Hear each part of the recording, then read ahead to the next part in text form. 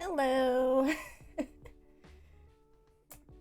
Hey, VC. What we talk about? There. But yeah. Hello, everyone. I am mostly prepared. I have drink. I have water. So if you do want to pelt me with drinks or water, then between readings, I can do that. I even have food. Yeah, I said between readings. I didn't even get to start reading anything yet. No, I don't have crack. That's your thing.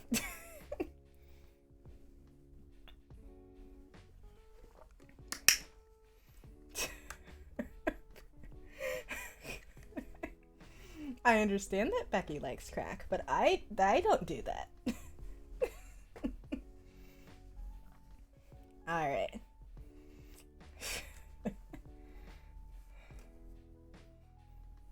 I mean, you research often enough that I would believe you would make that word.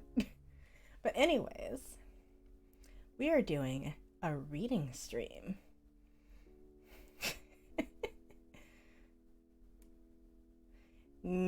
Nah, I'm not gonna draw that. I'm not gonna draw that. Alright, so story time with Anya. I really didn't see much in the way of submissions other than my lovely frog stories, so I did add a few. Okay.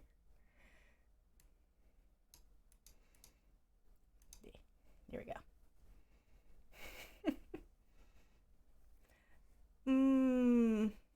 I was gonna do I was gonna alternate.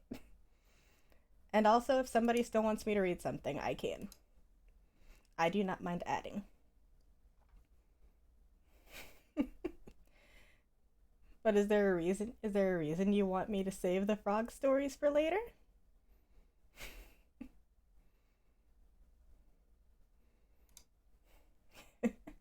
Ooh, a hell of a story. You know what? Nah, I think I'm gonna keep music. I felt like story time would be weird if I had music in the background. Okay. Okay. If you would like, then I can do that. I don't have a problem with it.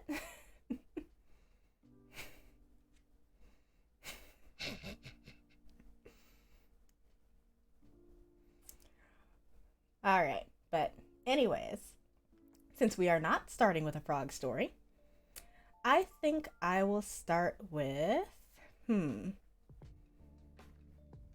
I think I will start with Prince Lindworm, which is a Norwegian folk tale.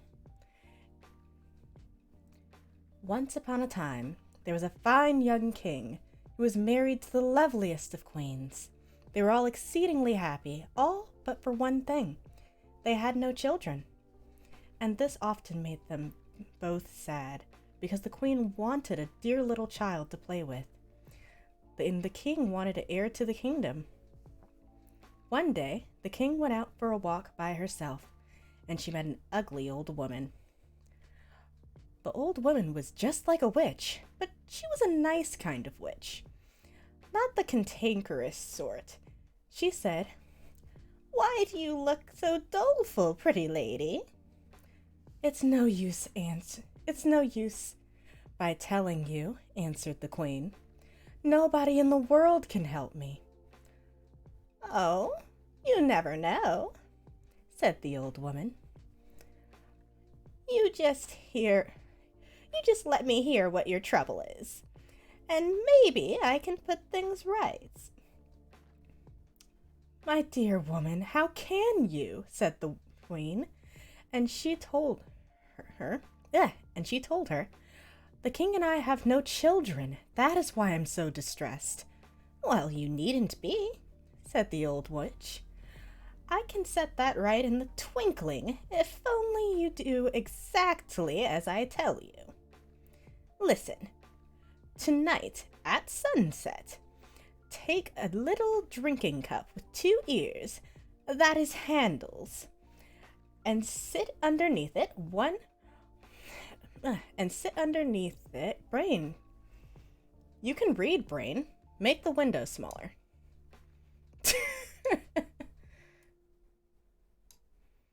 If I make the window small, my brain will comprehend where the words are supposed to end.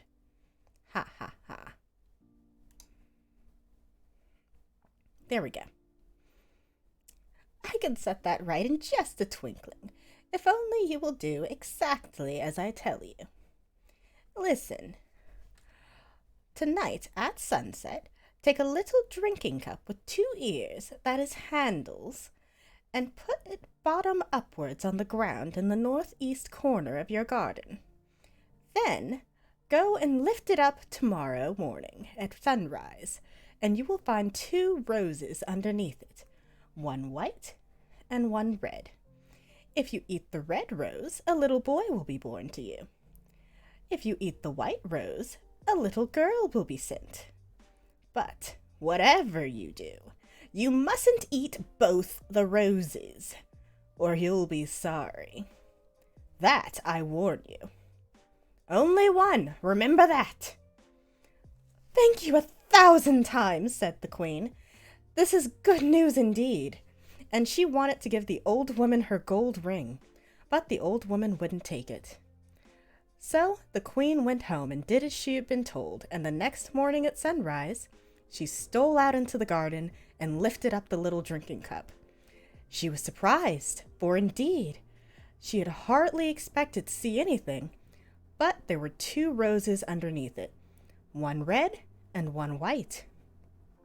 And now she was dreadfully puzzled, for she did not know which to choose. If I choose the red one, she thought, and I have a little boy, he may grow up and go to wars and get killed. But if I choose the white one, and I have a little girl, she will stay at home a while with us, but later on she will get married and go away and leave us. So whichever it is, we may be left with no child at all. However, she at last decided on the white rose, and she ate it. And it tasted so sweet that she took and ate the red one too, without ever remembering the old woman's solemn warning. Some time after this, the king went away to the wars, and while he was away, the queen became the mother of twins. One was a lovely baby boy, and the other was a lindworm, or serpent. She was terribly frightened when she saw the lindworm, but he wriggled away out of the room, and nobody seemed to have seen him but herself. So she thought it must have been a dream. The baby prince was so beautiful and so healthy, the queen was full of joy. And likewise, as you may suppose, was the king when he came home and found his son and heir. Not a word was said by anyone about the lindworm, only the queen thought about it now and again. Many days and years passed by, and the baby grew up into a handsome young prince. And it was time he got married. The king sent him off to visit foreign kingdoms in the royal coach, with 6 white horses, to look for a princess grand enough to be his wife. But at the very first crossroad, the way was stopped by an enormous lindworm, enough to frighten the bravest. He lay in the middle of the road with a great wide open mouth and cried, "A bride for me before a bride for you." Then the prince made the coach turn around and try another road, but it was all for no use. For you see, at the first crossways, there lay a lindworm again, crying out, "A bride for me before a bride for you." So, the prince had to turn back home again to the castle, and give up his visits to the foreign kingdoms, and his mother, the queen, had to confess what the lindworm said was true, for he really was the eldest of the twins, and so he ought to have a wedding first. There seemed nothing for it but to find a bride for the lindworm, if his younger brother, the prince, were to be married at all, So the king wrote to a distant country and asked for a princess to marry his son. But of course, he didn't say which son. And presently a princess arrived. But she wasn't allowed to see her bridegroom until he stood beside her in the great hall and was married to her. And then, of course, it was too late for her to say that she wouldn't have him. But the next morning, the princess disappeared. The lindworm lay sleeping all alone, and it was quite plain that he had eaten her. A little while later, the prince decided that he might go journeying in search of a princess. And off he drove in the royal chariot with 6 white horses. But at the first crossways there lay the lindworm, crying with his great wide open mouth, "A bride for me before a bride for you!" So the carriage tried another road, and the same thing happened. And they had to turn back again this time, just as formerly. And the king wrote to several foreign kingdoms to know if anyone would marry his son. At last, another princess arrived, this time from a very far distant land. And of course, she was not allowed to see her future husband before the wedding took place. And then, lo and behold, it was the lindworm who stood at her side. And the next morning, the princess had disappeared, and the lindworm lay sleeping all alone, and it was quite clear that he had eaten her. By and by, the prince started on his quest for the 3rd time, and at the first crossroads, there lay the lindworm, with his great wide open mouth, demanding a bride as before, and the prince went straight back to the castle and told the king, "You must find another bride for my elder brother." "I don't know where I'm to find her," said the king. "We have already made enemies of 2 great kings who sent their daughters here as brides, and I have no notion of how to obtain a 3rd lady. People are beginning to say strange things, and I'm sure no princess will dare to come." Now down in a little cottage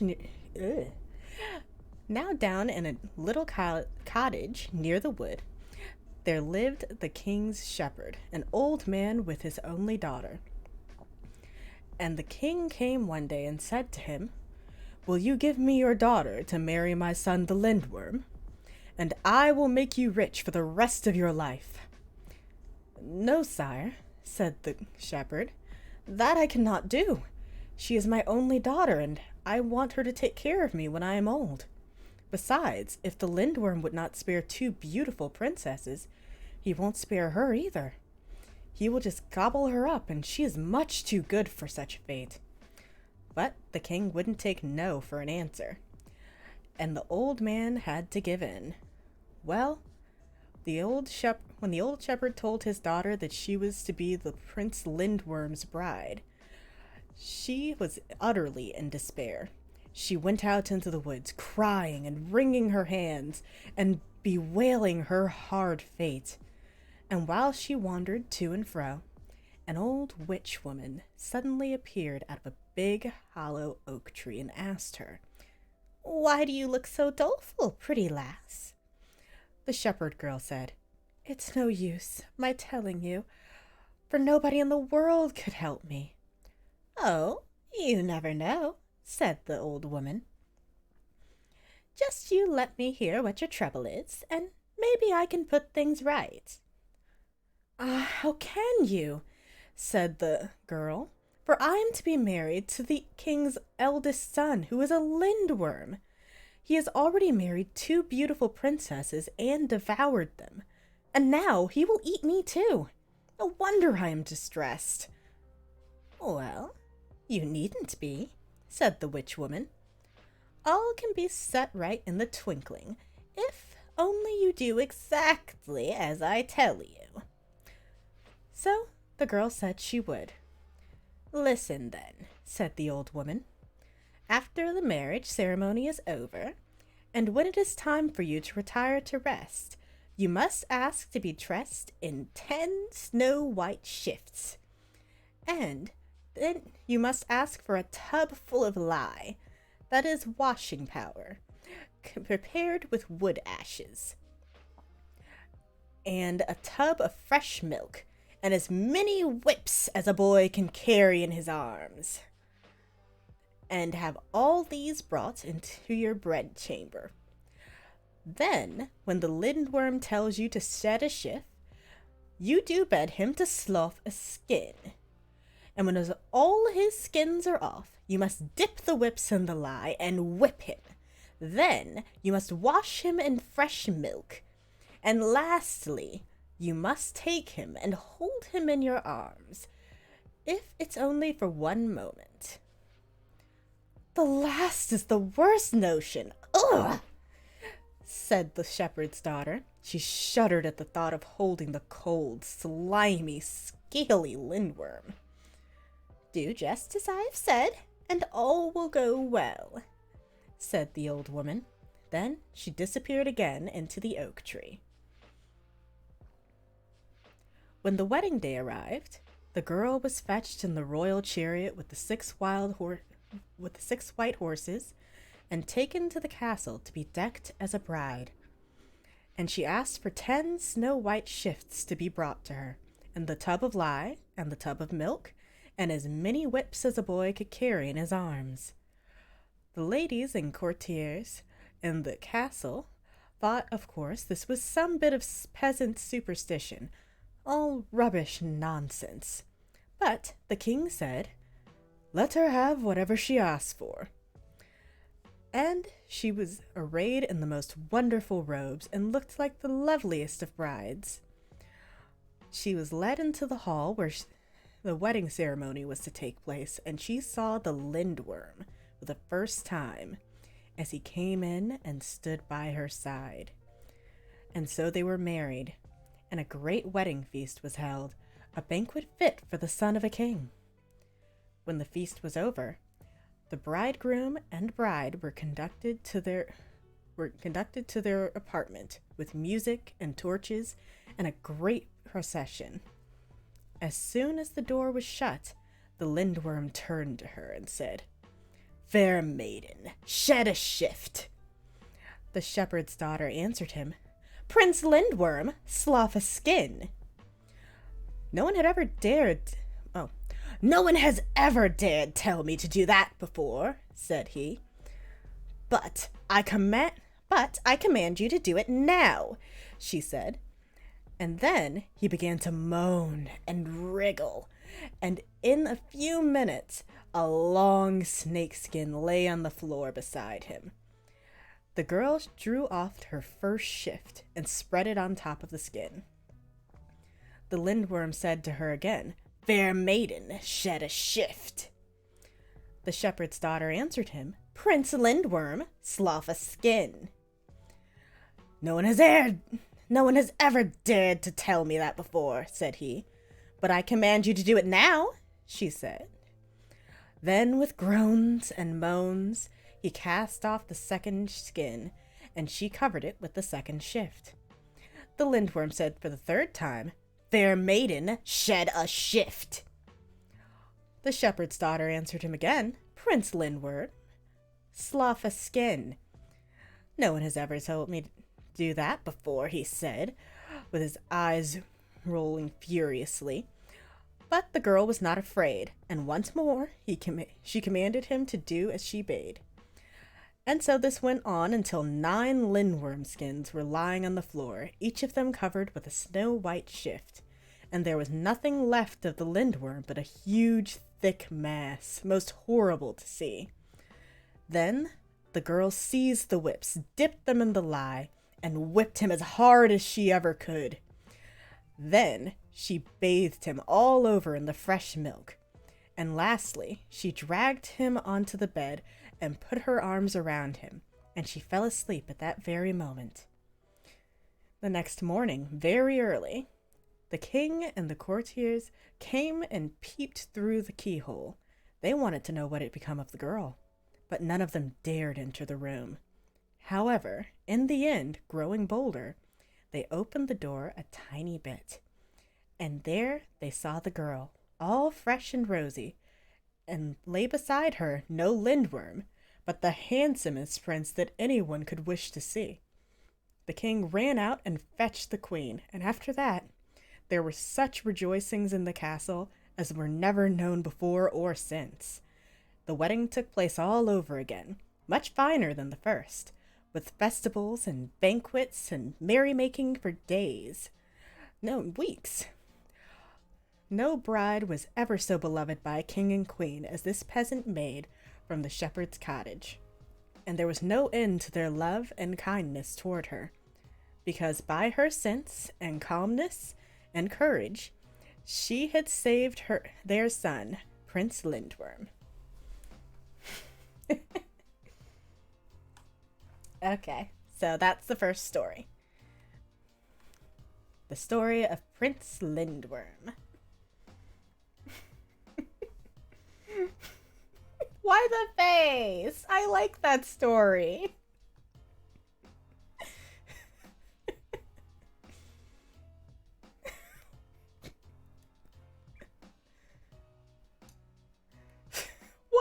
What? Yeah, but back then, you couldn't marry your second kid until the first one got married off. Those were the rules. Well, yeah. I mean, lindworms are basically giant serpents, and for some reason people keep thinking that snakes are slimy.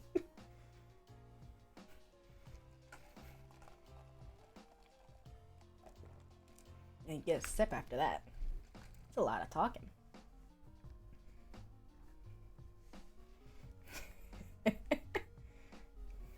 I mean, yeah.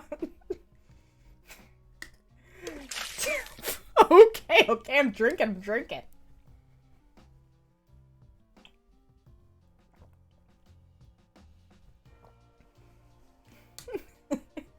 Thank you. I appreciate the head pats.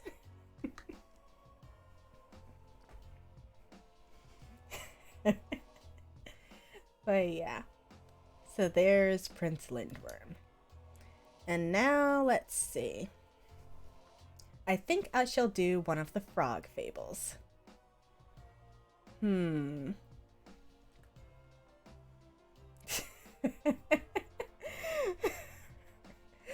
sorry, I don't have a way for you to pet Becky.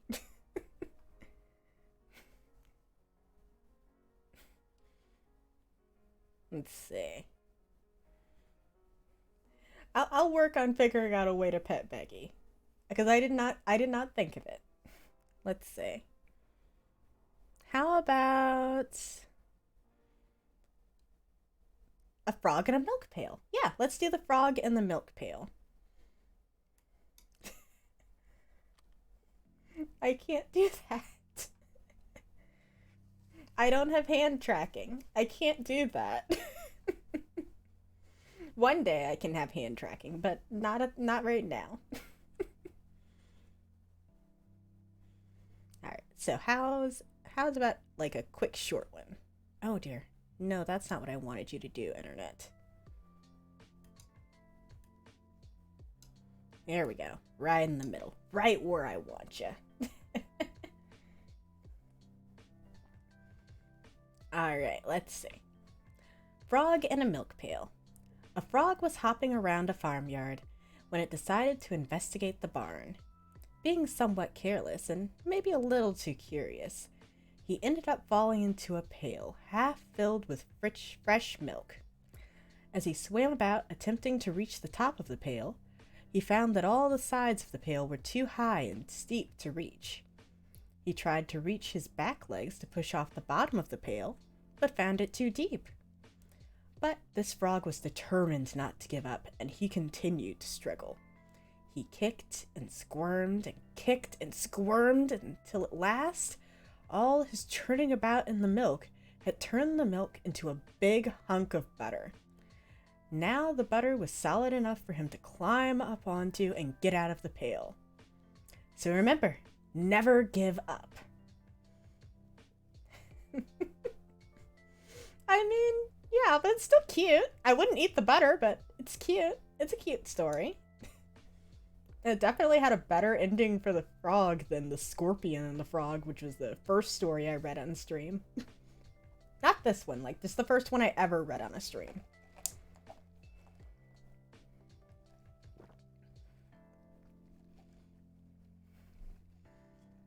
Yeah, that one's a cute one.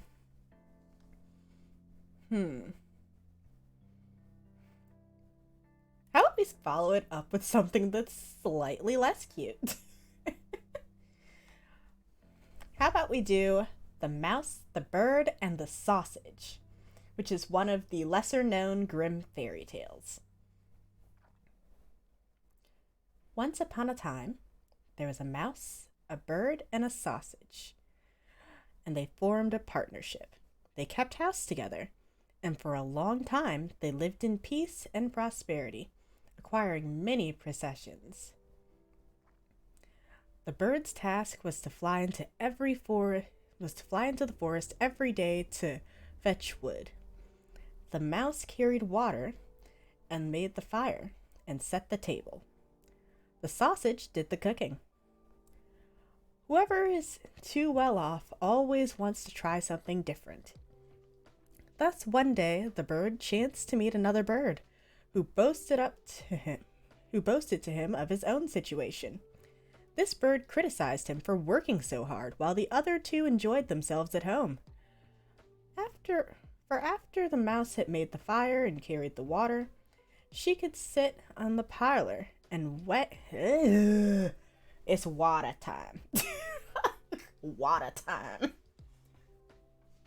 What happened to my good story reading voice? I was doing so well.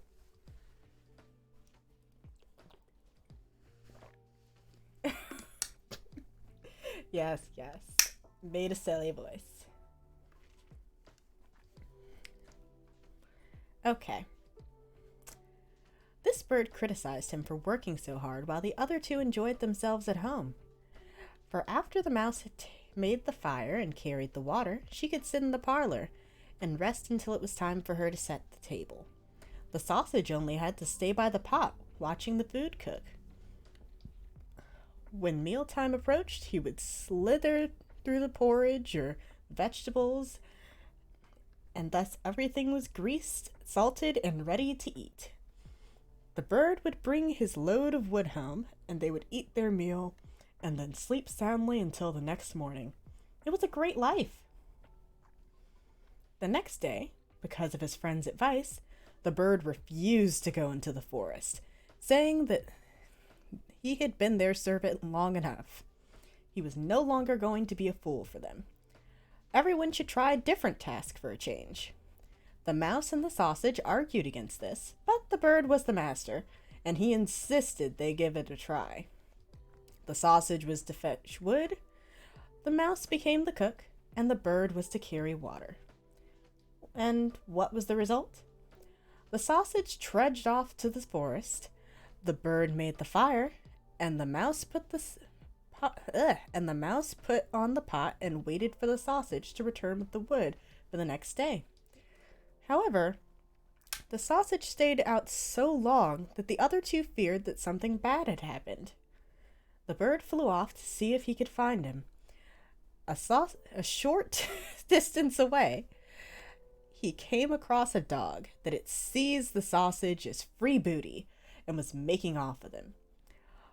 The bird complained bitterly to the dog about this brazen abduction, but he had claimed that he had discovered forged letters on the sausage, and that he would have to forfeit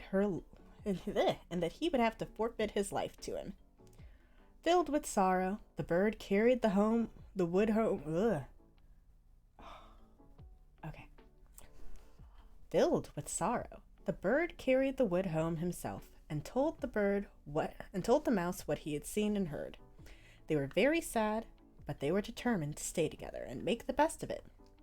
The bird set the table, while the mouse prepared the food. She jumped into the pot, as the sausage had always done, in order to slither and weave in and out about the vegetables and grease them. But before she reached the middle, her hair and skin were scalded off, and she perished. When the bird wanted to eat, there was no cook there. Beside himself, he threw the wood this way and that, and called out and looked everywhere. But no cook was to be found. Because of his carelessness, the scattered wood caught fire, and the entire house was soon aflame. The bird rushed to fetch the water, But the bucket fell into the well, carrying him with it, and he drowned. The end.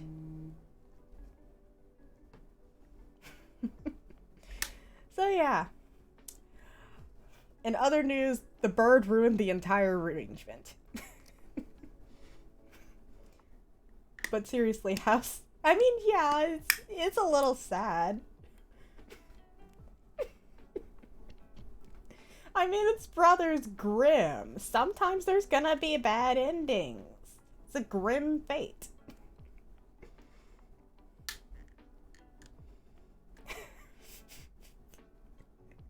I mean... Okay, fine. Fine, we'll do another frog fable. Let's see. You said Frog and Toad is a good one. Let's do that one.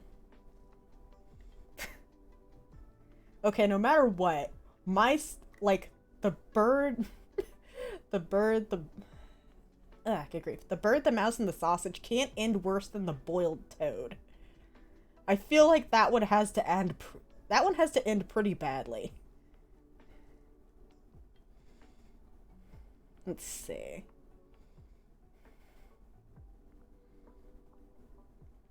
How am I overlooking it? There we go. Frog and Toad. A toad and a frog were sitting on the front stoop, criticizing each other's looks. Each thought himself beautiful and the other ugly. While they were posturing, a girl happened by and was disgusted by both. "Ugh!" She screamed and stomped on each and ran away. Wait a minute. Everybody dies in your story too.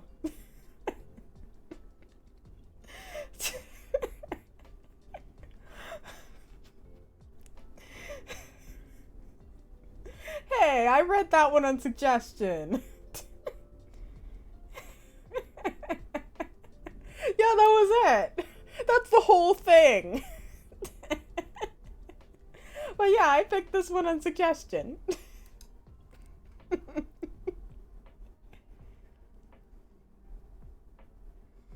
Also, like, if you think that you have a better story for me to read, if you think you have a better story for me to read, like, I still have that Twitter post open. Let me go check it. Like, I still have that page with the Twitter post. If you want me to read something else, I will still accept the submission. Let's see. Poems are good. I can read a poem.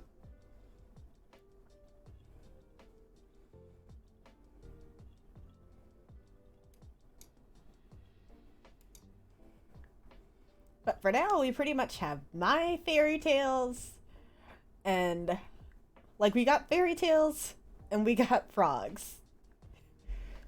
But funnily enough, we do not have the princess and the frog. I did not pick that one. Oh, Vasilisa isn't sad. I could read Vasilisa.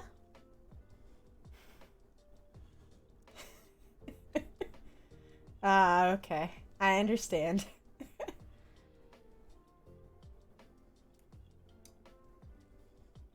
I mean, I don't know it. I thought you're talking about the Frog and the Toad fable that was on the All About Frogs Stories and Fables website that I was sent. No. Vasilisa. Let me make sure I'm pronouncing the name correctly.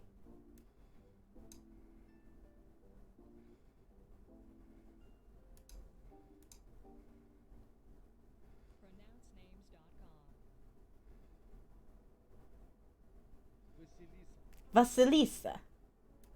Okay, Vasilisa. That's her name. But I could read the story of Vasilisa. So let's see. Vasilisa the Beautiful. A long time ago, there lived a merchant and his wife. They had one child, a girl named Vasilisa. One day, the mother placed a little doll in her child's hands and said, "My child, I am dying. Please take this doll as my blessing. Always keep it with you and never show it to anybody." If anything bad happens to you, give the doll food and ask her for guidance. Shortly afterwards, the mother died. The merchant soon became lonely and decided to marry again. He married a widow he thought would be a good mother, but both she and her two daughters were envious of Vasilisa's beauty. They gave her heavy outdoor work to do so she would grow thin and her face would turn ugly in the wind and sun. Despite this, Vasilisa became more beautiful every day. For every day she gave her doll food and asked for advice. Having finished eating, the doll would help with the tasks and even bring Vasilisa herbs to prevent sunburn. As the years passed, Vasilisa grew ever more beautiful as her stepmother's hatred of her intensified. Then, whilst Vasilisa's daughter was away whilst Vasilisa's father was away on business, the stepmother moved the family to the edge of a dense birch forest. This was not just any birch forest, for in this forest lived the terrifying witch, Baba Yaga. A witch who ate people like others ate chicken. Every day, the stepmother sent Vasilisa into the forest, but the girl always returned safe and sound with the guidance of her magic doll. Then one night, the mother crept around the house and extinguished all the candles. As the last candle failed, she said in a loud voice, "It's impossible to finish work in this house with all the darkness. Somebody must go to Baba Yaga and ask for a light." "I'm not going," said the first stepdaughter, who was stitching lace. "I can see my needle." "And I'm not going," said the second stepdaughter, who was knitting stockings. "I can see my needle." So Vasilisa was thrown into the dark, foreboding forest. Despite her fear, she fed her magic doll and asked for its advice. "Don't be afraid, Vasilisa," said the doll. "Go to Baba Yaga and ask her to give you a light."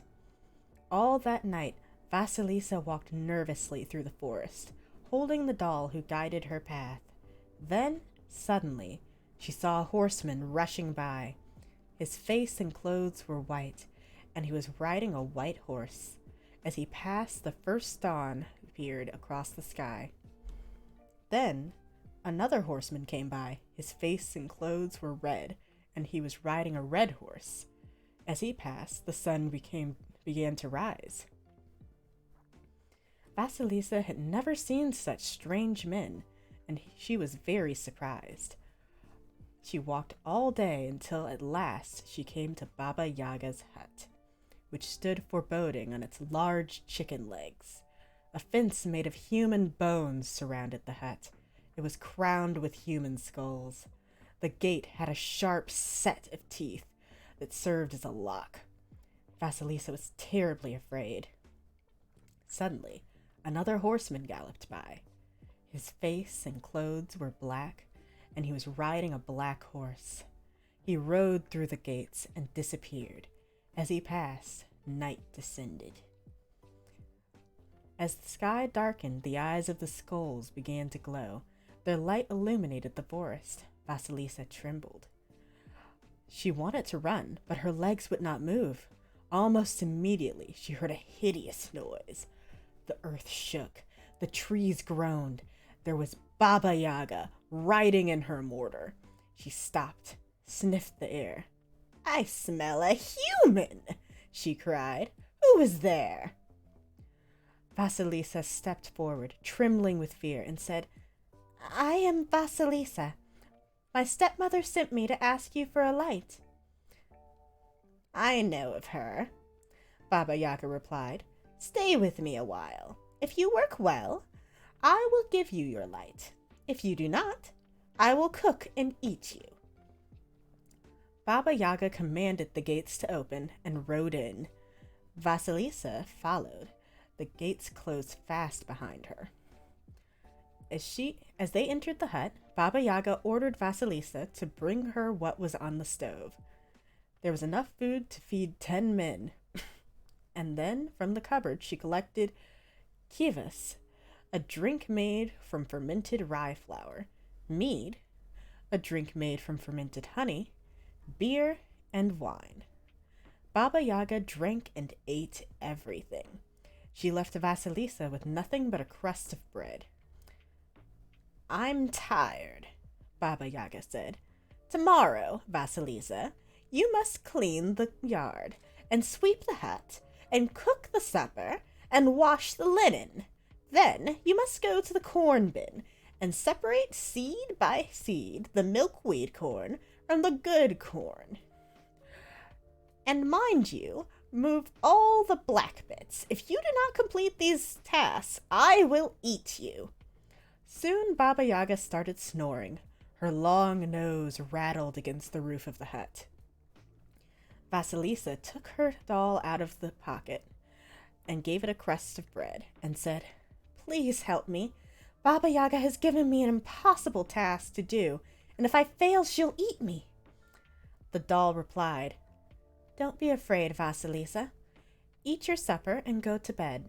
Mornings are wiser than evenings." Although Vasilisa woke early the next morning, Baba Yaga was already up. Vasilisa went to the corn bin and found the doll picking out the last black bits. The other tasks were also fulfilled. The doll said, "All you have to do now is prepare the supper, and after that you can rest." Vasilisa thanked the doll and went to prepare supper. She cooked the food and laid the table and waited. As the skull's eyes began to shine, the trees groaned and the earth trembled, and there was Baba Yaga. "What have have you done what I told you?" she asked Vasilisa. "Yes," replied the girl. Baba Yaga was very upset, for she wanted to eat the girl, but all the tasks were completed. Hiding her anger, she said, "Very good," and then cried loudly, "My faithful servants, grind the wheat!" From nowhere, 3 pairs of hands appeared. They took the wheat and vanished. Baba Yaga ate supper and said to Vasilisa, "Tomorrow you must do the same task, and then you must go to the storeroom and sort out the dirt from the poppy seeds." The next morning, Baba Yaga rode off in her mortar. Vasilisa, with the help of the doll, finished the task. In the evening, the old woman came back and checked over everything. 3 pairs of hands appeared. They took the bin of poppy seeds and vanished. Baba Yaga sat down to eat. Why do you sit there so quiet and still?" she asked Vasilisa. "I'm afraid to speak," said Vasilisa. "Would you mind if I asked you some questions?" "Ask if you want," said Baba Yaga. "But remember, not every question has a good answer." Vasilisa hesitated, then spoke. "On my way here, I saw a white horseman. Who was he?" "That was my bright day," answered Baba Yaga. Vasilisa continued. "Then I saw a red horseman. Who was he?" "That was my red son," said Baba Yaga. "And then there was a black horseman. And then a black horseman overtook me whilst I was standing outside your gate. Who was he?" "That was my black midnight," answered Baba Yaga. "These horsemen are my faithful servants. Have you any further questions?" Vasilisa remembered the 3 pairs of hands, but remained silent. "Now, I have a question for you. How have you managed to carry out all the work so quickly?" Vasilisa replied, "My mother's blessing helped me." "I knew it," said Baba Yaga. "You'd better be gone. I will not have people with blessings in my home." With that, the old woman pushed Vasilisa out of the hut and through the gate. Then she took out one of her skulls, stuck it on the end of a stick, and gave it to the girl, saying, "Here's a light for your stepmother and her daughters. That's what you came for, isn't it?" She walked all day, and by evening she reached her home. As she approached the gates, she was about to throw away the skull, but suddenly she heard a muffled voice say, "You must keep me. Your stepmother and her daughters have need of me." The girl carried the skull into the house. As she entered, the skull fixed its eyes on the stepmother and two daughters. Its eyes burnt them like fire. She tried to hide, but the piercing eyes followed them and never let them out of their sight. By morning, there was nothing left of the three women but heaps of ash on the floor. Vasilisa was unharmed. She buried the skull in the garden and went to find shelter in the nearest town. There, she lodged with an old woman. One day, the old woman gave Vasilisa some flax, and with it, Vasilisa spun the most beautiful thread, so fine it was like hair. Then she weaved the thread into the most exquisite cloth. It was brilliant white, soft, and so beautiful. Vasilisa gave it to the old woman and said, "Grandmother, you have been so kind to me. Sell this cloth and keep the money." The old woman looked at it and said, "My child, this is far too fine to sell. I'm going to take it to the Tsar." So she brought it to the Tsar as a gift, and the Tsar thanked the old woman and gave her many presents before going home. Impressed with the beautiful cloth, the Tsar tried to find someone who could make shirts from it. However, all the tailors declined the work, as the cloth was far too fine for them to handle. In the end, the Tsar called the old woman and said, "You must know how to sew the cloth, as you made it." The old woman replied, "No, your majesty. It was not my work. It was done by a girl I took in." So the Tsar asked to see if Vasilisa would make the garments. Vasilisa made the shirts, and the old woman took them to the Tsar. As she waited for the old woman to return, one of the Tsar's servants entered. He said loudly, "His Majesty wishes to see the needlewoman who has made his wonderful clothes." So Vasilisa went to the palace. Vasilisa and the Tsar were captivated by each other, and eventually they married. When Vasilisa's father returned, they invited both him and the old woman to live at this palace. And at the palace was the little doll. Vasilisa carried around in her pocket until the day she died. And honestly, after all that, so would I. Ooh, a painting of Vasilisa. Oh, yeah. I saw it when I was looking up the story. Because originally I found out about this story because I saw a comic book version of it, and it was really cool. Vasilisa.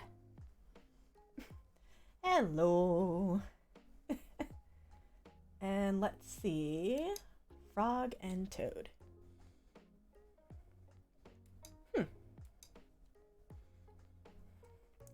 I do not know this story.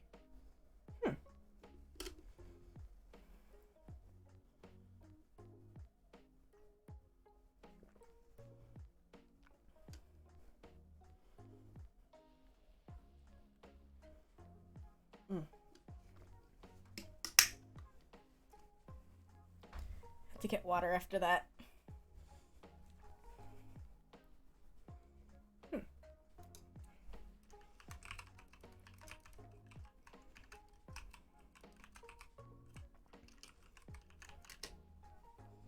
So Frog and Toad are friends. Oh wow, this has like a old TV show too.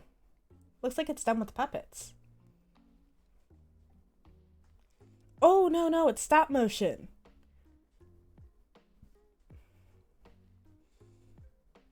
This is kind of cool.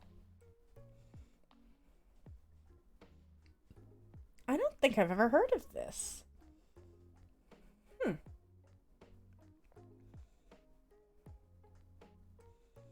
Oh, it's like a 4-book series.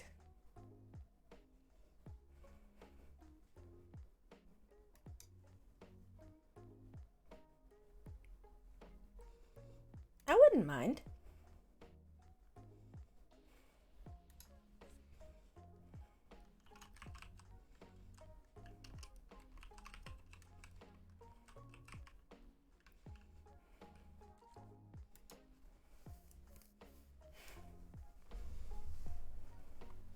Yeah, honestly, that is super sweet. Oh, that's cool. I understand.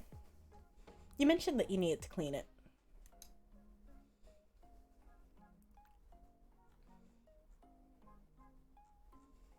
Okay, I will be right back. I have to take a restroom break. I drank too much water. Be right back, though.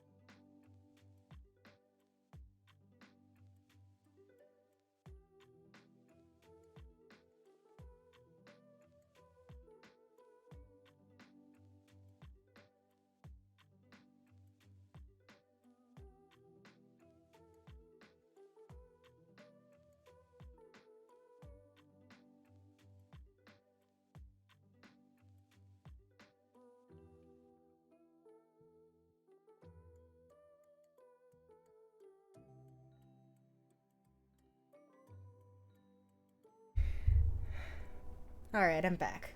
Let's see. I just did a long story, so let's do a short frog story. Short frog fable. And then I can try my hand at Snow White. Thank you.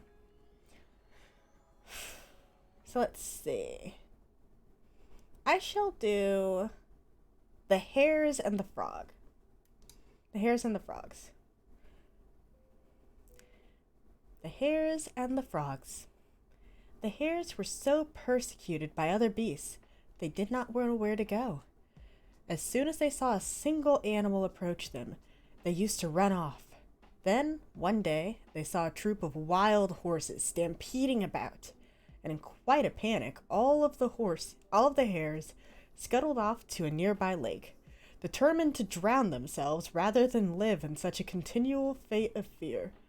But just as they got near the bank of the lake, a troop of frogs, frightened in their turn by the approach of the hares, scuttled off and jumped into the water. "Truly," said one of the hares, "things are not so bad as they seem." Okay. There are many Beckys now. There are many Beckys comprising the single Becky.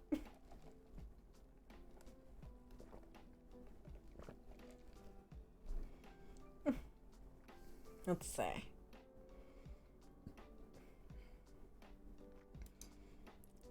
clothes, Vasilisa, and the bird, the mouse, and the sausage.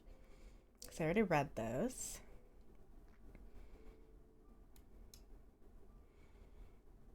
Okay. Next up, Snow White.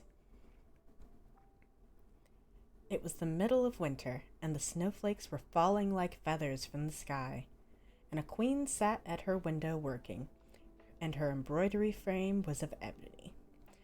And she worked, gazing at times out onto the snow. She pricked her finger, and from there fell 3 drops of blood on the snow.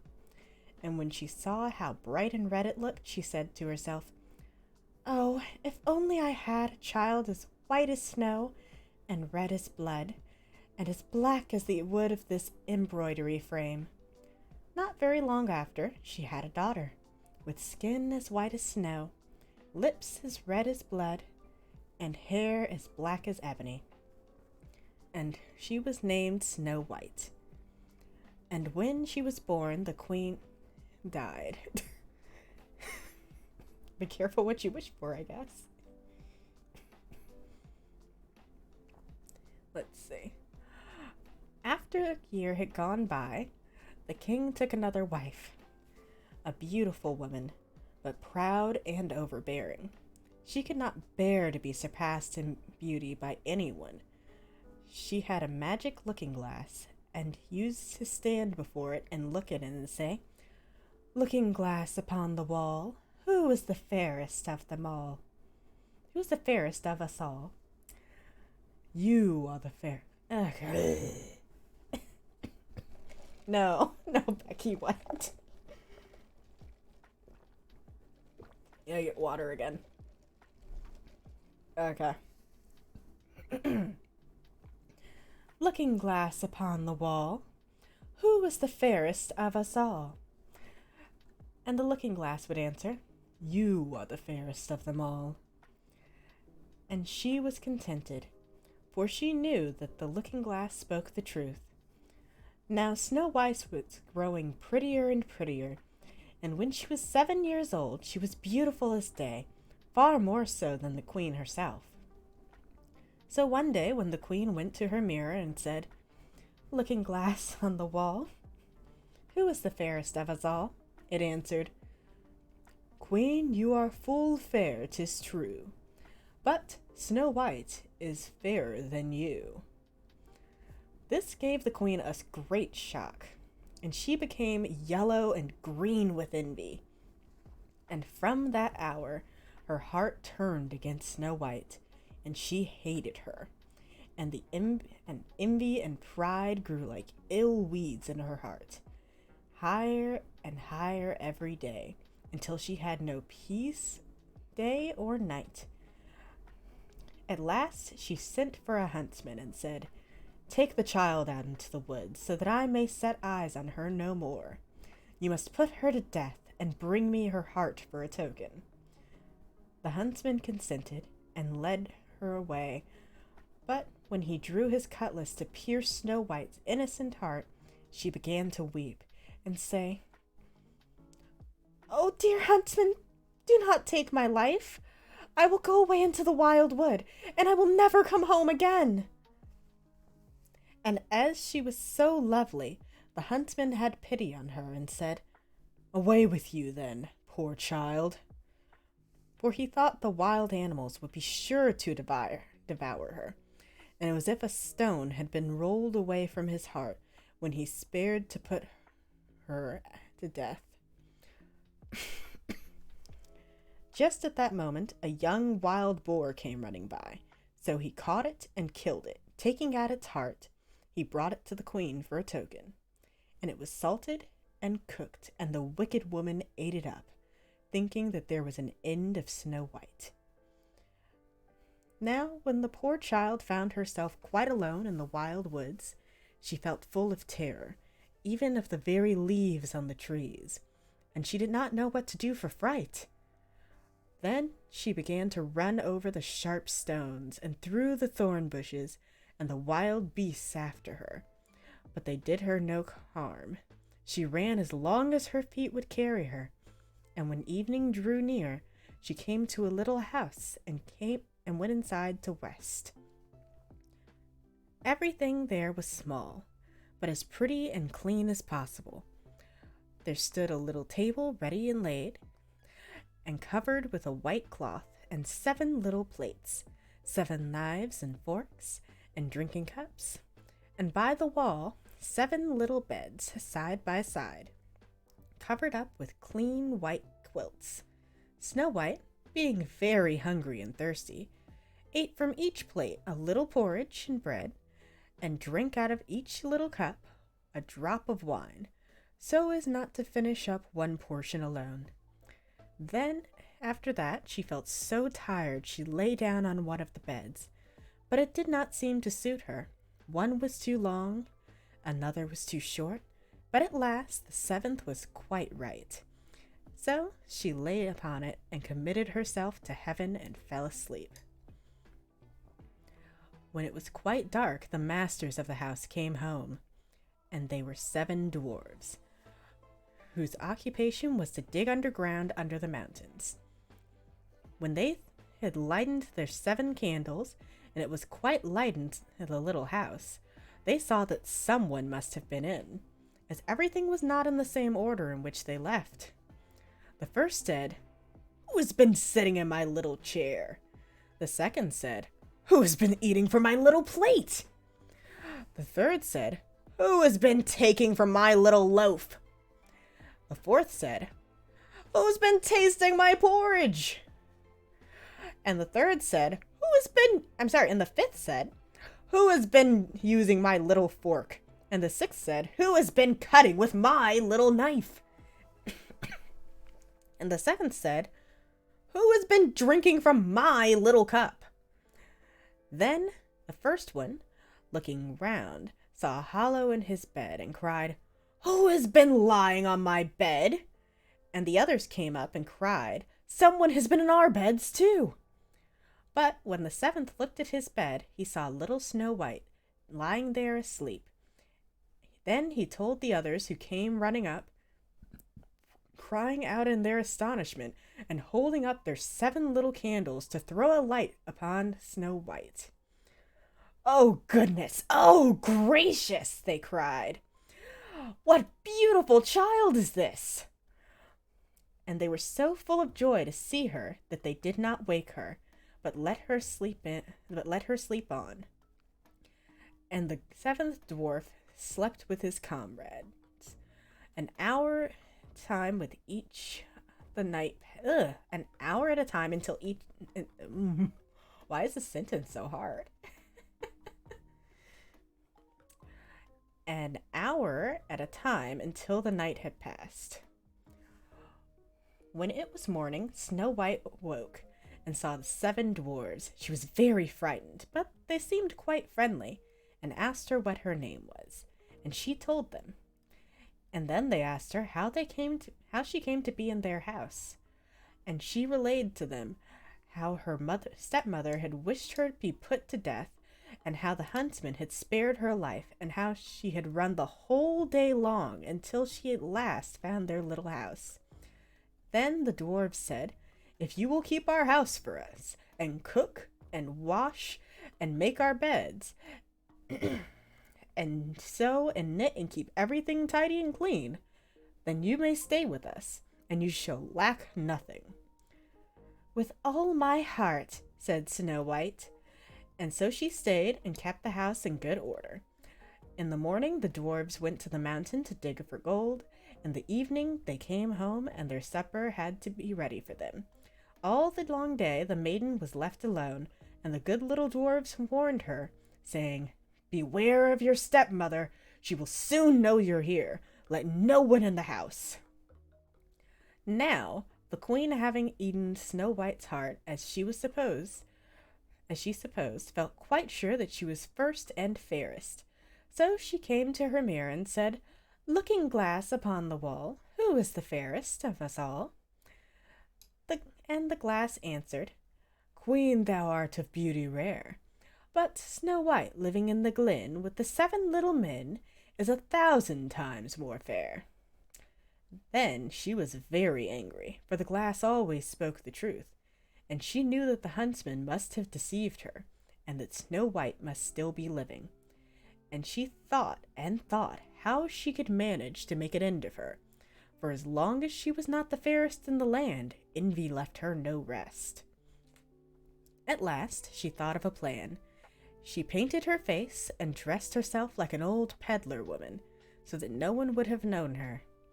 In this disguise, she went across the 7 mountains until she came across the house of the 7 little dwarves, and she knocked at the door and cried, "Fine wares to sell!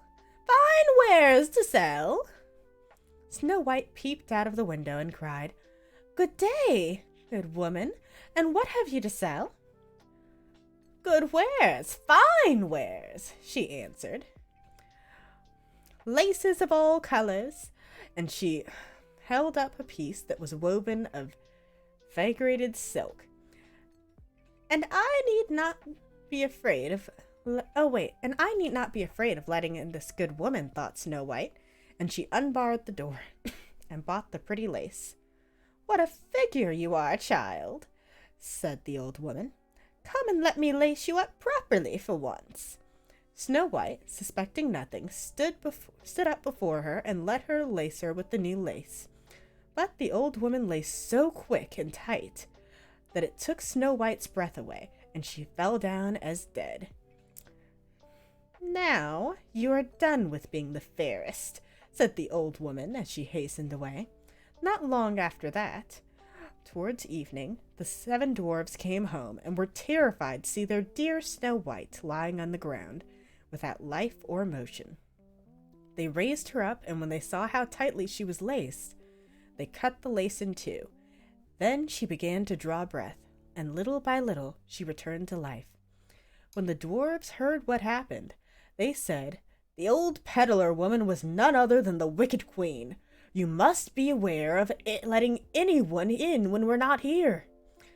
And then the wicked woman got home as she went to her glass and said, "Looking glass against the wall, who is the fairest of us all?" And it answered as before, "Queen, thou art of beauty rare, but Snow White living in the glen with the 7 little men is 1,000 times more fair." When she heard that, she was so struck with surprise that all the blood left her heart, for she knew that Snow White must still be living. "But now," said she, "I will think of something that will be her ruin." And by witchcraft she made a poisoned comb. Then she dressed herself to look like a different sort of old woman. So she went across the 7 mountains and came to the house of the 7 dwarves and knocked at the door and cried, "Good wares to sell! Good wares to sell!" And Snow White looked out and said, "Go away, I must not let anyone in." "But you are not forbidden to look," said the old woman, taking out the poisoned comb and holding it up. It pleased the poor child so much that she was tempted to open the door, and when the bargain was made, the old woman said, "Now, for once your hair shall be properly combed." Poor Snow White, thinking no harm, let the old woman do as she would, but no sooner than the comb put in her hair the poison began to work, and the poor girl fell down senseless. "Now, you, the paragon of beauty," said the wicked woman, "this is the end of you," and went off.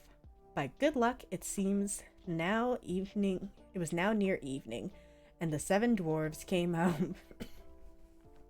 When they saw Snow White lying on the ground as dead, they thought directly that it was the stepmother's doing, and looked about, and found the poisoned comb.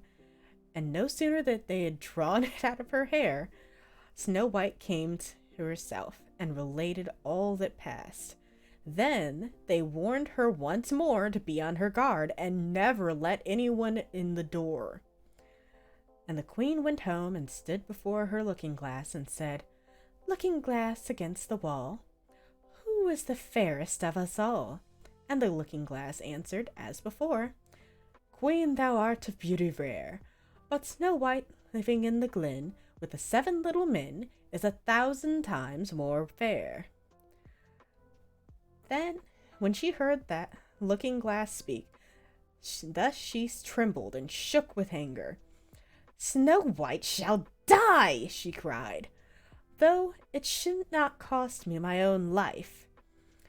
And then she went to a secret, lonely chamber where no one was likely to come, and there she made a poisoned apple. It was beautiful to look upon, being red with white cheeks, so that anyone who should see it must long for it. But whoever ate even a little bit of it must die. When the apple was ready, she painted her face, clothed herself like a peasant woman, and went across the 7 mountains to where the 7 dwarves lived. And then she knocked at the door. Snow White put her head out the window and said, "I dare not let anyone in. The 7 dwarves told me not." "All right," answered the woman. "I can easily get rid of my apples elsewhere. There, I will give you one." "No," answered Snow White, "I dare not take anything." "Are you afraid of poison?" the woman said. "Look here, I will cut the apple into 2 pieces. And you shall have the red shade, and I shall have the white one." For the apple was so cunningly made that all the poison was in the rosy half of it. Snow White longed for the beautiful apple, and as she saw the peasant woman eating a piece of it, she could no longer refrain, but stretched out her hand and took the poison half. But no sooner that she had taken a morsel of it into her mouth, she fell to the earth as dead. And the queen, casting on her terrible glance, laughed aloud and said, "As white as snow, as red as blood, as black as ebony, this time the dwarves will not be able to bring you back to life again." And then she went home and asked the looking glass, "Looking glass against the wall, who is the fairest of us all?" And at last it answered, "You are the fairest of all now." Then her envious heart had peace, as much as an envious heart can have.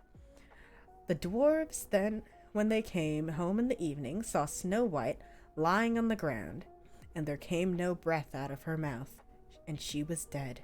They lifted her up, sought if anything poisonous was to be found, cut her laces, and combed her hair, and washed her with water and wine. But all was of no avail. The poor child was dead, and remained dead. Then they laid her on a briar, and sat all 7 of them around it, and wept and lamented 3 whole days. And then they would have buried her, but that she looked so still, as if she were still living, with her beautiful blooming cheeks. So they said, "We cannot hide her away in the black ground." And they had made a coffin of clear glass, so as to be looked into from all sides, and they laid her in it, and wrote in golden letters upon it her name, and that she was the king's daughter. Then they all set the coffin out upon the mountain, and one of them always remained by it to watch. And the birds came too, and they mourned for Snow White, first an owl, then a raven, and lastly a dove. Now, for a long while, Snow White lay in the coffin and never changed, but she looked as though she were asleep, for she was still as white as snow, as red as blood, and her hair as black as ebony. It happened, however, that a king's son rode through the wood and up to the dwarf's house, which was near it. He saw on the mountain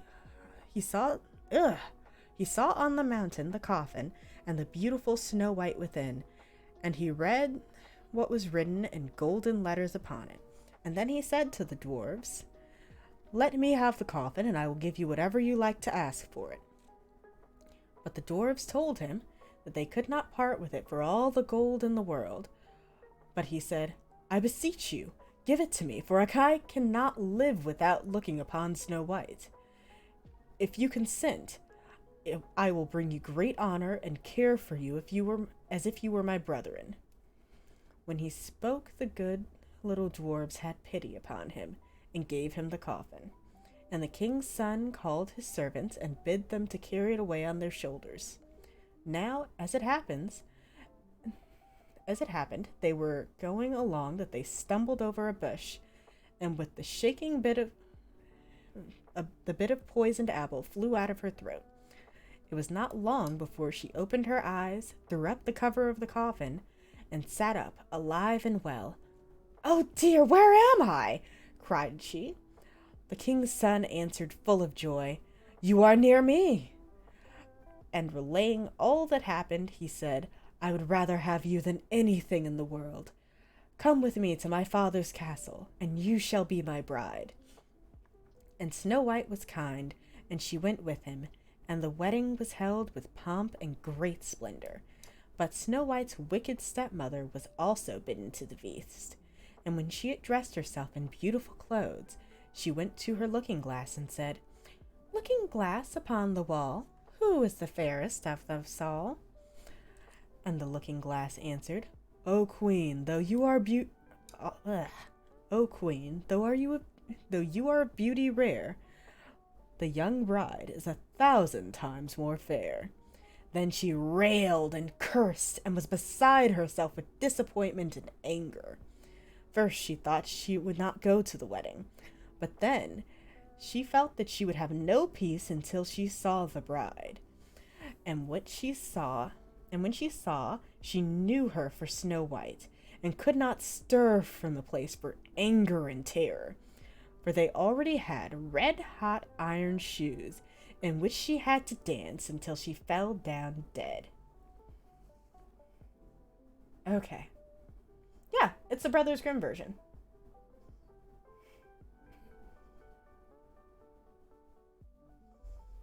Like, I know some of the Brothers Grimm, like, fairy tales.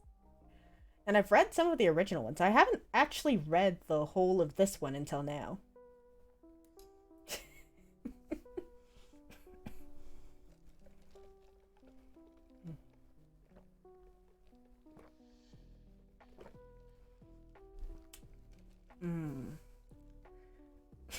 Good liquid. Liquid cooling.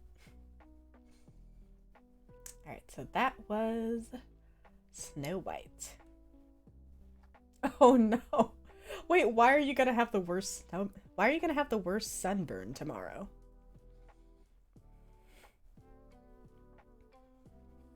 Let's see.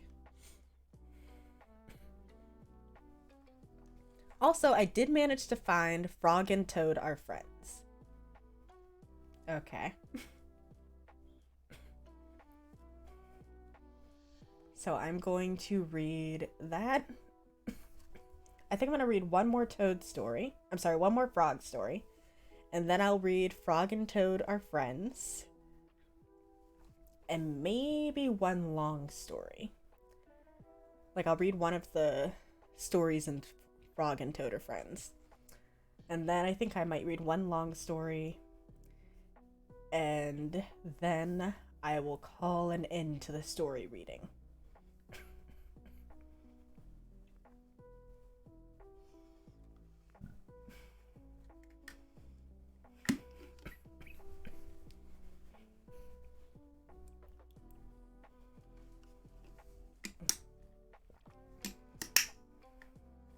Yeah, I'm gonna play a game.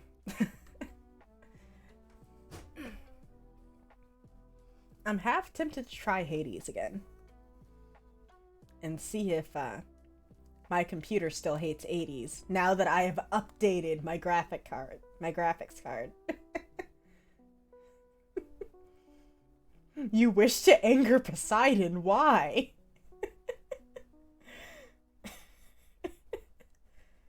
Let's see.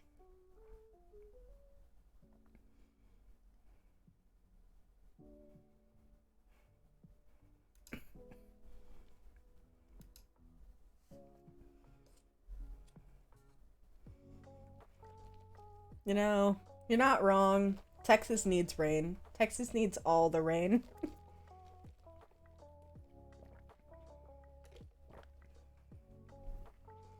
Hmm.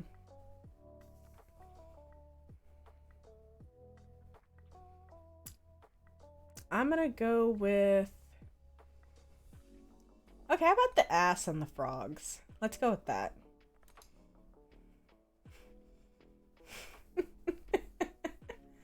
I mean, it is.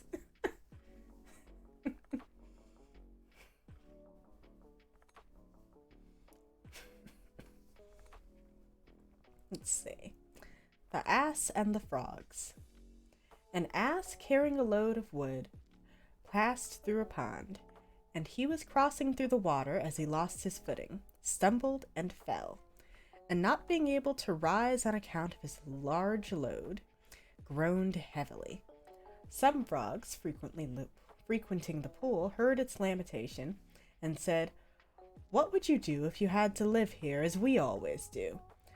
When you make such a fuss about such a mere fall into the water." Men often bear little grievances with less courage than they do large misfortunes.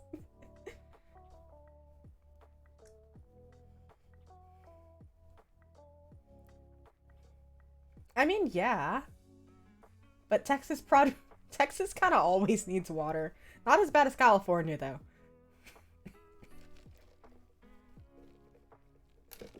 Oh, is stream lagging?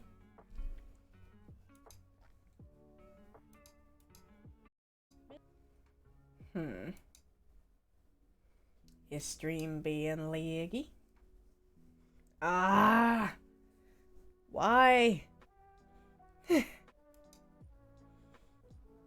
It's not the bits. Twitch says I have good bits. Oh, and now it says I have bad bits. It lied. Twitch, why do you lie to me? Oh my gosh. Yes, I see it now. No. The Greek god of lag.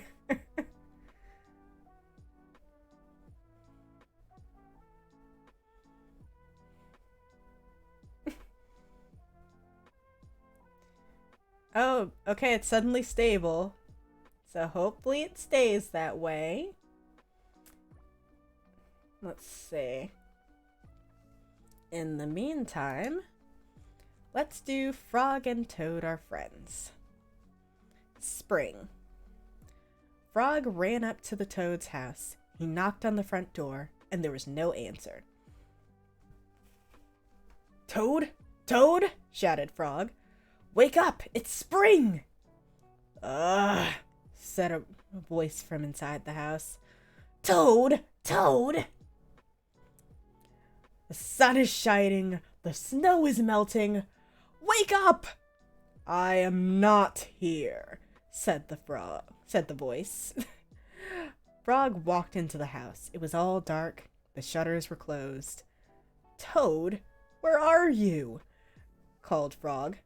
"Go away," said the voice from the corner of the room. Toad was lying in bed. He had pulled all the covers over his head. Frog pushed Toad out of bed.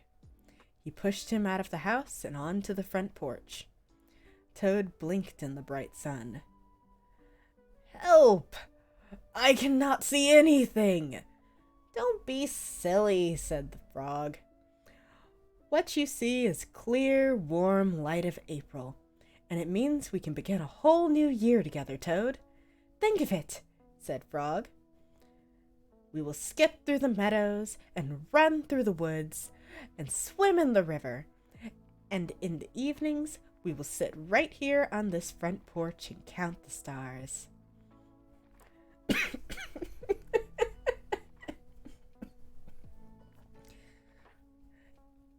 You can count them, Frog," said Toad. "I will be too tired. I am going back to bed." Toad went back into the house. He got into bed and pulled the covers over his head again. "But Toad," cried Frog, "you will miss all the fun." Listen, Frog, said Toad. How long have I been asleep? You have been asleep since November, said the Frog. Well then, said Toad, a little more sleep will not hurt me. Come again and wake me up about May. Good night, Frog. But Toad, said Frog, I will be lonely until then. Toad did not answer. He had fallen asleep. Toad looked at the Frog looked at Toad's calendar. The November page was still on top. Frog tore off the November page. He tore off the December page, and the January page, and the February page, and the March page. And he came to the April page, and Frog tore off the April page too. Then Frog ran back to Toad's bed. Toad, wake up! It's May now! What? Said Toad. Can it be May so soon? Yes, said Frog. Look at your calendar. Toad looked at the calendar. The May page was on top.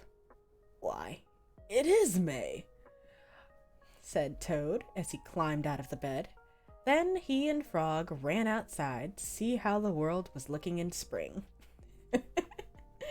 Clever Toad.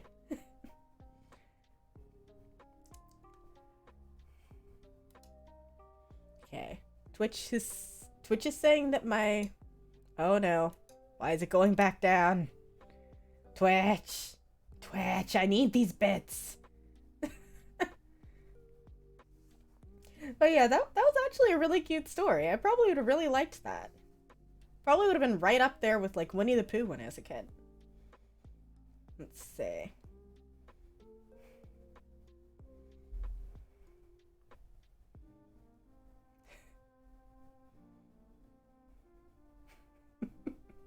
Yeah, I guess Toad doesn't need to eat much. He's got sleep. That's all that matters, right?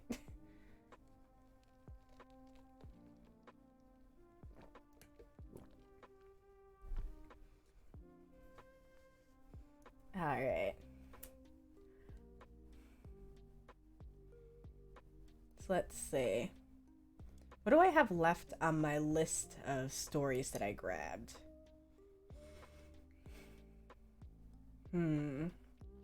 I've got the farmer's clever daughter, the death of Little Hen, and oh well, this one is very, very short, but it's called Why the Cat Kills the Rats. Let's see.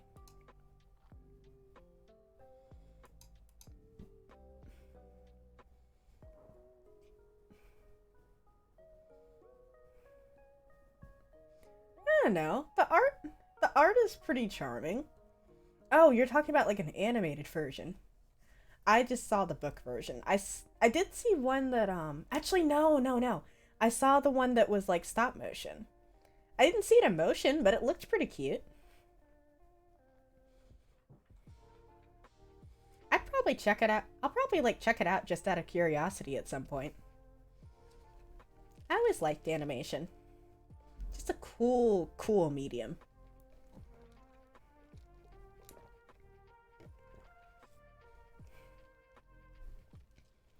Let's see. Okay, I will do one... Let's see. I'll do like, okay, 3 stories, because I don't really feel up to doing... Well, how long is The Death of Little Hen? The Death of Little Hen actually isn't that long. Okay, I'll read The Death of Little Hen, and then to cheer us up, well, probably not to cheer us up, most of the frog stories have been sad. I'll read a frog story, and then I will do Why the Cat Kills the Rats. Why the Cat Kills Rats. Oh, yes, I kind of want to watch Initial D. I just never got around to it.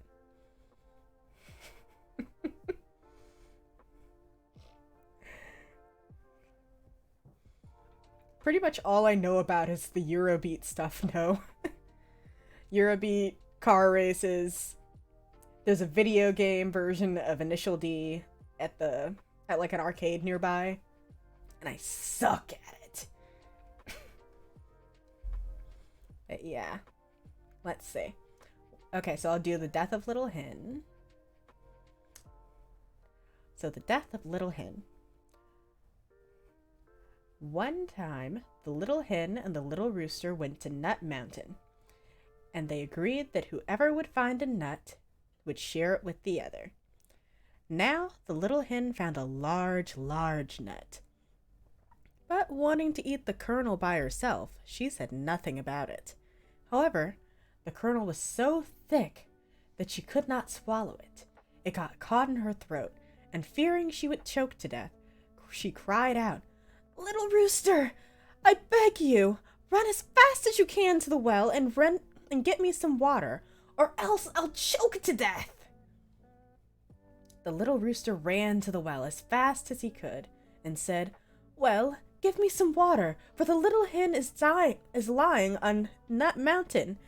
She swallowed a large nut kernel and is about to choke to death on it."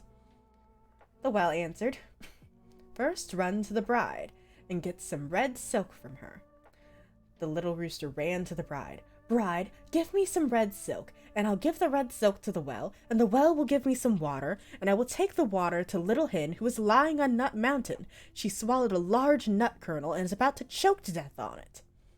The bride answered, "First, run and get my wreath. It got caught on a willow branch." So the little rooster ran to the willow and pulled the wreath from its branch, took it to the bride, and the bride gave him some red silk, which he took to the well, which gave him some water, and the little rooster took the water to Little Hen. But when he arrived, she had already choked to death, and she lay there dead and did not move at all. The little rooster was so sad that he cried aloud, and all the animals came to mourn the little hen. 6 mice built a small carriage, which was to carry the little hen to her grave. When the carriage was finished, they hitched themselves to it, and the little rooster drove. On the way, they met the fox. "Where are you going, little rooster?" "I'm going to bury my little hen." "May I ride along?" "Yes, but you must sit at the rear. My little horses don't like you too close to the front."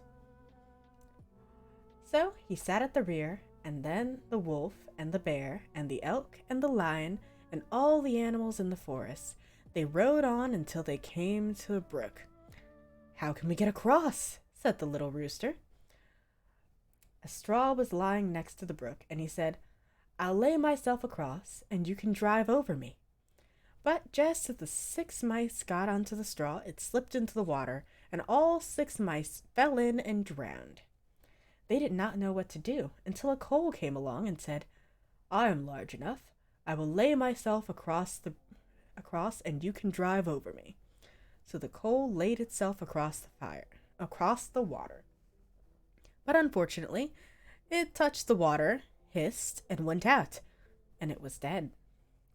A stone saw this happen, and wanting to help the little rooster, it laid itself across the water.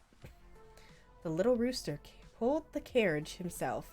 He nearly reached the other side with the dead little hen, but there were too many others seated at the back of the carriage, and the carriage rolled back, and they all fell into the water and drowned. Now the little rooster was all alone with the dead little hen. He dug a grave for her and laid her inside. Then he made a mound on top, sat on it, and grieved there so long that he too died. And then everyone was dead. I don't know why I like this fairy tale. This is a really weird, like, Brothers Grimm fairy tale. I can see why it never took off, but it's just, like, so weird.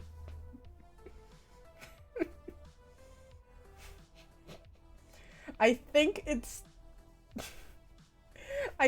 like, it shouldn't be funny, but it is, because it's just like, oh my gosh, now I'm choking.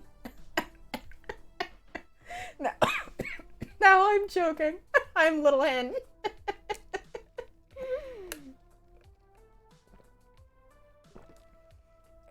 Let's try not to choke to death on my own spit.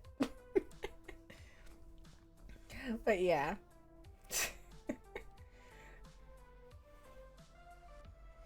It's just kind of like, to me, it's just like, little hen, if you just kept your promise and frickin' split that thing with your husband, if you split it with the rooster, you wouldn't be dead, and then everyone else wouldn't be dead. It's literally just like, it just snowballs into a ridiculous thing.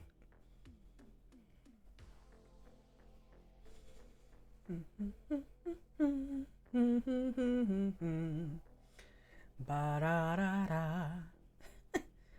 Let's see. Alright, so as promised, one last frog story. Let's do The Mouse, the Frog, and the Hawk. A mouse who always lived on the land, by an unlucky chance, formed an intimate acquaintance with a frog, who lived, for the most part, in the water. One day, the frog was intent on mischief. He tied the foot of the mouse tightly to his own. Thus joined together, the frog led his friend Mouse into the meadow where they usually searched for food. After this, he gradually led him toward a pond in which he lived, until reaching the banks of the water. Then, suddenly, he jumped in, dragging the mouse with him. The frog enjoyed the water amazingly, and swam about croaking, as if he had done a good deed. The unhappy mouse was soon sputtered and drowned in the water, and his poor dead mouse body floating on the surface. A hawk observed the floating dead mouse from the sky, dove down and grabbed it with his talons, carrying it back to his nest. The frog, still being fastened to the leg of the mouse, was also carried off a prisoner and was eaten by the hawk. Choose your allies carefully.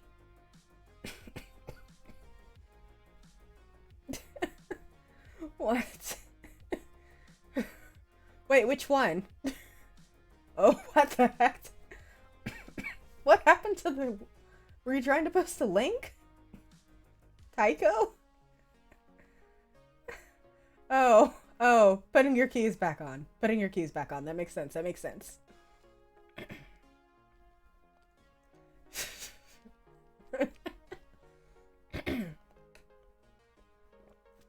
Also, which story are we talking about being surprised it was for kids? The Mouse, the Frog, and the Hawk? Or the death of Little Hen?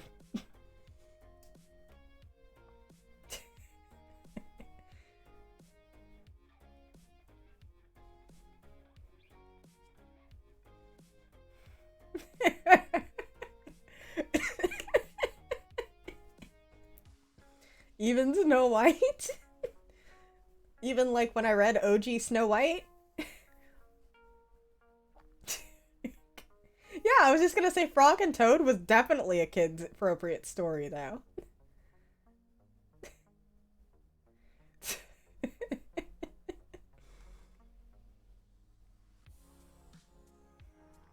And Vasilisa wasn't that bad, right? Vasilisa wasn't that bad.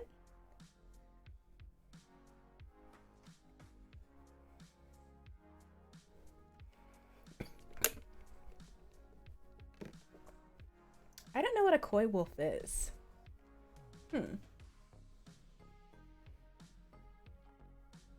see. And then, let's see, I have one last very short story. This one's from Nigeria. Oh, yeah. Yeah, those do exist. So yeah, why the cat kills rats. Ansa was king of Calabar for 50 years. He had a very faithful cat as a housekeeper, and a rat was his houseboy. The king was an obstinate, headstrong man, but was very fond of the cat, who had been at his store for many years. The rat, who was very poor, fell in love with one of the king's servant girls, but was unable to give her any presents, as he had no money. At last he thought of the king's store, so in the night time, being quite small, he had little difficulty making a little roof and getting into the store. He then stole corn and native pears and presented them to his sweetheart. At the end of the month, when the cat had to render her account of things in the store to the king, it was found that a lot of corn and native pears were missing. The king was very angry with this and asked the cat for an explanation. The cat could not account for the loss until one of her friends told her the rat had been stealing the corn and giving it to the girl. When the cat told the king, he called the girl before him and had her flogged. The rat was handed over to deal with the cat and dismissed them both from his service. The cat was also so angry that she killed and ate the rat, and ever since that time, whenever a cat sees a rat, she kills and eats it.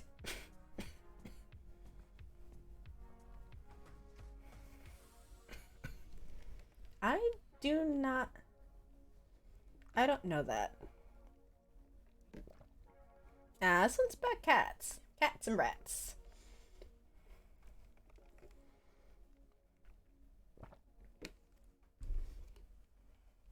And for water.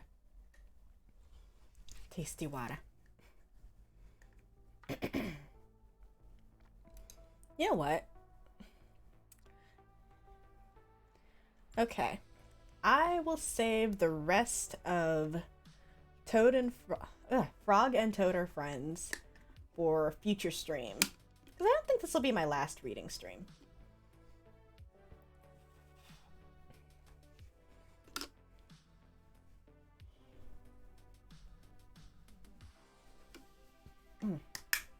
Good stuff. Put that back. And I think I shall try my hand at Hades. Let's see how this goes. So give me a second to see it up.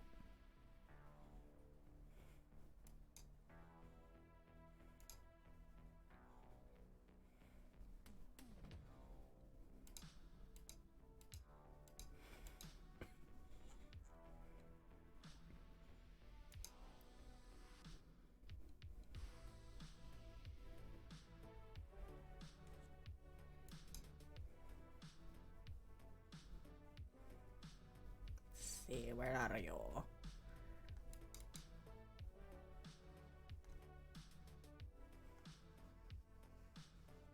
Yeah, I'm only like almost 2 hours into stream.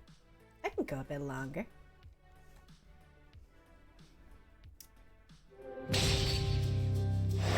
Forgot to turn off my music. Probably should turn that off. Down, wow, wow, wow. Bam, bam, bam, bam. Da na na na na na na na. Bam.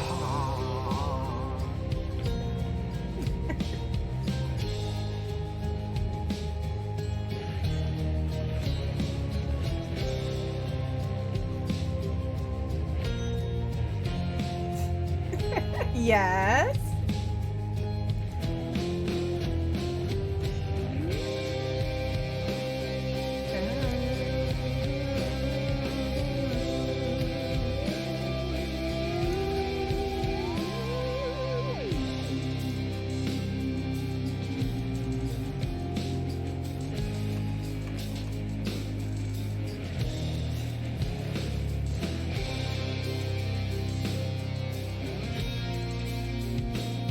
There we go. So now stream should be updated. There we go. Let me know if like audio needs to be fixed, by the way.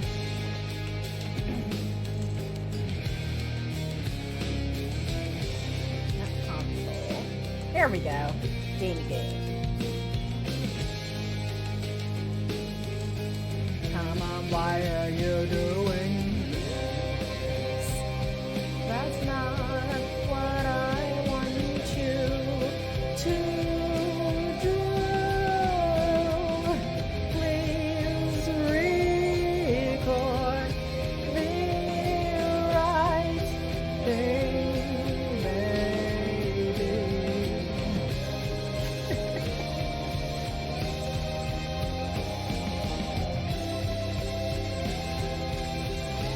Oh shoot, I forgot to turn off hot tub. Actually, you know what? What the heck? We can do Hades hot tub again. There we go. Now I'm nice and comfy. Hades hot tub.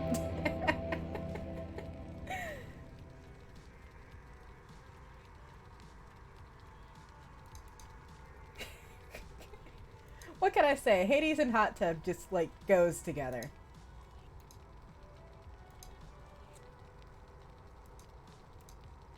There we go. That's what we want to see. Yeah, I shrink a little. But that's okay. Because look, I can be big too. Just gotta...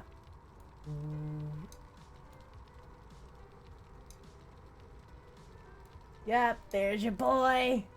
There's your boy, Zag. Alright.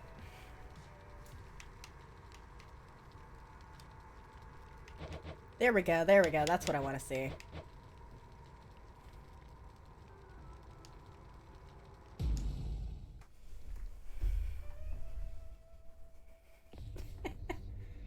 I mean, I can try.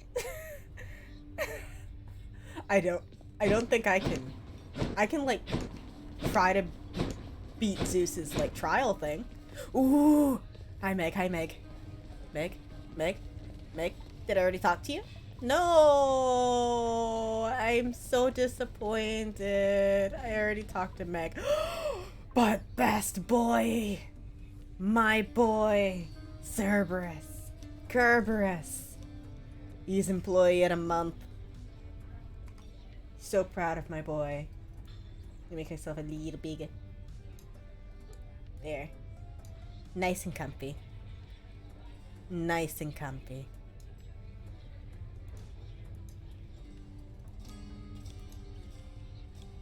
Much better. Much better. Cerberus, featured house servant. As he deserves to be. What you Anything got? Good? Not that I want to go for. What you got? What you got? What you got? What you got? Yes, he is the goodest of doggies. That's tempting. Money is nice. I like having money. But I should probably save for, like, Plunder Grader. Yeah, I think I'll save for that. You know, Father, I must say ransacking your domain beats having to toil endlessly in the administrative chamber. Far less painful, really. Ah, is that your way of asking me for your old job back, boy? You were a scourge upon every administrative duty to which you were assigned. Yes, please, Father, give me back my old wretched job, won't you? Privileges are earned and not begged for, boy. Unless you plan to reimburse this house for all the income that we lost because of you, then you shall not so much as set foot in the administrative chamber again. How much is the reimbursement fee, anyway? Whichever exorbitant amount the house contractor has on record. Now leave me be. I mean, I'm just gonna rack up more debt as I do my runs, so... I wish I hadn't talked to everyone. I wish to talk to people. But I guess there's no time for talking. Only time for murder. I must remember. I'm saving for Death Defiance. If you see me go to this mirror and start talking about maybe spending stuff on infernal pockets or something, please tell me no. Because I'll be like, oh man, you know, I could get deeper pockets. No, I need to save up for Death Defiance.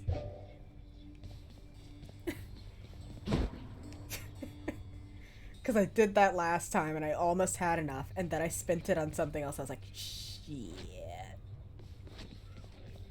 I mean, yes, but Death Defiance is still nice to have. Let's see. I got the...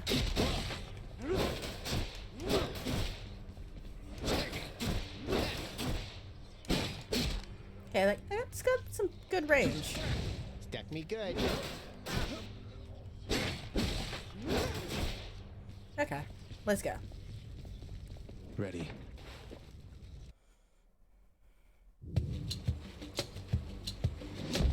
What we got? What we got? Hammer! It's hammer time. Let's go. Ooh, I don't have any of these.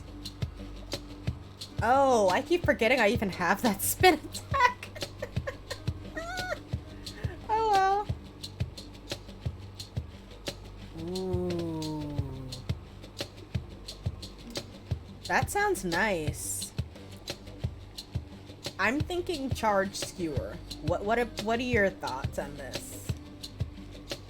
I would like to know. This inquiring mind, it would like to know. Cause like, I do good with the special.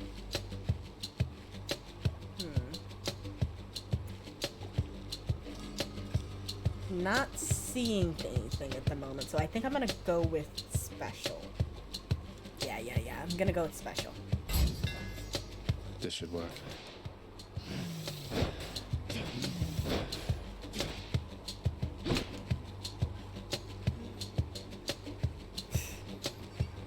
No! Crash! Okay, let me make it so they can't see me. Stream crash. No, I don't want stream crash. That's not acceptable. Good freaking music in this game. Yeah, this time it's internet, son.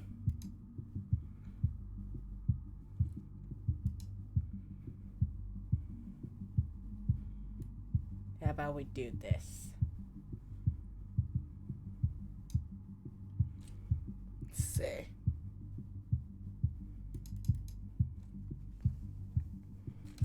Move you a bit.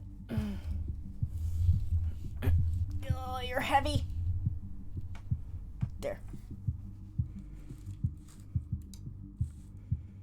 Okay.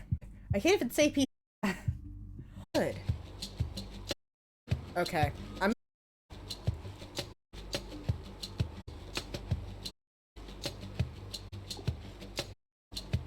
What? I'm going to retry at best. You know what? Give me one.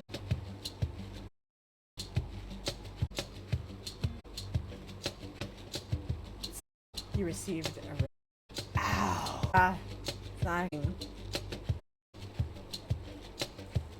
Okay. Yeah, I think I'm gonna go ahead and just. We're just gonna do our best. Because as far as I can tell, there really isn't anything I can do to fix the bitrate.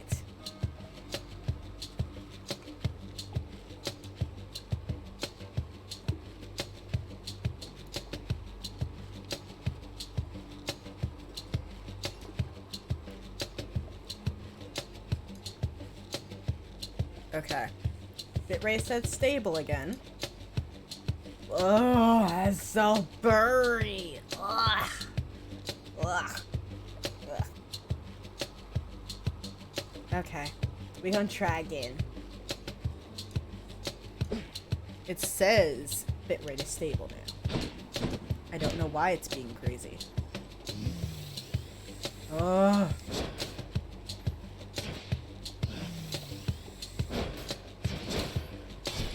Why are you not? Okay, that works, that works. So I can still do quick ones. Not quite as quick, but still pretty damn quick. Okay, this works, this still works. Okay. Let's go. Let's do it. Stand aside. Hi, friend.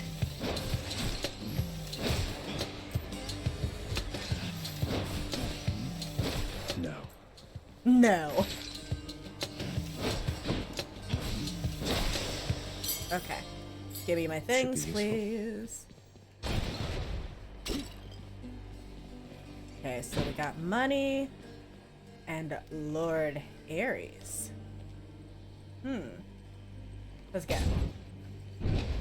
Ooh, new audiobook.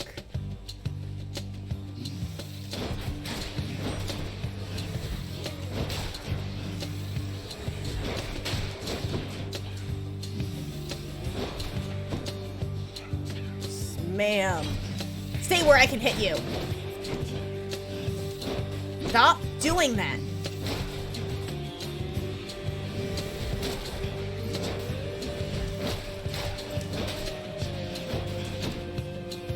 Hi, ma'am. Would you like that?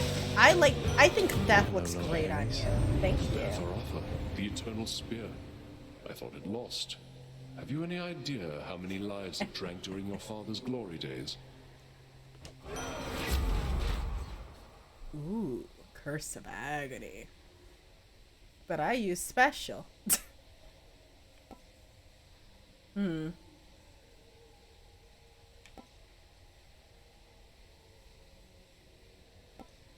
gonna go with Slicey Shot.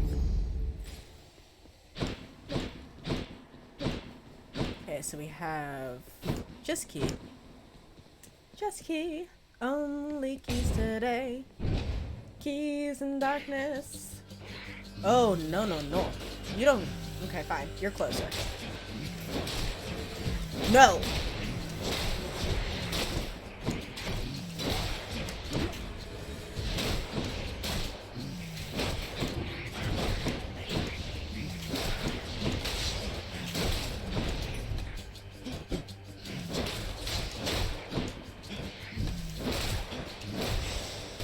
Thank you for dying, good sir.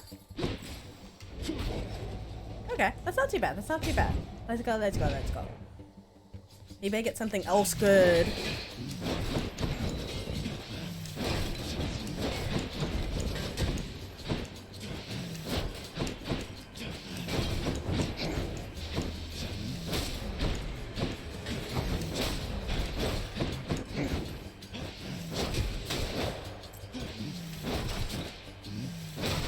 Thank you, good sir.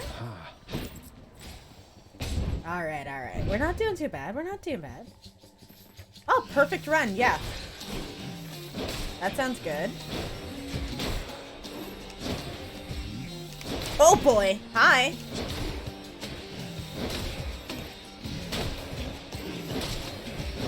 Oh. Stop. Lights out. Could you calm down with the skulls?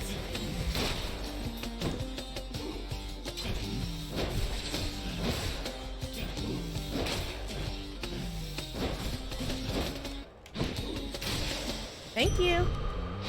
That's life. Yep, that's life.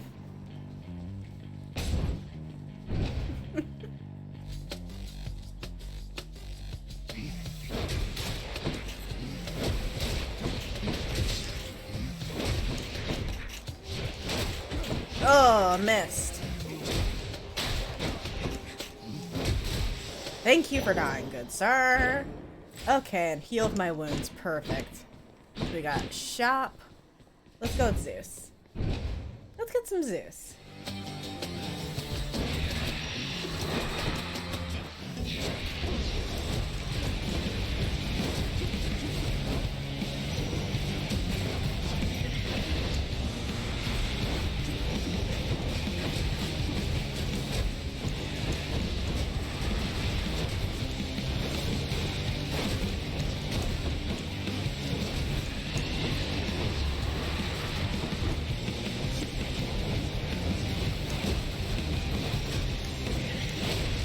Thank you for your death.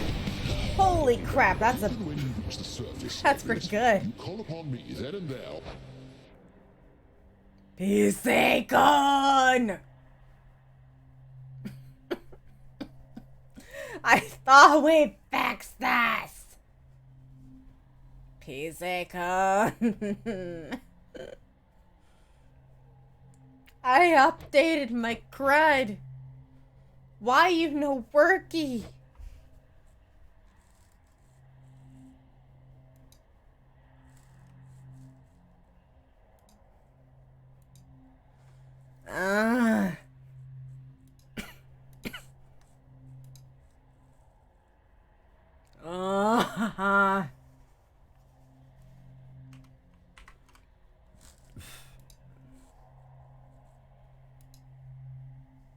Oh, about that.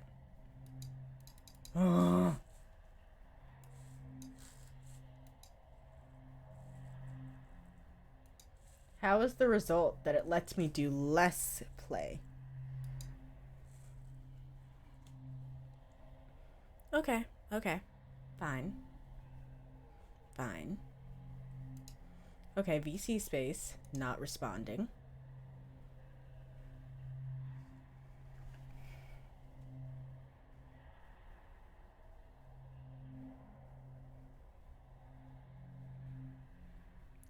VC face, not responding.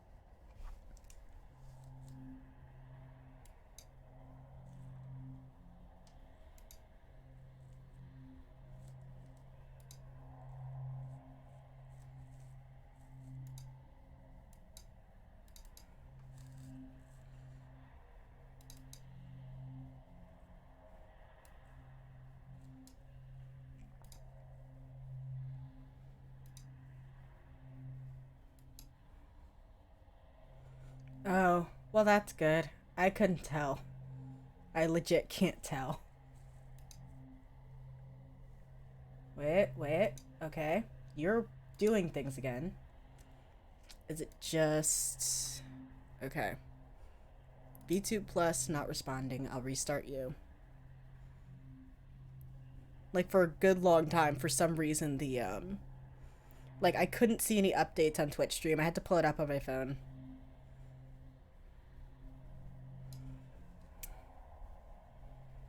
Okay, so let's restart B2 plus. Okay.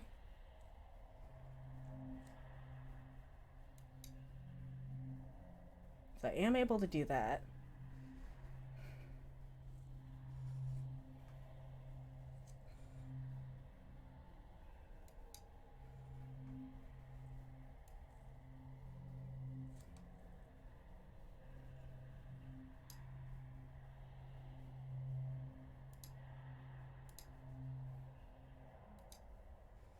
Okay. Log in.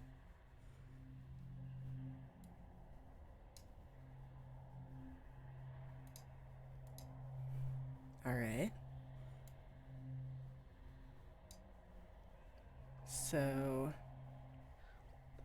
okay, that's working again. Good. And I guess I will play something else, because PC-kun said no more Hades.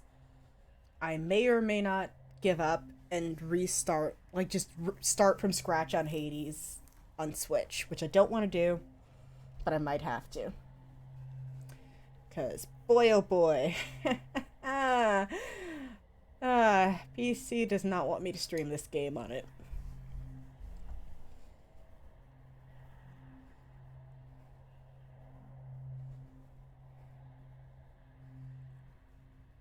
It violates scaring...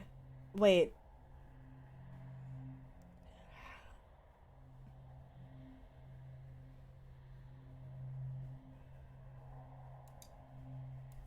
I mean, yeah, that's true. You have DM'd him.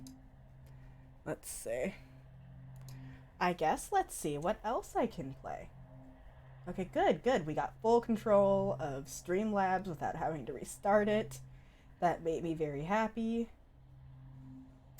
And let's go back to my room.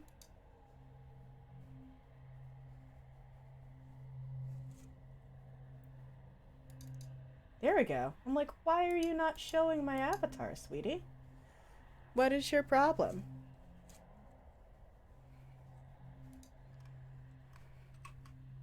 Much better, much better.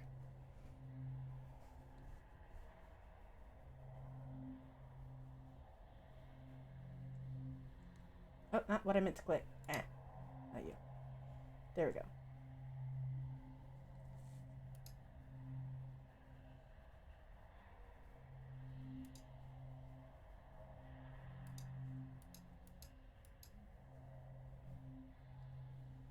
I can't frickin' find it. Let's do what I did before. This is what happens when you gotta reset all your crud. This is what happens. Okay. Since PC-kun won't even let me get through a single, not even one run of Hades, it's being very grumpy today. I guess, let's see. You know what? I know what we'll do. Let's play some more Nier. We can get a little further in Nier. That sound good? Model is lag? Model should not be lag. Moving good on my end. Let me look. Yeah. Oh. Oh. Is it lying about my bitrate again? No. Weird. Okay. Either way, I think we're gonna have to use PS4-kun. So give me a second, and I will get PS4-kun up to standard, and up to par, and ready to go.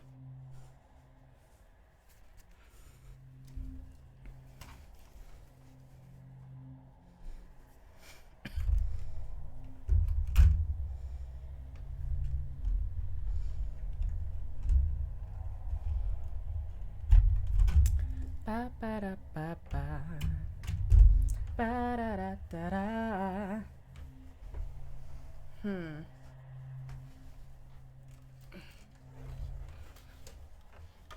Yes, gambare! PS4-kun. We need you to work.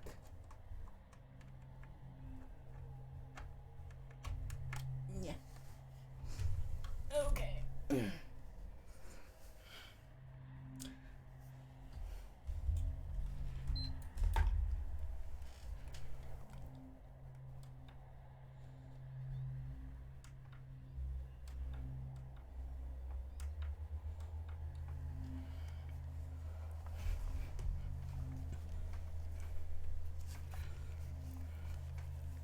Ooh. Almost very slightly poked myself in the eye, but that's fine. Ah. Alrighty, so PS4-kun is almost ready. And let's see.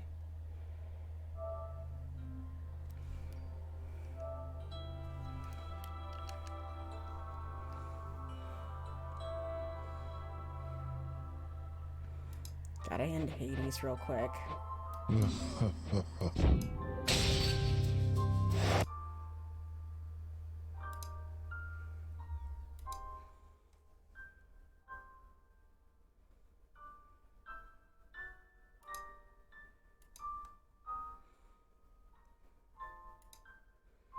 Alrighty. Oh, shoot. That... I thought I deleted that one. I gotta fix that. I shall fix that now.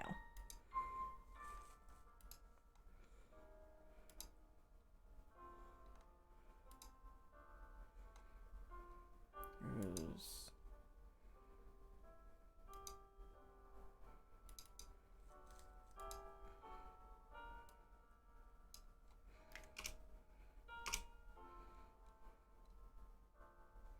There we go. This is really not that big a deal, I don't think. Okay. There we go. Fixed. Go ahead. Like, for now, I'm gonna go ahead and get rid of that. We all know each other. And as long as the other person is okay with the DM, it's fine. I think I'm gonna edit that and make it like, I don't know. Because, like, we all know each other, and as far as I understand, none of us really mind getting DMs from each other. I think it's really more like, don't harass people in their DMs. There we go. No, the burger is in the way. Delicious burger is in the way. Stop being in the way, burger. Okay, give me 1 second. Gonna have to do some real quick.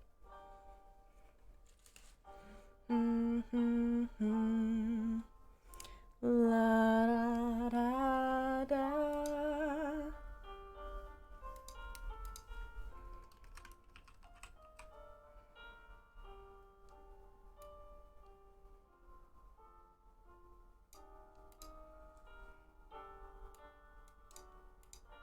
Okay. I forgot to update the title.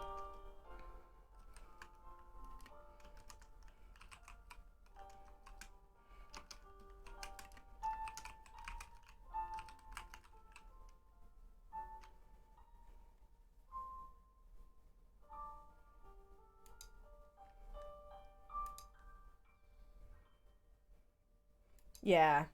I mean, yes. More like don't harass people with non-consensual ones. Wow.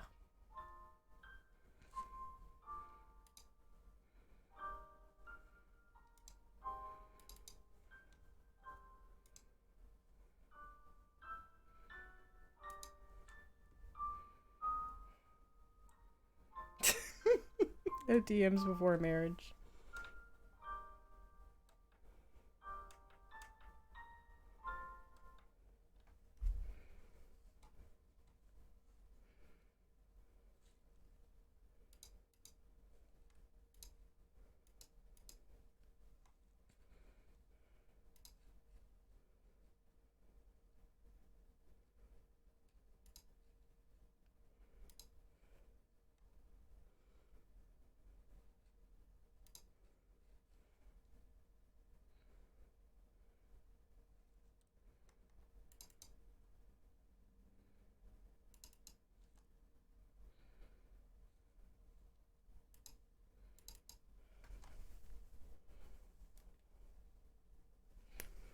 It's like I'm moving my mic.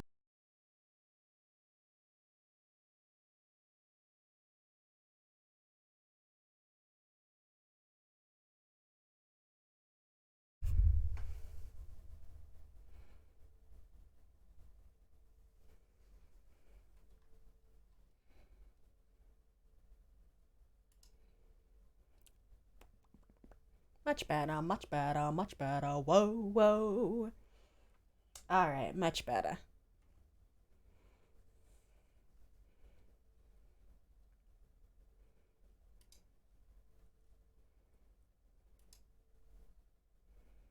Okay. Should be good.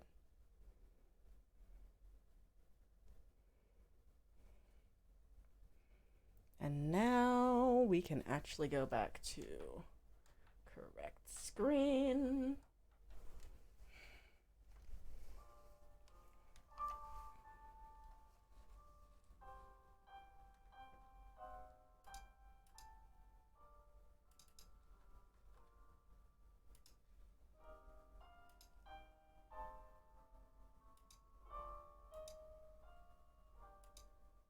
There. Much better, much better. Alright. Now we do Nier Replicant. Rear Replicant.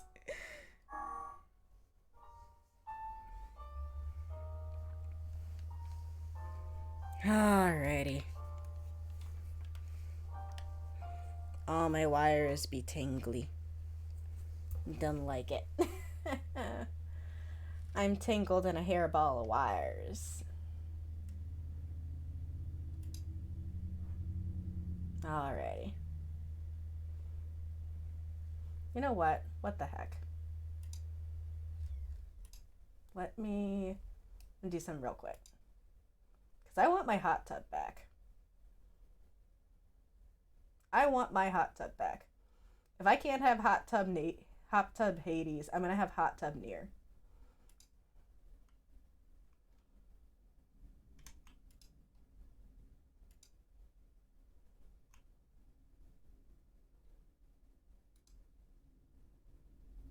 Copy that.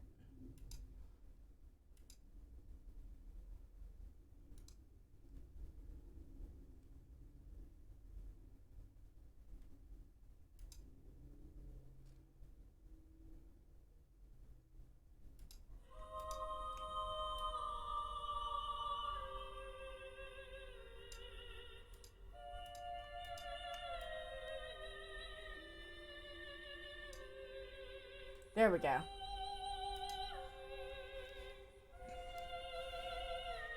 This feels very inappropriate for a Nier stream, but what the heck, hot tub stream. I wanted it, I'm getting it. No one can take this from me. You can save Yona, Vice. It's you, isn't it? No! Stay back! Anyway, take it easy. Thank you. Honestly, I'm just glad I don't know. Streaming makes me happy.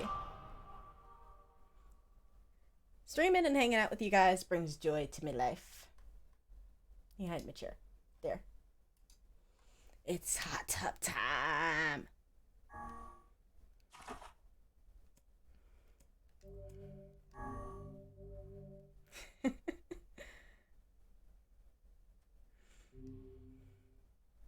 I'm glad.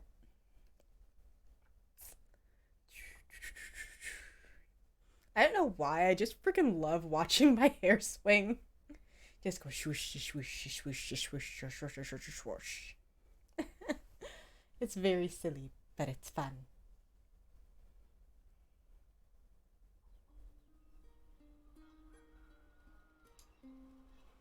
Alright. Oh, I'm going here. Why am I going here? What is my current goal? Is my current goal going home? It appears so. I have no idea what I was doing last. Oh, hydrate, hydrate.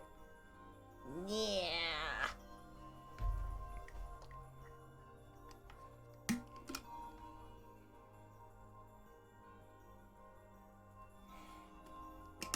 Yeah, I like musicals. I haven't watched a whole lot of them, but I do like them. I actually tried to sing one of the songs from Heathers on stream at one point.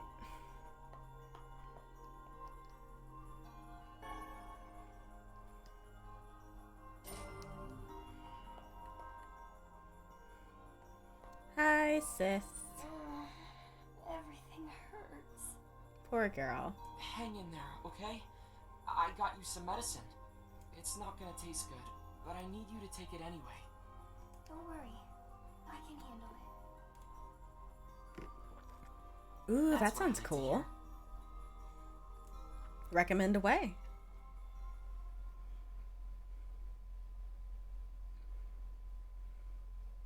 The next morning.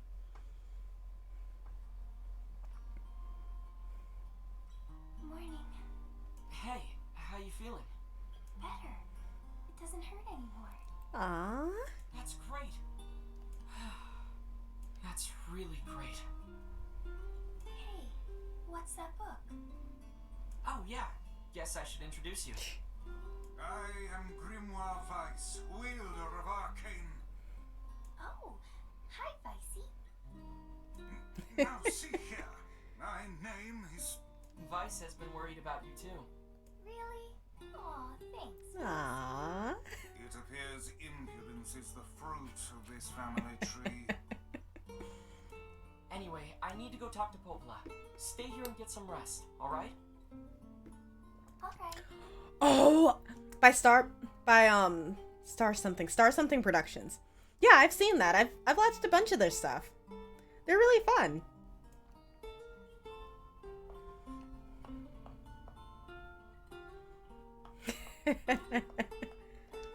Well, that just means it's a musical for you. It was made for you. It's about a guy who doesn't like musicals and yet is forced to be in one.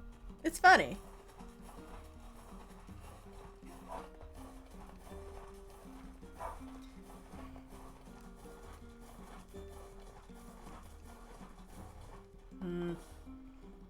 I did kines, so it should be safe for me to take this quest now. Hey, do you have time to take this parcel to the Eyrie? A friend of mine helped me out, and I want to give him something special. Sure thing. Oh, and this is really fragile, so you need to be careful, okay? Don't go rolling around or getting knocked over or anything like that. You'll need to take it to the chief's house in the Eyrie. It's the house at the highest point in the village. So this was a very much hated quest in the original version of the game, because I think everyone here was here when I was playing this game last. But yeah, that village I went that's on like the sheer cliff, it's supposed to just endlessly spawn enemies. And you have to take this stupid package to a place, like a stupid package that you can't get hit while carrying. And you can't roll while you're carrying it. And you can't anything while you're carrying it. Like, the whole time. And there's endless enemies spawning and trying to kill you. And throwing projectiles at you. And trying to hit you with giant swords. And just trying to claw you to death. And it's awful. And I don't know how anyone did this originally. Of course. I guess they I'd be just stupid dodged not a to. whole lot. But I have to save Yona, no matter what. I see. Bye! I won't try to stop you. You're a pretty good listener for such an old-timer, Nice. I should be offended. No. I don't have time for you. I'll kill you later. No. Da, da, da, da, da, da, da.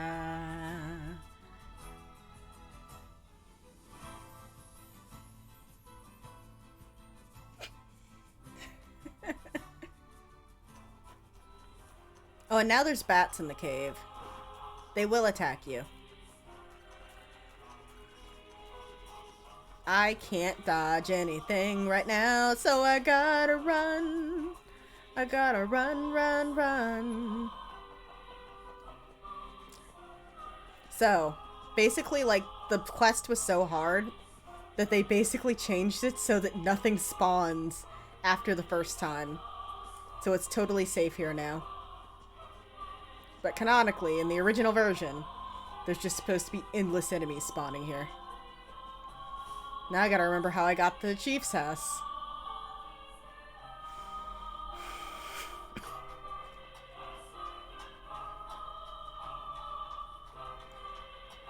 I agree. Everyone should give the musical a chance. It's a good time.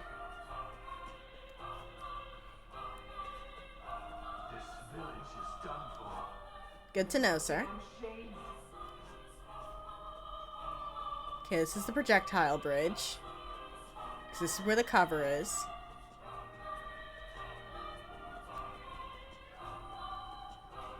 I cannot believe it took me so frickin' long to figure out how to get here before.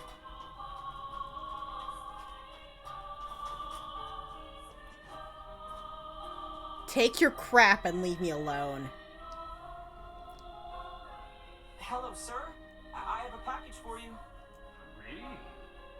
Yes. Just leave it and go. I would also like to recommend the... Oh, shoot. I can't remember the name of it. But it's like the Oregon Trail. Like, it's a musical about a family that goes on the Okay, Oregon then. Trail. I'll just leave it right here. Guess that counts as him accepting it. I'll go tell the client we're done. And now I'm free to jump. Nothing shall stop me.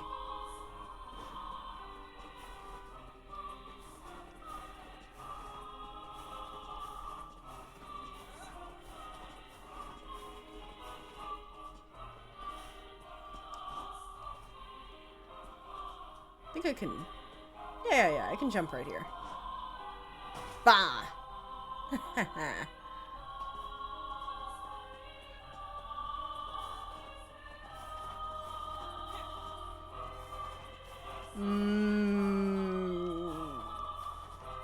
Maybe the cannibalism? Like, I don't think... I'm pretty sure they did not include the cannibalism.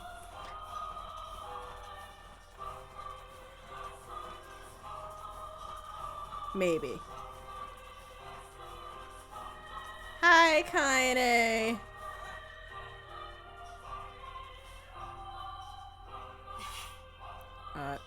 What? I hear weird noises. Oh, it didn't follow me out here? They're not supposed to come here.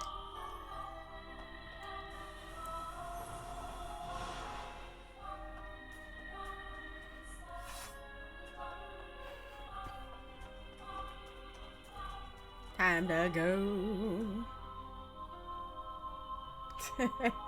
Yeah, it's good.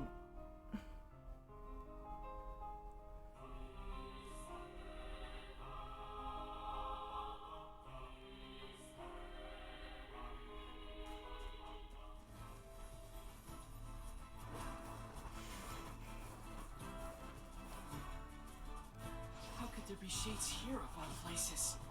I wager they appear whenever the sun stops shining. Ugh. Though Hey. I would prefer it if they had chosen to remain in whatever dank hole they call home.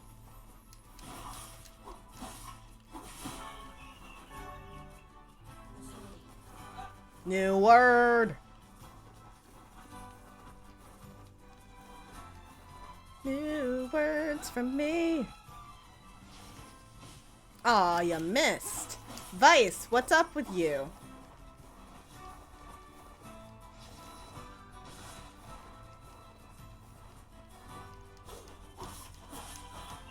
Thank you.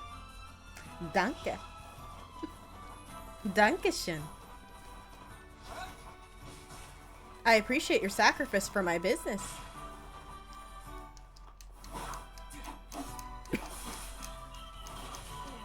Thank you, sir. No. Thank you. Yeah, they did. There was interaction with the audience on that one.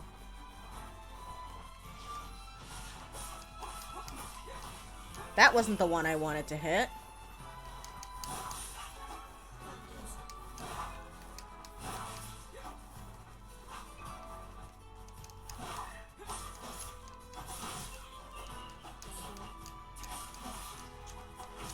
You know what? Fine.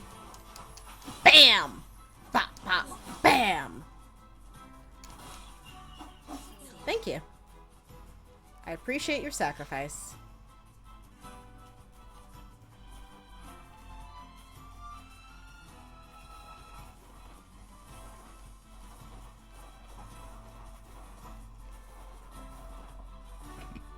This game is so flippin' pretty.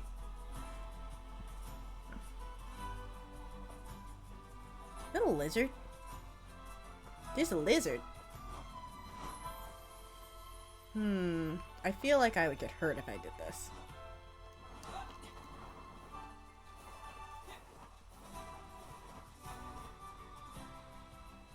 Oh. Look. Oh, I forgot I was doing this quest. Will that be the canine we were looking for?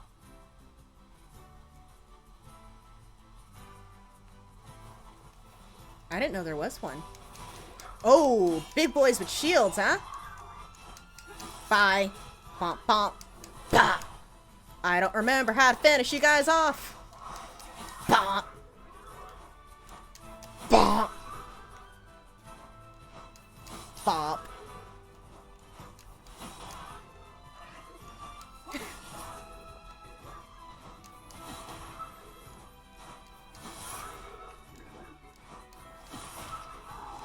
Hey! No poking me with the sword. I only stab you with the sword. You accept the stabbies. This is our deal.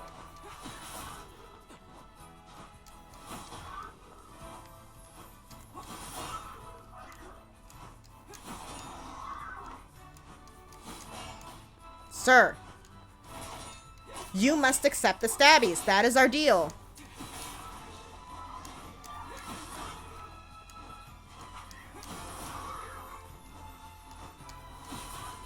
I gotta look up the tutorial on how to do that stabby thing. Because I legit forgot. And, oh, fuck, fuck, fuck, fuck. Fuck, fuck, fuck, fuck. I don't care.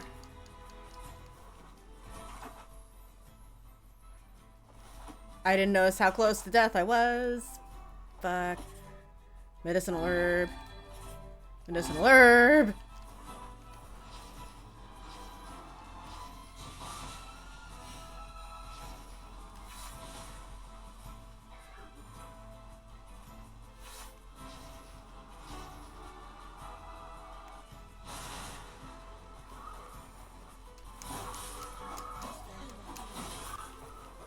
Oh boy. Dodgies are good. Go away. Yeah. Go take a frickin' swim. That was a stupid way to almost die. That poor old man's gonna be pretty upset. Aww. We should at least give him a proper burial. Hey, wait. I think the dog has something in his mouth.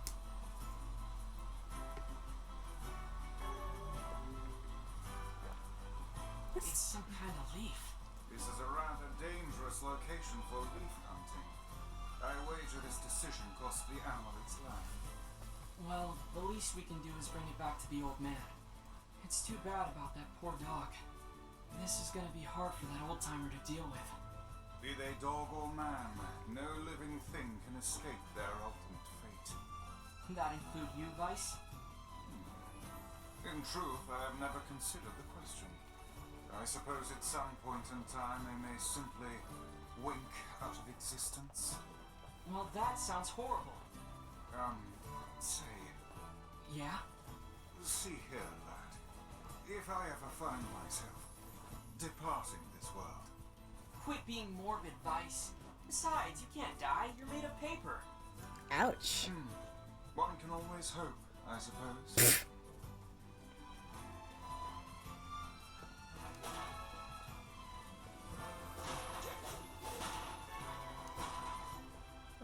Wonder what's up here.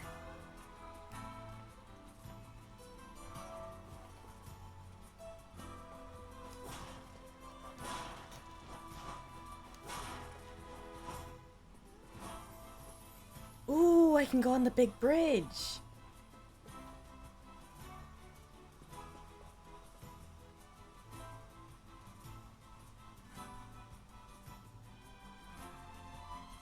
This game is so flippin' pretty.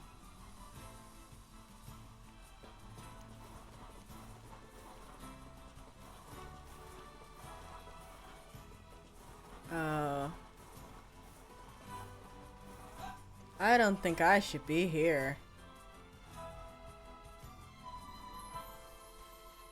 Of course. Hello, Becky. You were also so flippin' pretty. Let's see. I may regret this. I may regret this, because I have not saved. I might regret this for the end, till the end of my days.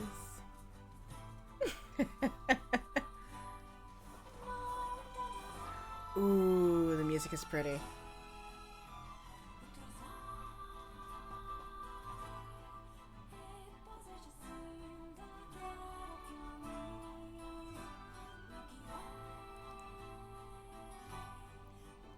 Doesn't seem like anyone's here.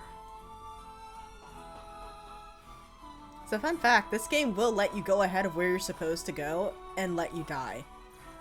Saving is good. yeah, like, this game will absolutely oh, whoa, what's the thing? What's the thing I can pick up? But yeah, this game will, like, totally let you die. Like, if you want to just go and off yourself, you can. Go in an area that's too strong for you. You'll die. This sounds like a bad idea. What's here? Ooh, gimme! Why am I getting mouse tails? I don't have time for sightseeing.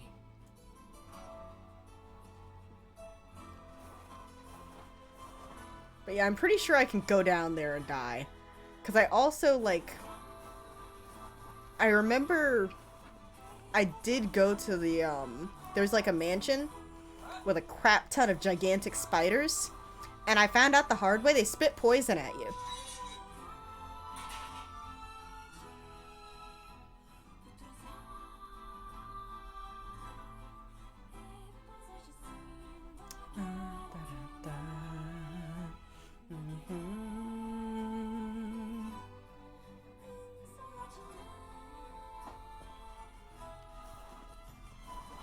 The bad thing is I cannot take a shortcut down. This is too high up. I'm pretty sure Nier will just die.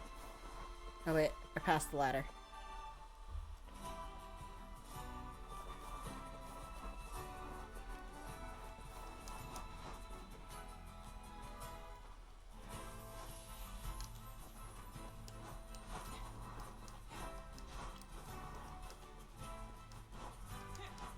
Oh, come on. Fine, don't let me jump off.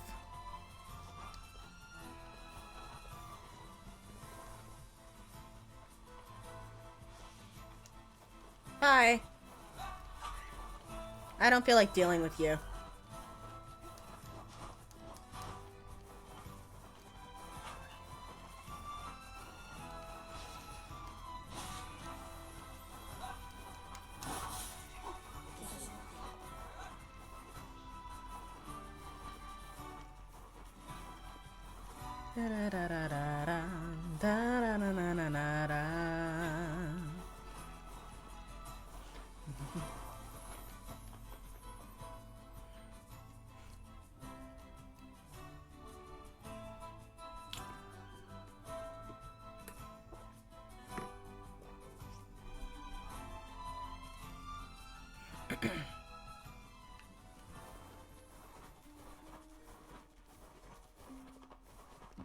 So, let's see. I know I need to go to the old guy. Old guy is in the town. Like, he's in the little marketplace area.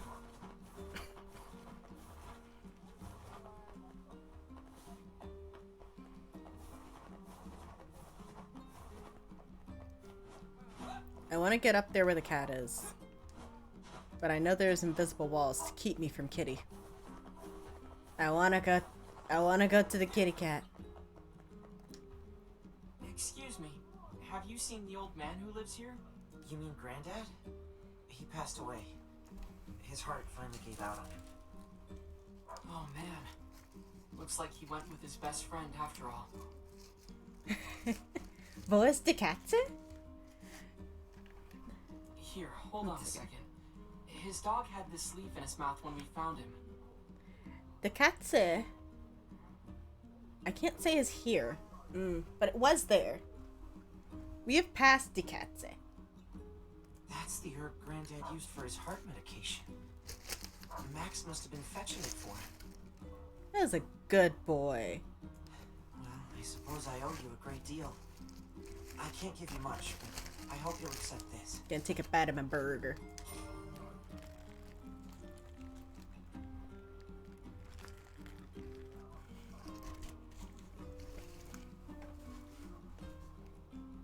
Such a faithful animal. You think Max and Granddad are together in heaven? I like to think so. I do. I'm sure of it.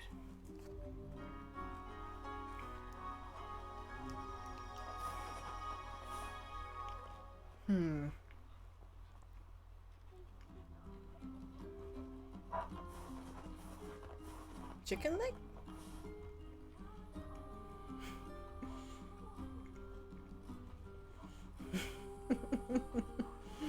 That is kind of funny. Just chicken legs. But yeah. There's a cat by the tavern. I want to go to the Katze. Wo ist die Katze? There's the Katze.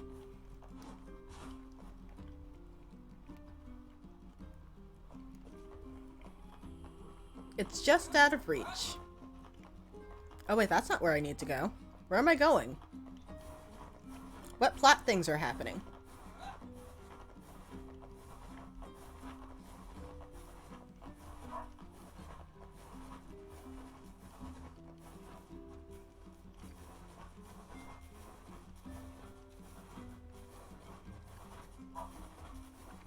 It's following the X on the map. Oh, I guess I'm supposed to report to Popola.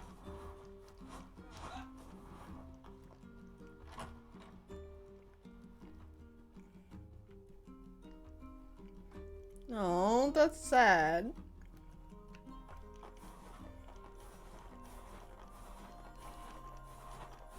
Means he's probably working on his birthday.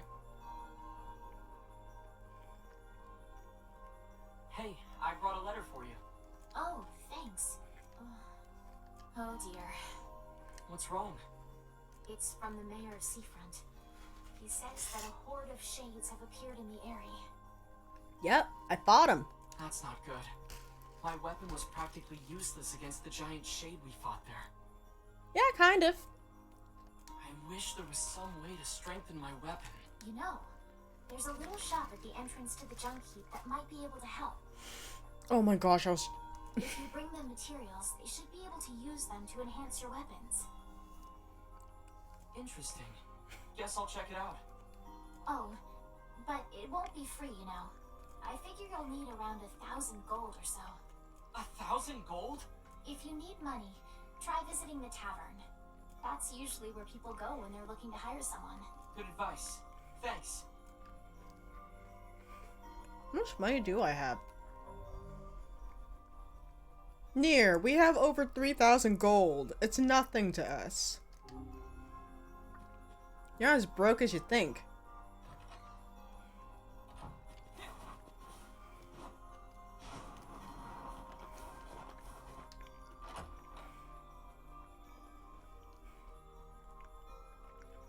Wait, what?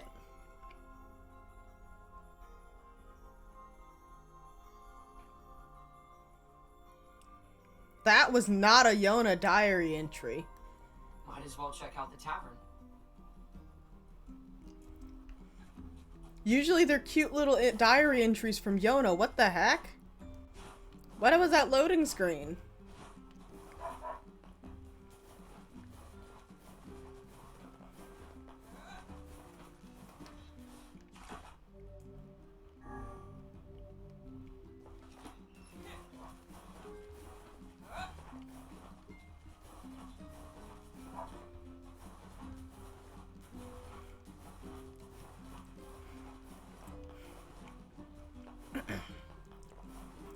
Kein Problem. No problem.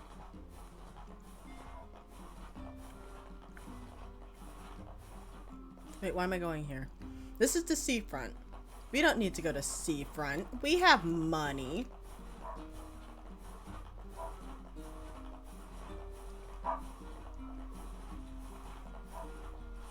Wait, no. Wait, why do I want to go here? This is not the way to the thing. Does it want me to do a specific quest? Oh no, it wants me to go to the tavern.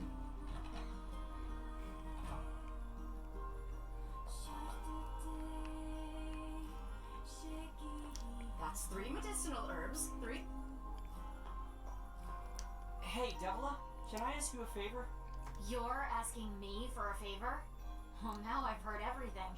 What's up? I heard you and Popola used to sing at the tavern. I never got a chance to hear it, so... Wait, you want to hear us sing? Popola's been swamped lately, so I haven't sung with her in forever. But hey, if she's up for it, I'm willing. Okay. So that's 2 quests.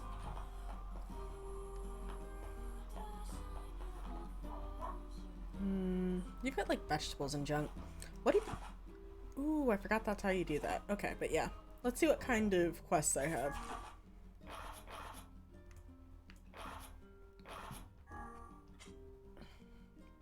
So let's see. So we got Mutton Lady. Florist wants 3 tulip bulbs. I think that's only available in Seafront. I have medicinal herbs. Do I have the berries? I have the berries. I need royal ferns. I don't know where to get that.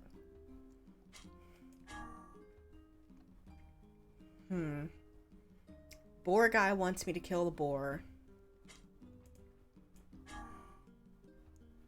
Oh, I never reported back to the client for the fragile delivery. Okay. I've got like a decent amount. But I do need to start on killing that boar.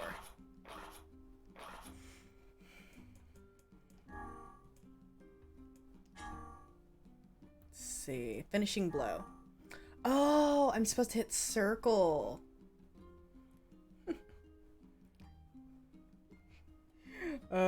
Yeah, that is always funny. It's just like, oh, I'm so broke. But it, like, while you're playing, you're like, we have like 1,000,000 gold. How are we broke? We have 1,000,000 gil. Let's see. I went to the tavern. I've been to the tavern.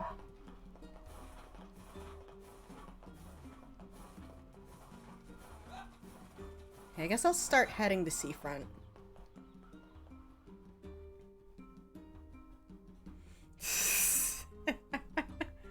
Yeah. $100,000 all of them. Ah, we can't go to that. Oh. Hi, boss. Bye, boss.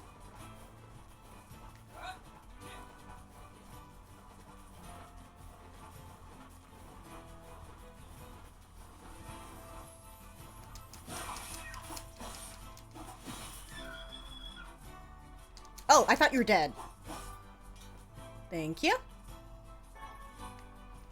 Venison. Still haven't tried venison. I gotta find a place to buy it. And it'll be great.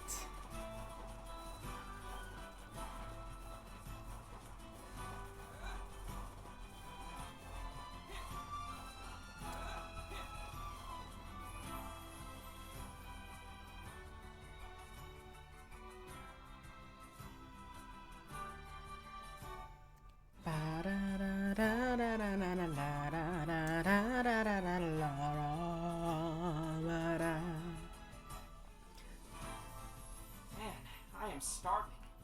A city of this size must have some manner of eatery nearby. Where can I buy berry? Do you have berry, lady? Not you. I love the breezes that blow through here. That's nice, ma'am. I need to talk to this lady. Imported fruits and vegetables. Do you have berries? Oh wait, no, I need royal fern, which perfect. I think I need like 3 royal ferns. I can afford it. Holy crap, why do mushrooms cost so much? 1 mushroom costs 800 gold? Like rice I kinda get. But what the heck? Mushrooms? And melons are way too expensive.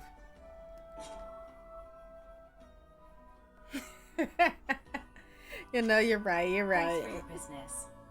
Bye, lady.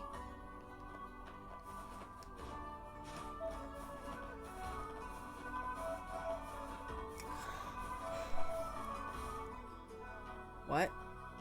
I could stare at the sea all day and never get bored.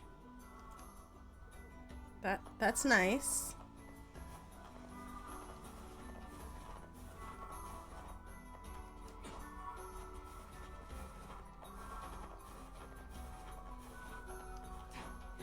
There's a tavern somewhere. Ooh, hi, mister. What, this? This is the Well, no shit. Okay. Where is the tavern? Wait, are you the tavern? No. There is a tavern somewhere.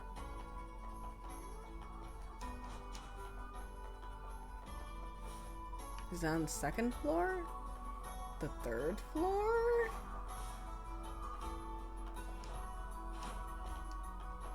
It's not like we can keep it hidden forever. Keep what hidden? What secret you hiding, lady? Oh, there's the tavern. Tavern. What you got, ma'am? Or man? Hey there.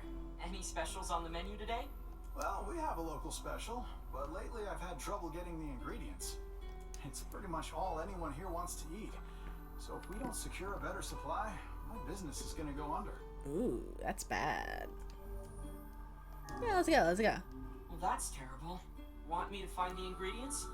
Would you? Oh, thank you so much. I need 10 medicinal herbs, 10 bags of wheat, and 10 sardines. If you can find all that, I'll make it worth your while. That doesn't sound so bad.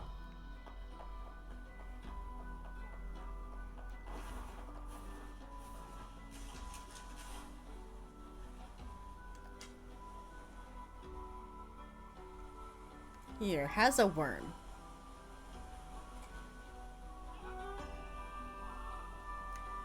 Oh, did it too soon.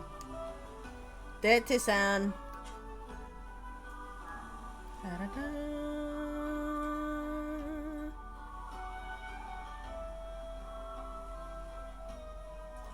Mine! Gimme. Is it this? I don't remember what the button is. It was this. Which way are you going, fishy? Fishy!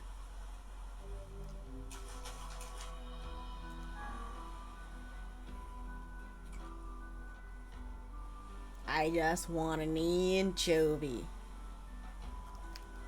Gimme.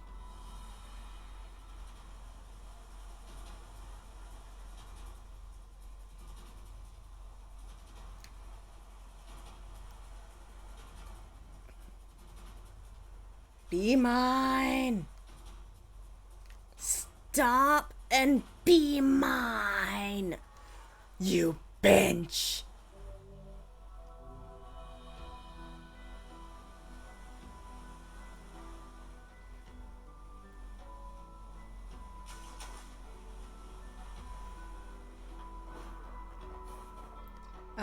Yeah. Yeah, I do that sometimes.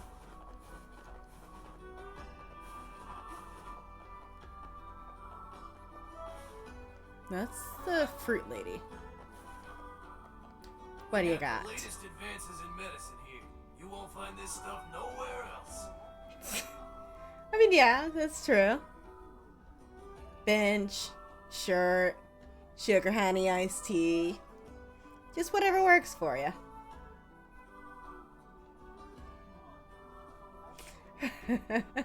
Yes, I've never heard son of a fish. That one's kind of fun.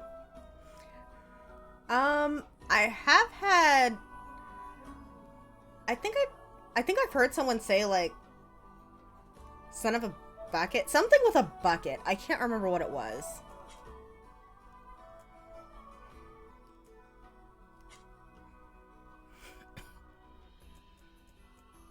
Oh, I can buy a map. But that's 500 gil I don't need to spend. Ba-da-da.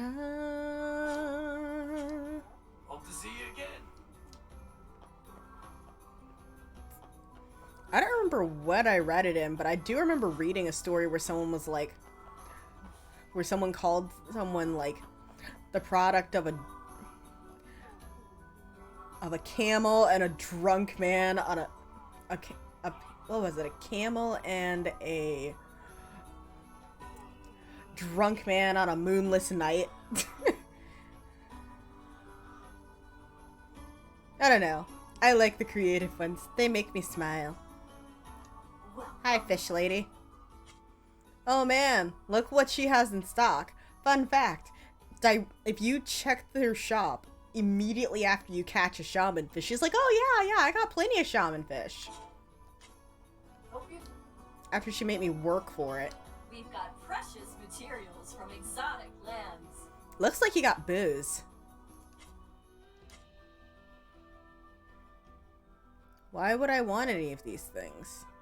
Oh, well, that one can be cooked.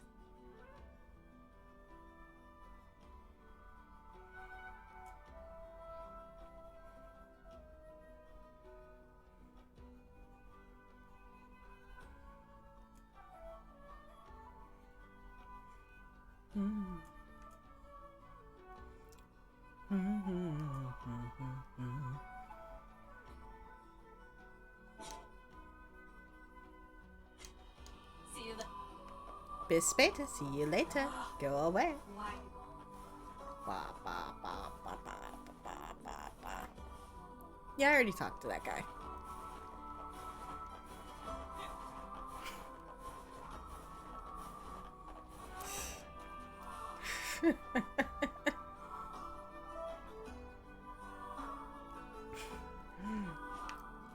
I hate it when I do that. I'm just like, that's far enough, and then it's not.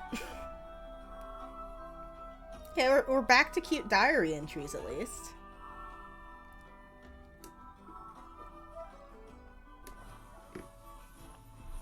Let's see. June. Gotta go.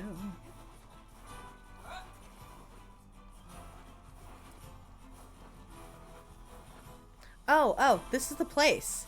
This is the place with the giant spiders that shoot poison.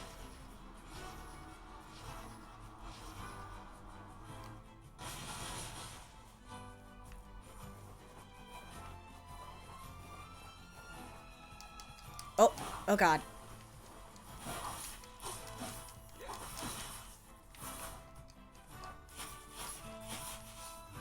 Oh god, I forgot about that.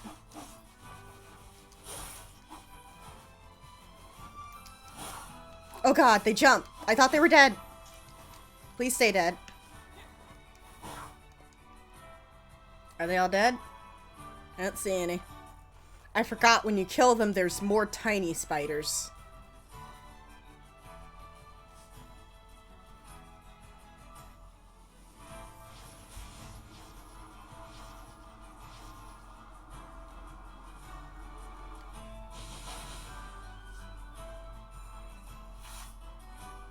Hi, Spidey.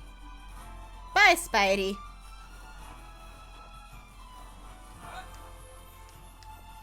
Gimme. Buddy.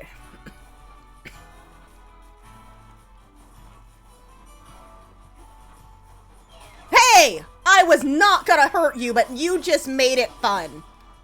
I was not going to hurt you. You just went and kicked me for no reason. I was gonna leave you be.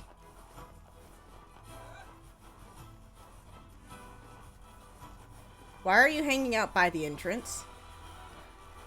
Please, please. Bye, bye, bye.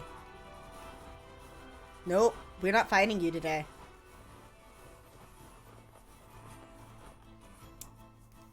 Math is hard. I agree. I agree, Namu. Math is hard.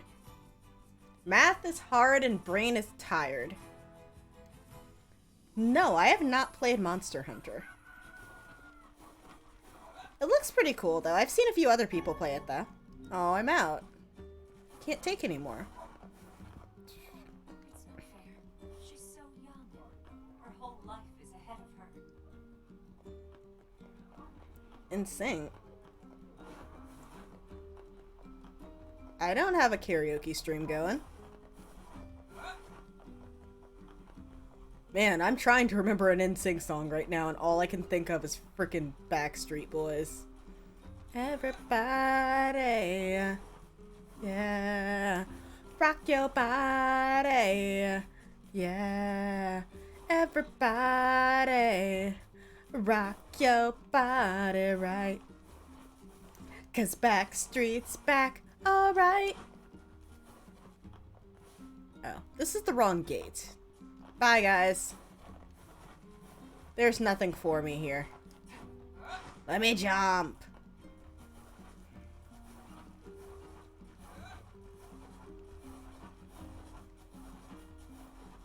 Hi, Mr. Man. Bye, Mr. Man. I don't remember saying bye-bye.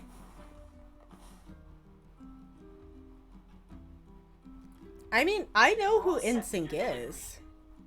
Appreciate it. Hope everything went smooth.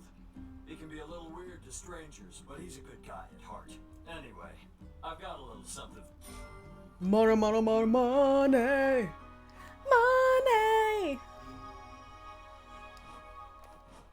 Alright. I don't know why it wants me to do these quests. I don't want to do them. But I got one of them done. Maybe if I do one, they will calm the hate down.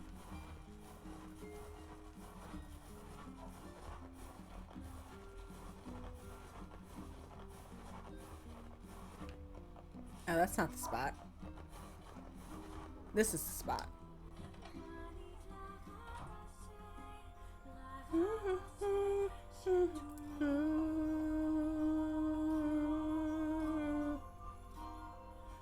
You know what? I might have said bye-bye to an enemy I killed.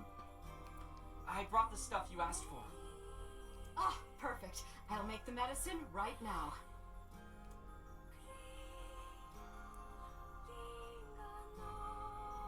Since you've already been such a help, could you deliver this to my grandmother?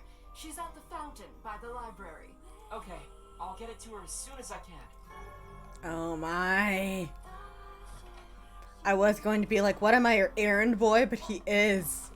He's everybody's errand boy as long as he gets paid for it. And sometimes not. Nier's just too good of a good boy. He just wants to help everybody. Ma'am, I have something for you. Oh, what a nice young man. Now I can finally walk around without pain. Don't work yourself too hard, ma'am. I won't, Sonny. And here, let me give you something for all your help. Don't spend it all in one place now.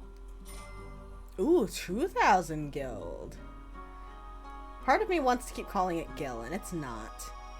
It is not gil, it is gold. They are not the same. Oh, now it'll let me go. I think now it'll let me go. Maybe? Maybe? No? You want me to go do more quests? I don't want to do any more quests, though.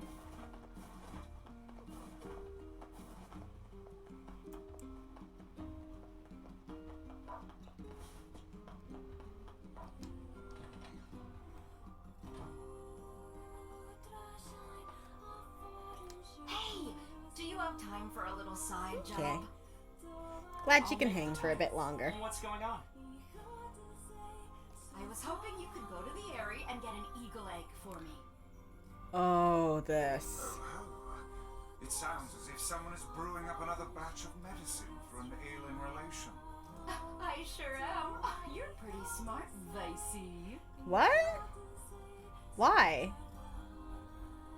Vice. Why do you feel like you're bothering? You're not bothering us. The Airy is full Y'all just of hanging. shades, so you're the only ones I can ask.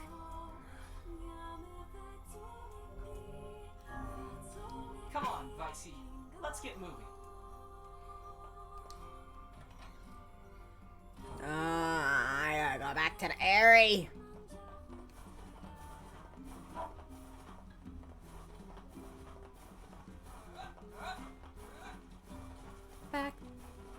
Back to the Airy again.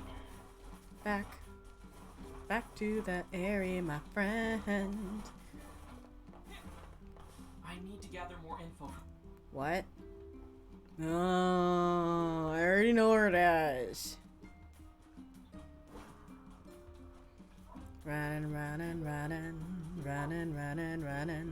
Running to talk to villagers. Hey!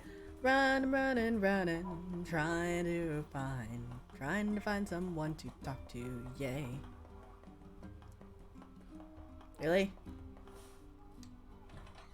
You just want me to live here and be an alcoholic. Zay, I don't see you here. Yeah. Zay, I don't see I don't want to talk to you. Oh, I don't want to talk to you. Apparently, you can sometimes find eagle eggs in places where you find ore. You taking it easy to... Who do you want me to talk to go to the Airy? The shopping just... Nobody's talking about it, though.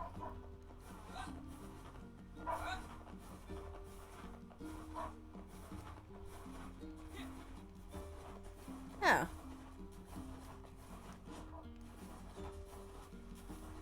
But yeah, like, I don't know. At least to me, you're always welcome here. I always enjoy when you come. I need to gather. What information do we need from the... What information do we need? Will you give me information? When you're knocked. That's not the information I want.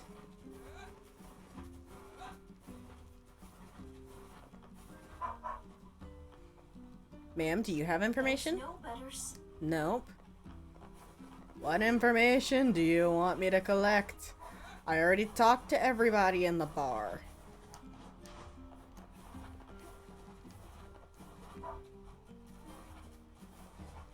Yeah, it's just a random stack of boxes and junk.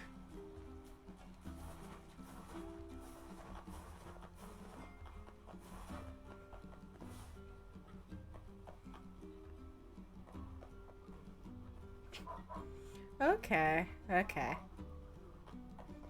Well, you have wonderful night, wonderful sleep. Oh, maybe I was supposed to talk to...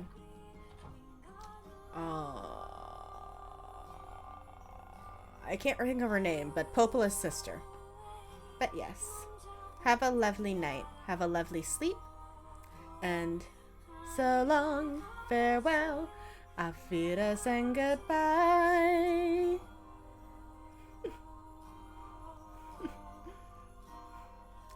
Seriously, have a good night. Bis später. Hey there. Wanna let a girl buy you a drink? I'm not old enough to drink, Devila. Also, isn't it morning? When the sun never sets, what difference does it make? I do Oh, love oops. this tavern, though. It's the nerve center Wait, of the the whole sun never village. sets? Folks come here to relax, or swap stories, That's or even look for weird. work. Come back whenever you have a free minute. Seriously, why does the sun never set? That's really weird. This is not the information I was looking for, but it is good. It is good information of the world. Where's the info? Between you and me, working... What? If I bought everything I wanted, I'd be... What? What is the information? Those books plus, it never hurts to chat up Popola. I'm about to in hopes I can get progress. I don't know. You won't let me do anything. After this little break, I'd better get my shopping done.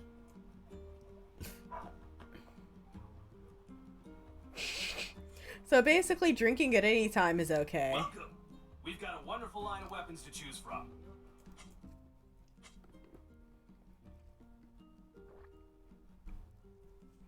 That is a really pretty sounding sword.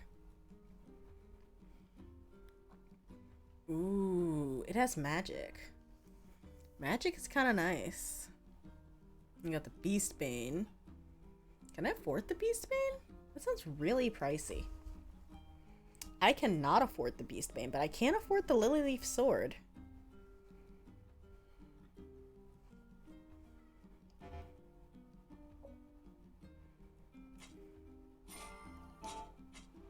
Thanks for your support. May I make progress? I want to make progress tonight.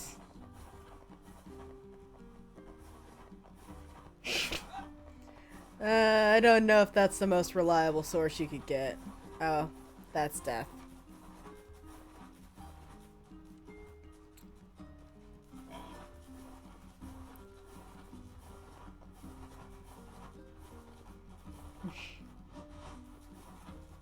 Yep, I've been streaming for 3 hours.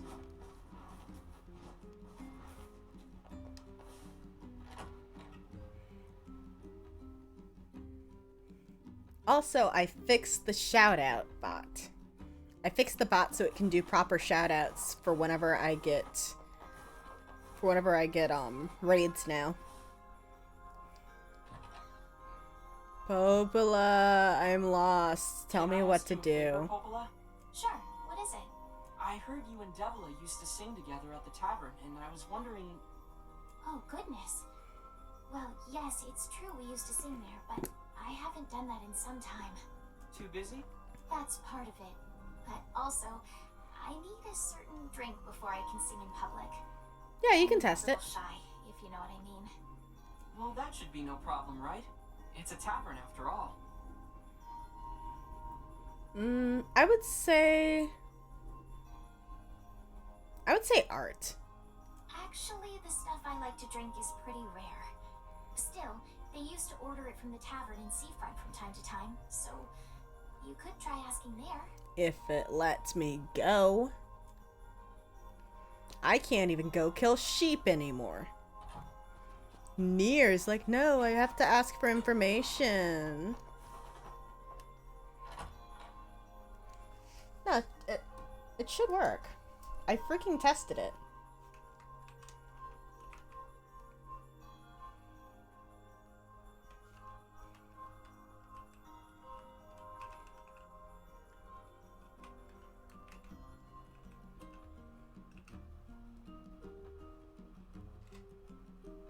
Yeah, there it is.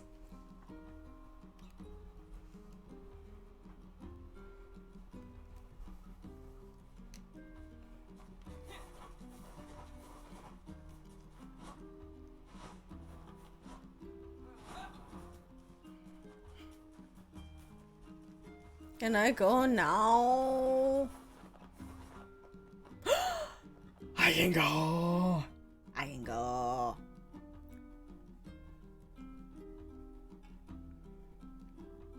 I do need mod shout out. Well, yeah, I do need to get a mod. What do you know about this junk heap? I guess there are ancient ruins buried there?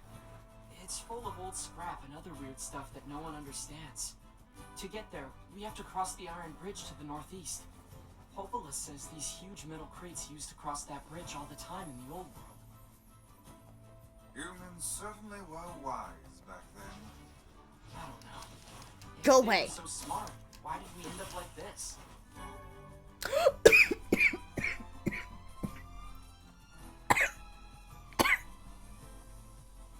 I definitely choked on that a bit.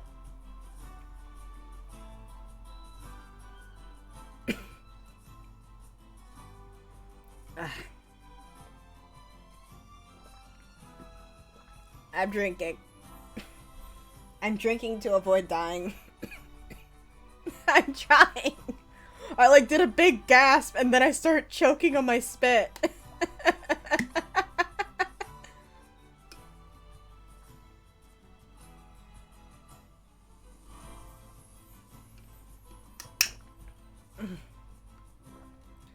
Is my hydrate not working for some reason?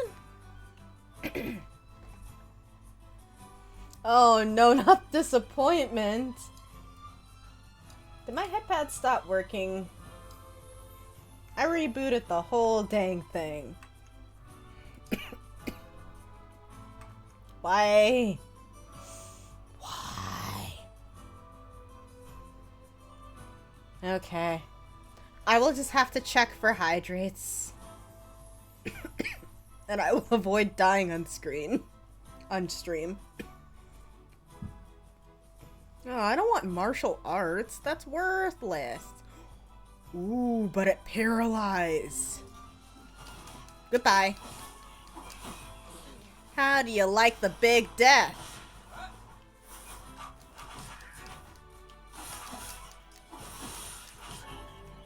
Ooh, sights. I already did that. I learned how to do that on accident.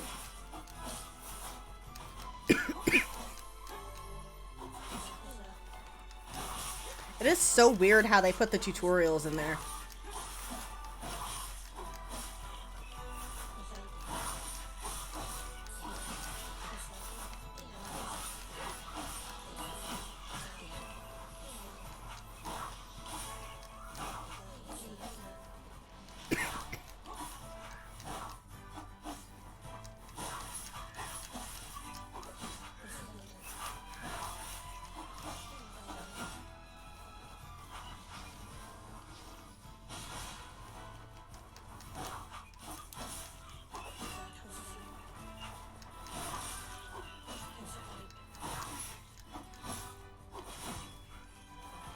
Come on.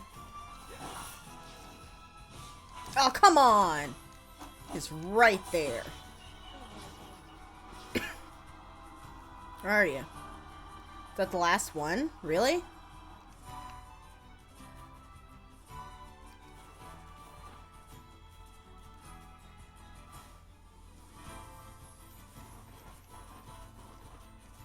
Okay, okay, okay. I won't die. Don't haunt me.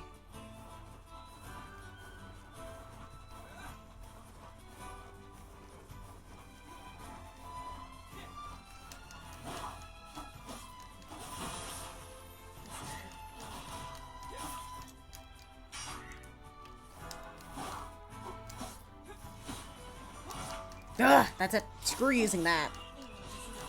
Oh, they both died, of course.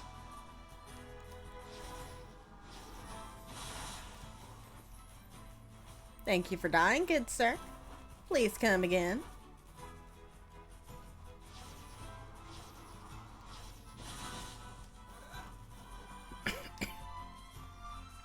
Okay, let's see.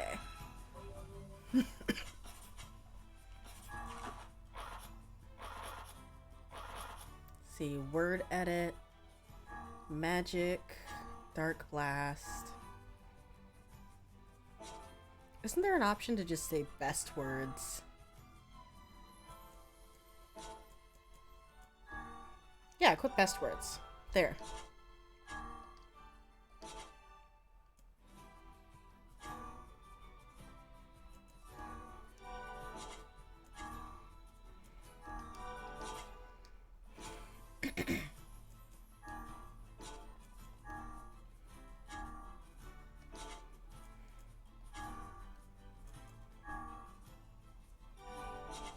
Yeah, pa's still the best I got.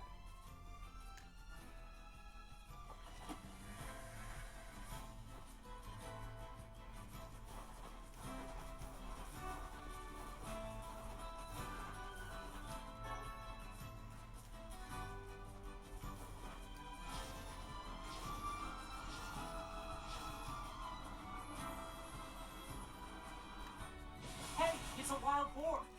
Have you the skill to hunt one of those down? I don't know. They look pretty strong.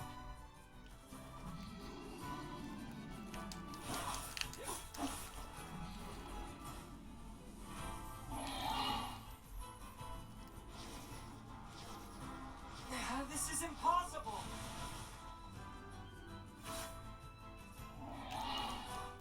Run into the rock!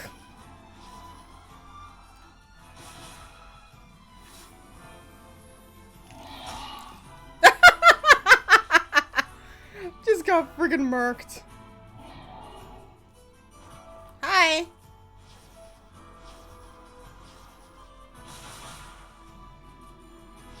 What you gonna do about it? I'm on top of a rock. What you gonna do? What you gonna do? You can't do anything! What you gonna do? You gonna climb with your little hoobies? You gonna climb with your little hoobies? Is that what you're gonna do? Oh, isn't that adorable?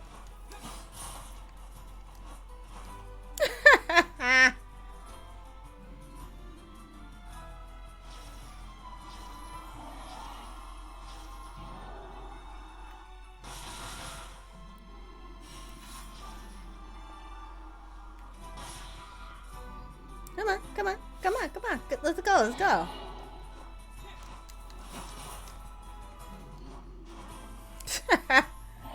What you gonna do, bitch?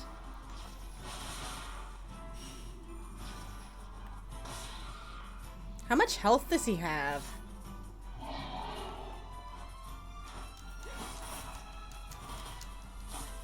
No, no, break out a combo!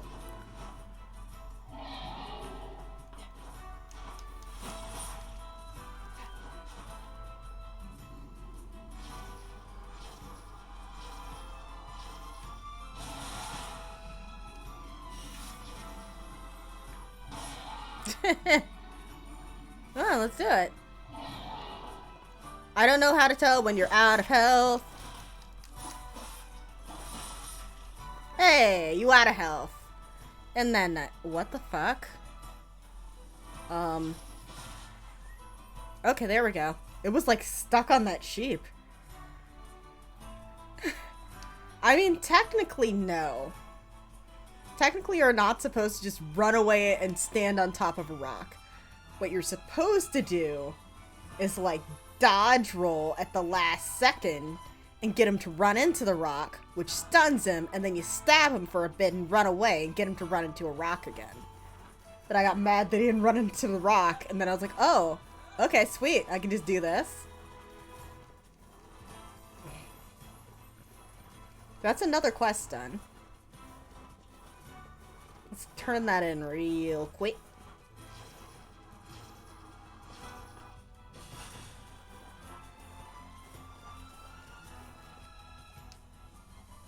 Kind of love how the other sheep didn't even run away.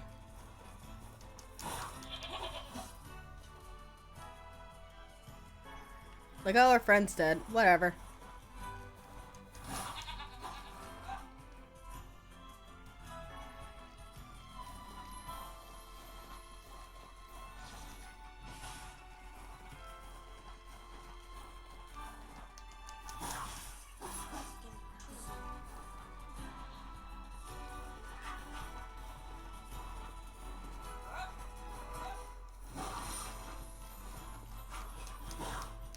Oh, fine.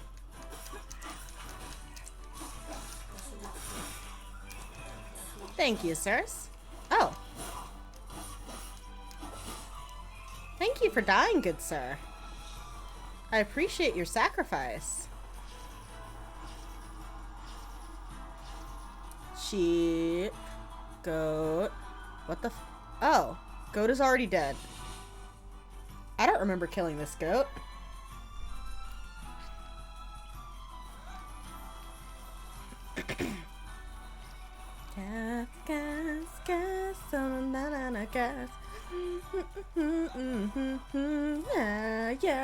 Yeah, gotta step on the gas.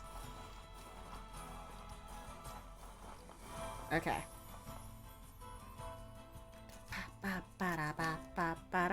Actually, this diary entry reminds me.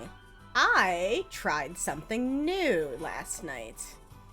I knew I didn't have anything to eat for lunch. And I had a bunch of, like, vegetables and stuff that I knew they were gonna go bad.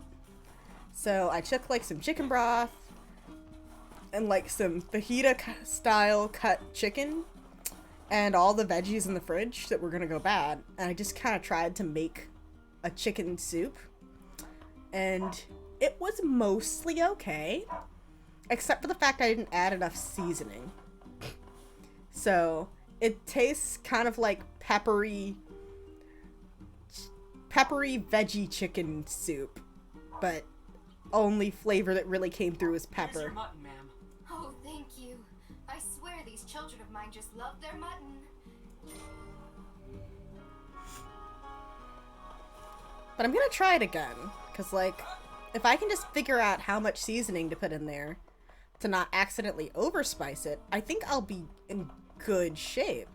Because last time I overspiced my soup, and then this time I underspiced it. Who wanted the... Shoot. Yeah, that's true. It was not miserable. It was an adequate lunch.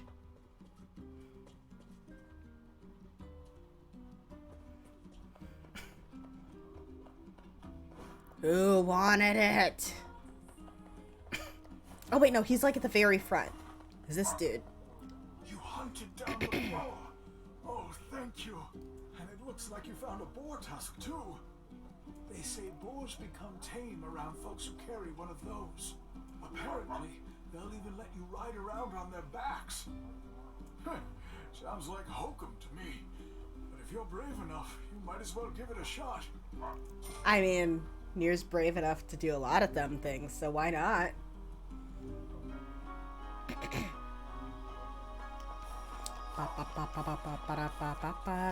Let's go. Ooh, what's that? I can't carry any more shinies.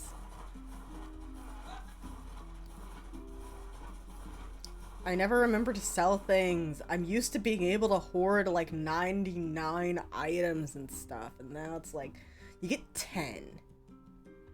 Oh, you want more than 10? Too bad. You get 10. Bum, ba-da-dum, da-da-dum, da-da-dum, da-da-dum, da-da-dum, dun, dun, da-da-dum. Man, there's so dang many shades.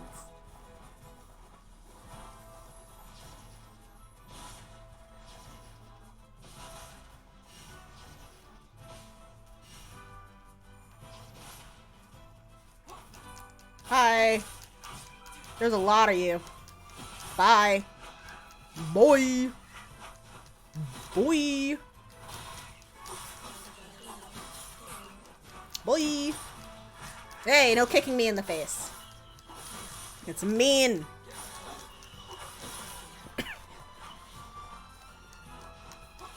Oh, there was a guy I could have finished off. How sad.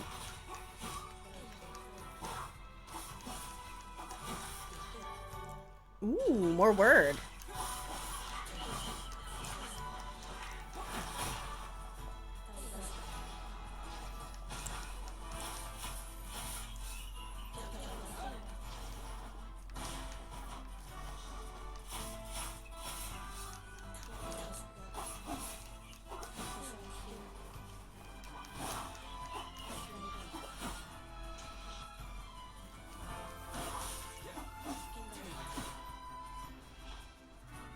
Okay, I think they're all dead.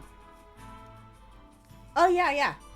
Words let you basically kind of like do slight modifications on your weapons and stuff to make them better. So words are good. New words are good.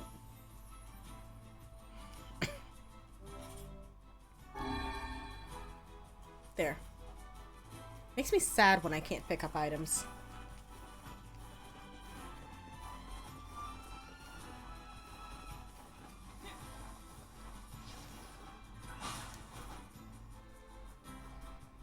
Hey, no getting back up when I'm about to stab you to death violently. Let me have this.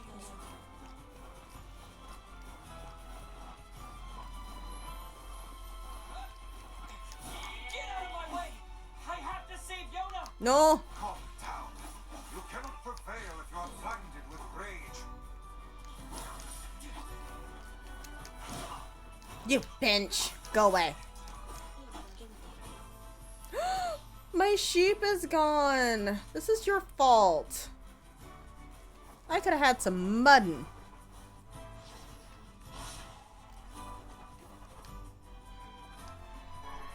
Yeah. Yeah. That's cool. More and merrier. Why are you just hanging out there? Why were you just staring at a rock? Probably should have left him alone. He wasn't actually doing anything for once. Let's see.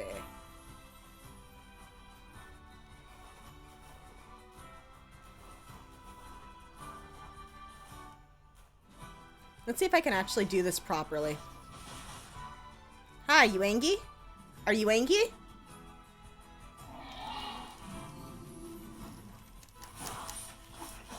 Moving away.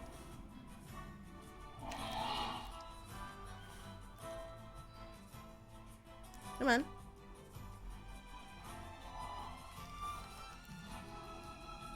Why don't you ever just funk into the rock? This is the easiest way to get him to fall and to like freaking do the rock. Oh, but if you're up on the big rock, you can't attack him with magic. This big rock is not ideal. Ooh, but this is.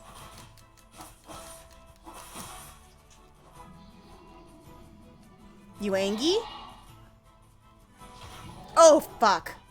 Okay.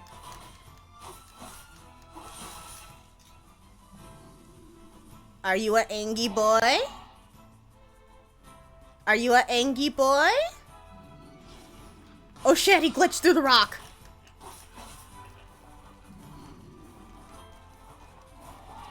Oh, fuck. Okay. Understood. I got your message. I got your message, sir. I will stop attacking.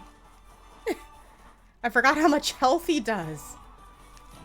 You can't attack me on the bridge.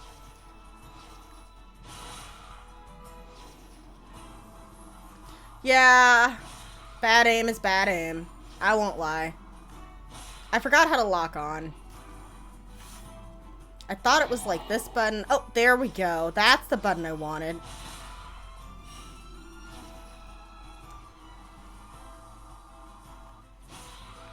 Aw, are you angry? You mad? You mad you can't get on? Is that it?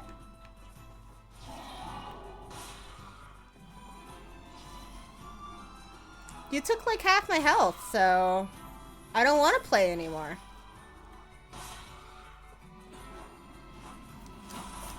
Oh, fuck! Oh, fuck! I didn't know we could do that!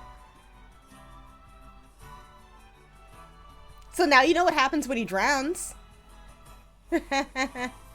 Are you alright, lad? No. Yeah. But, Lost health. You must be more careful. no shit. I'll be right back. I gotta go to the restroom. Enjoy the soothing music.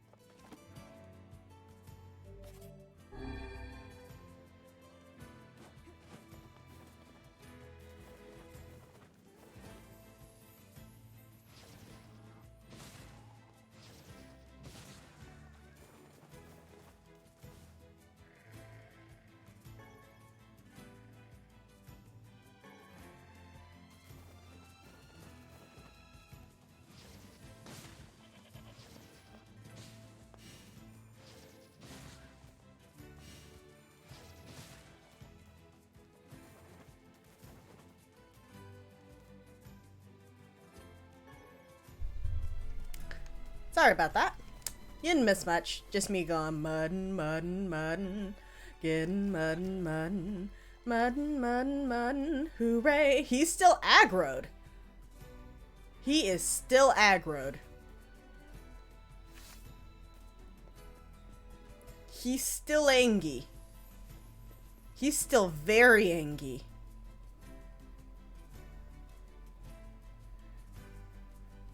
Okay, that's not fair. He can't fling himself off a cliff, but he can fling me.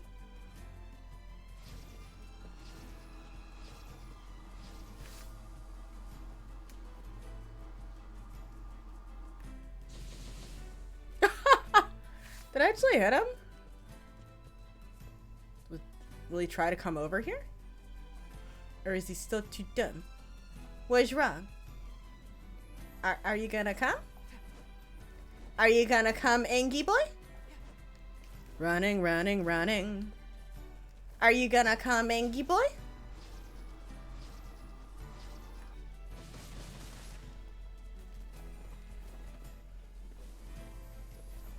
Are you gonna come and hit me?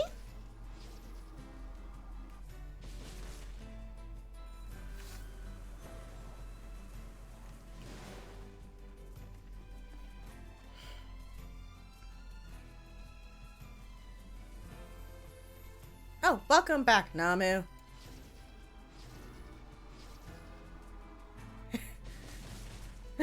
Oh, no, I'm talking to the boar. He's a big Angie boy. He's a big Angie boy who still has aggro, even though he literally already killed me.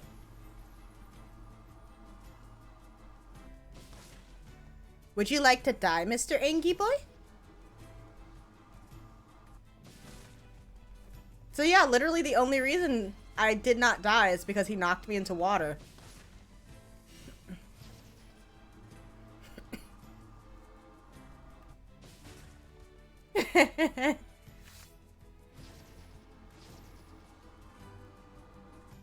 And right now, he's kind of trapped by invisible wall because he's technically almost running into the cliff.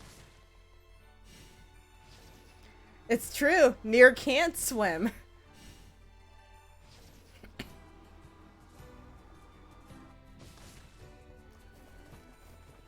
It's like I figured out he couldn't hit me on the bridge, like it won't let him cross the bridge, but I got too close doing some melee and stayed too long. And then he just absolutely freaking destroyed me.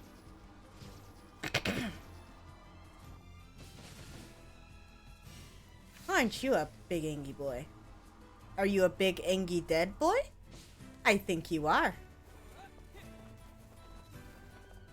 Thank you to your contribution. I appreciate you.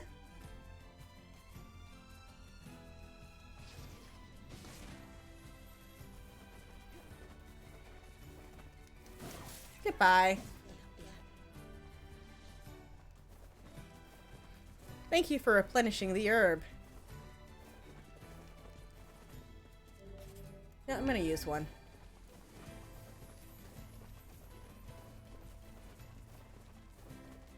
Also, if I hadn't killed all the enemies here, I'm pretty sure I would have washed up and then immediately gotten freaking ganged up on by a bunch of shades.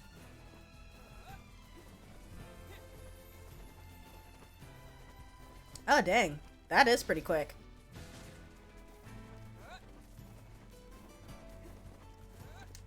Bye-bye. Bye-bye-bye.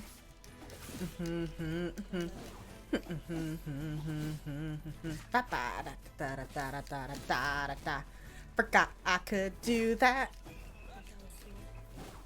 Go away. If you're not gonna let me hit you. Stab, stab, stab.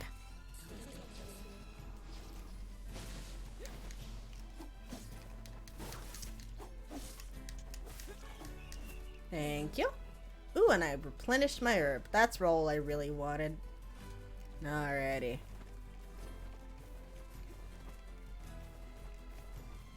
Wait, why am I going here? Because I need to go through the other exit.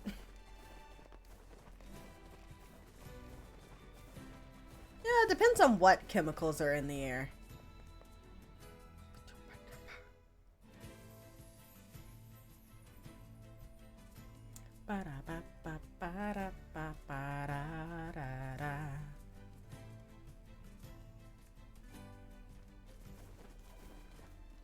Okay, and then the exit that I want is going to be like through the village.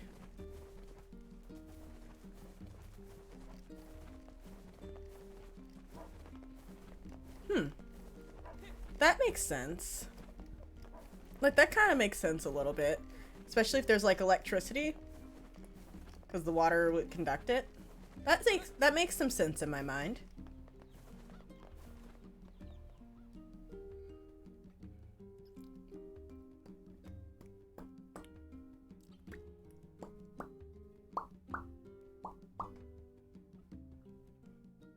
Okay.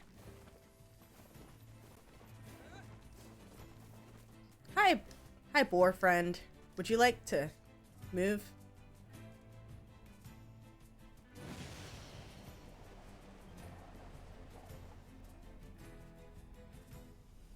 Ah. Oh, I wanted to do the drifty. I don't have enough open space to drift. Boar. Thank you, boar.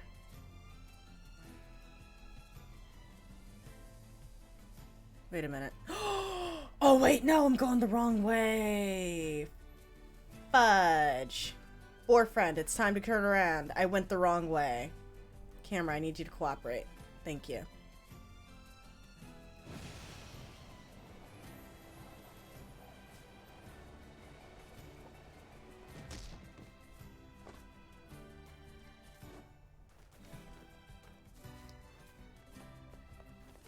Oh my god! I didn't even try to attack you. Go away. I just want to get on my boar.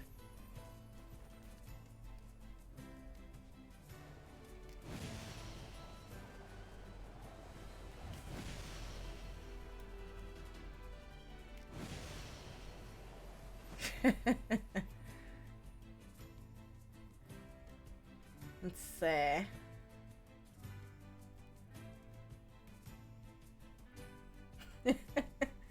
Yeah, you can go with whatever sounds coolest. I'm not the fact police. I went the wrong way. I went the wrong way. I was actually in the right spot. The right spot. Would you like more mutton, ma'am? Oh, thank you. Thank you for the money, ma'am. Let's see. Screw logic, it's all about the rule of cool.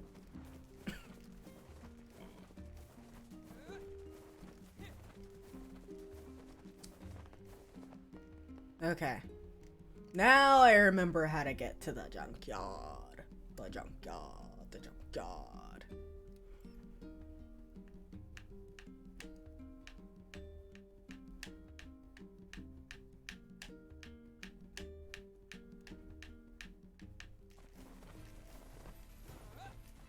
Boar, where are you?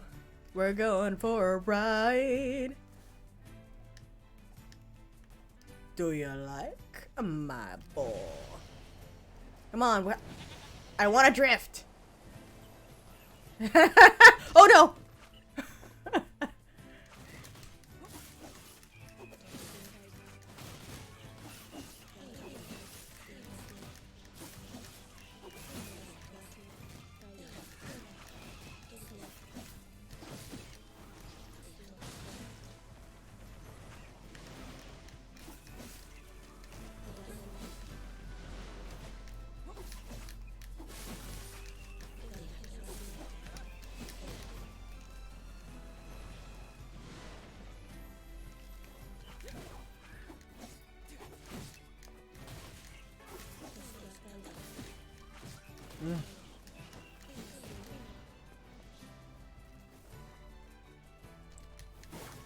I didn't see you, but now I do. Bye. Bye. Let's go.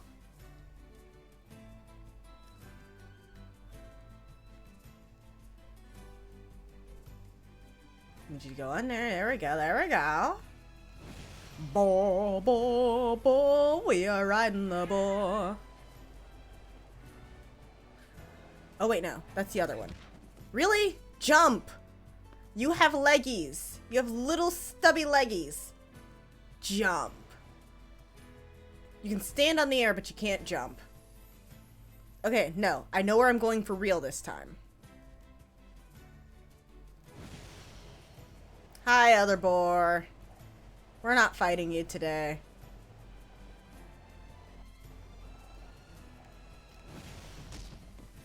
Okay, I think it was over here, right? No? Where's bridge? It's the other spot that has bridge. Yeah, it's that spot that has bridge. There's 2 spots by the water. Okay, okay. Oh no. I don't want to deal with you. And you can't reach me. Fast, fast, fast. Y'all can eat my ass. Don't wanna fight you today.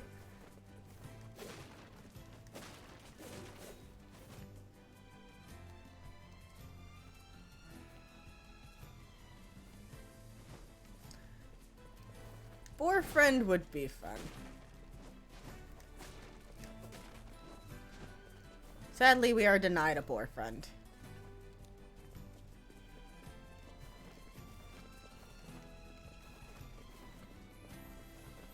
Now we go to the correct place.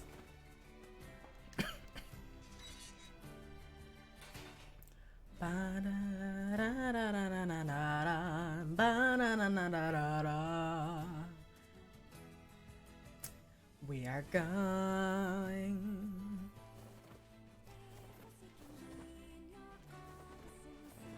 Gimme.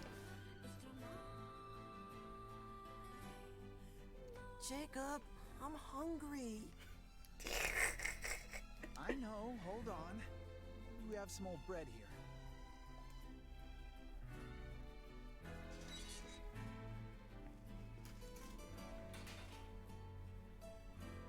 Hey there. Oh, welcome. Please, come in. What is this place?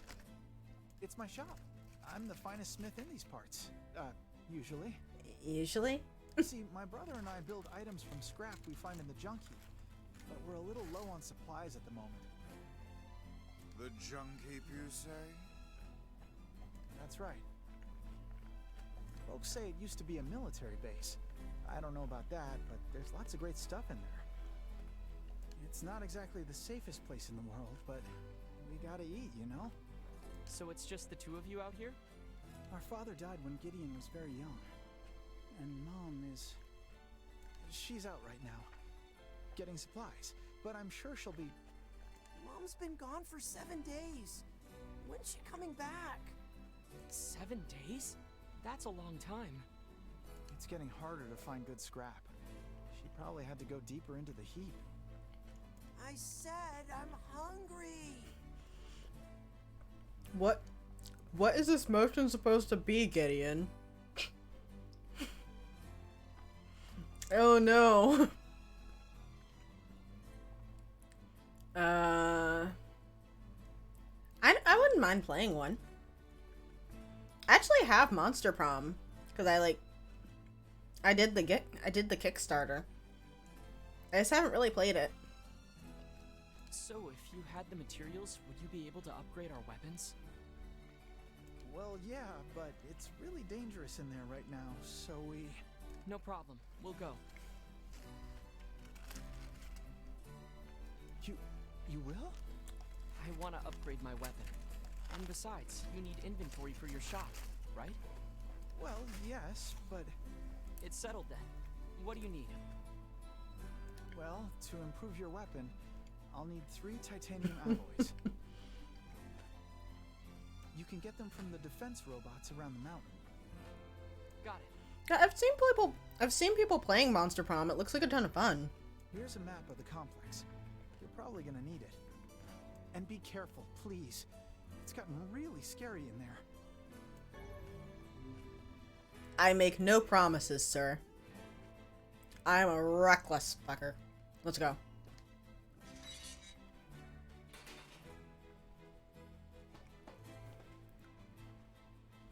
Yes, Monster Prom is very researchable.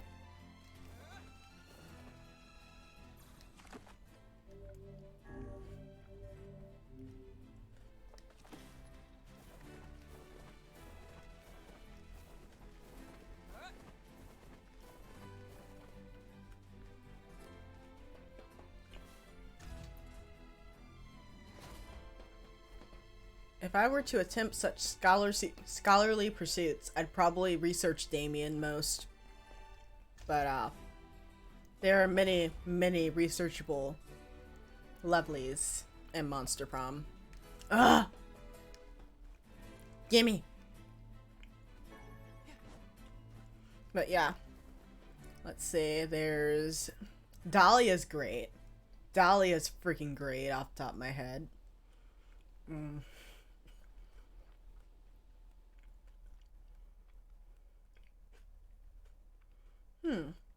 Sucker for love. Oh, is that the one where you... Is that like the Cthulhu one I heard about? Aye, it is bright in here. Looks like the ancient machinery is still working. Not that we have any idea how it works. I've seen very, very small bit. Mostly just like a couple screenshots of Sucker for Love, if that's what I think it is. Yeah, and I bet they're full of rare materials.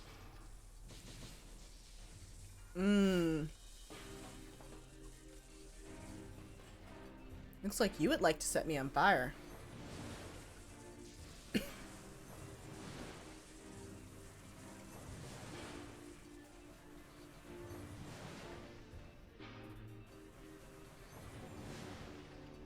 I don't think I'm much like you. You keep wanting to set me. Oh, that's a lot of electricity, man.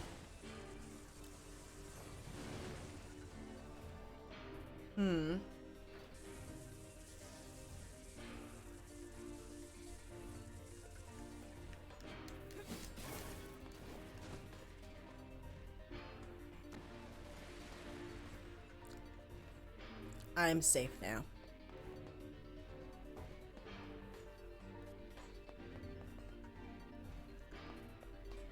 But not for long. Busted.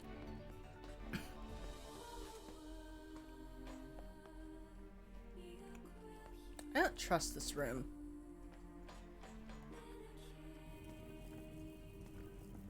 Wait, her name is Cthulhu?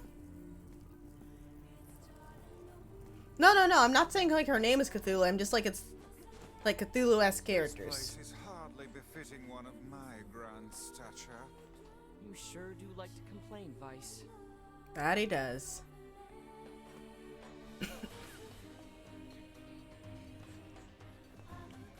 Oh, hi.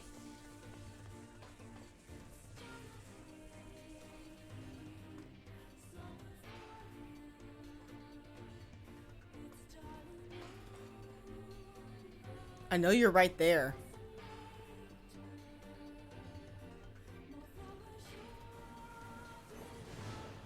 Holy crap, it still works.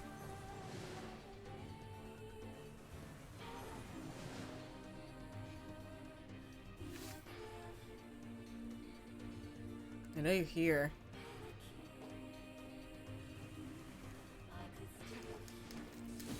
Oh god, get away. Oh god, there's two of them! There's two of them! There's two of them and I do not like it.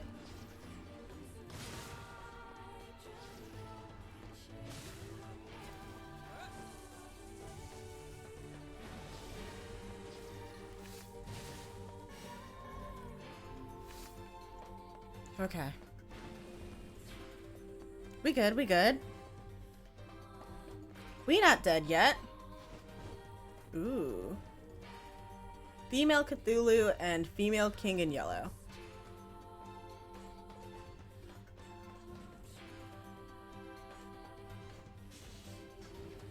Whoa.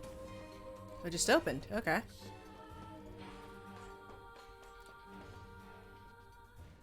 doesn't seem to be working.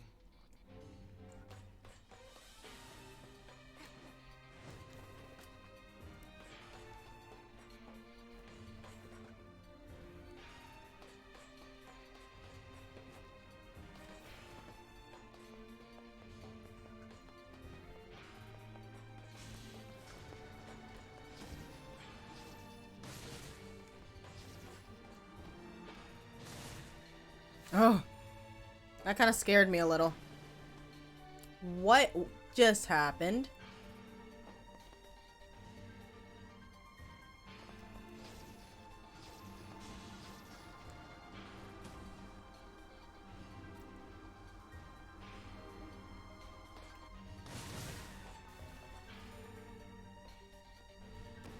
Okay. Not dying today. No, no, no.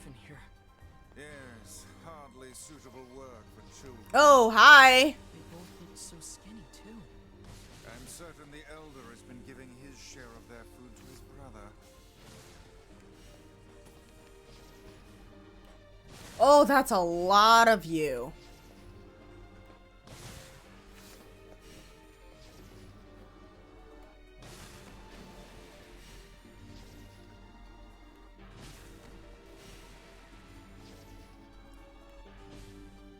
Oh, it's not. Okay, cool, cool, cool. Cool, cool, cool, cool, cool. Okay. Not dying today.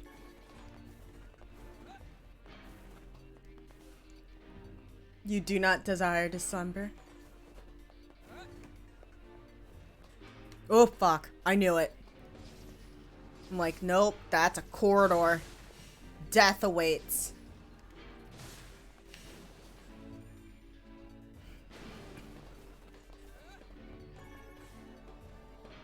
Any more? Okay. Big door. Big door, no open.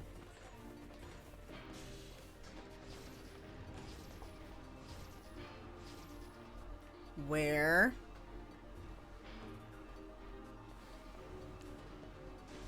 Oh, hi.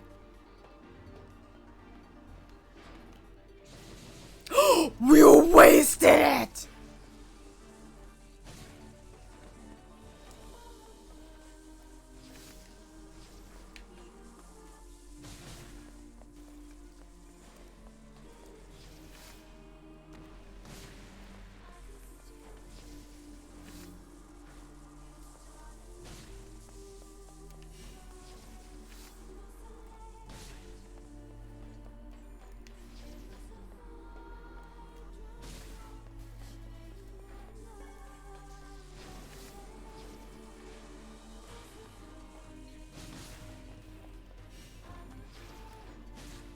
Please give me time.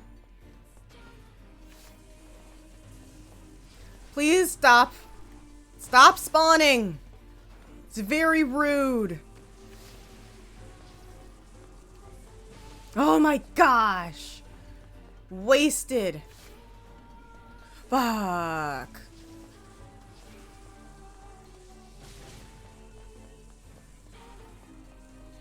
Oh fuck.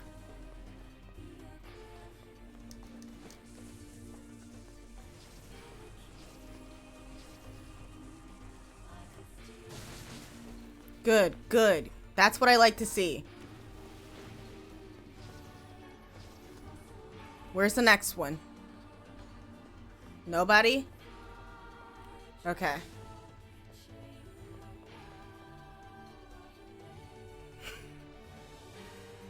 Oh. Night. Night, Alfie. Sorry, I was focused on not dying. Auf Wiedersehen, good night. Bis später. Bis später. That was a dead end. That was a dead end. Nothing was even there. Broken.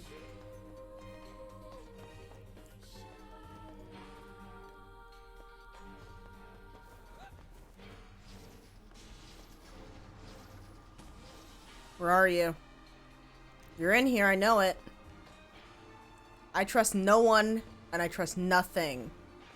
Where are you? You You made me lose my charge! Come out so I can attack you. Good. Death is good. Who's next?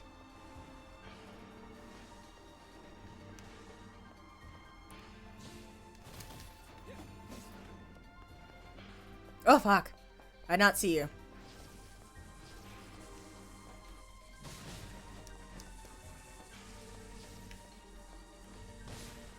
Okay, good. You're dead. That's what I like. I like to see you dead. Yes, you dead is good. Stay dead. Stop coming toward me. Please? Please.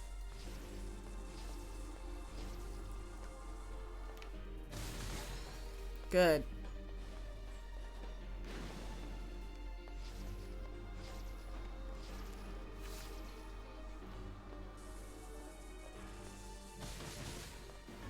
Oh, there is another one right here.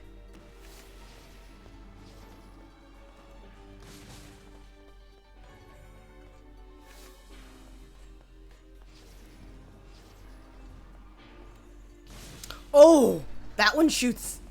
That one does the shooty balls. Oh.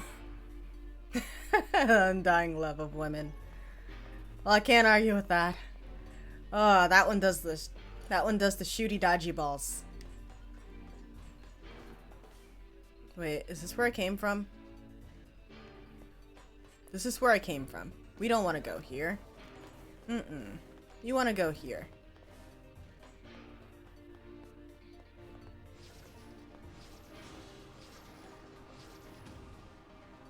Oh, no. Top down time.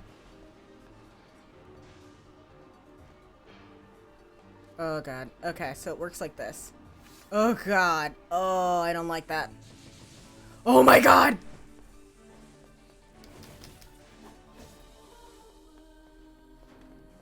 How about we just do this?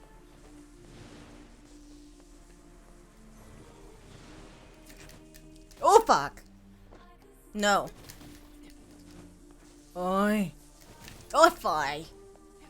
Oi, foy, oi, foy, oi, foy.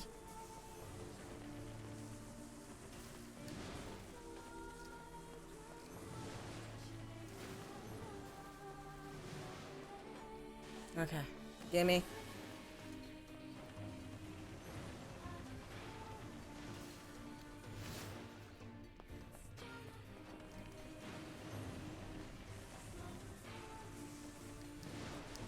I tried to move and I couldn't. Please stop. Oh, trying to aim and move, it's hard.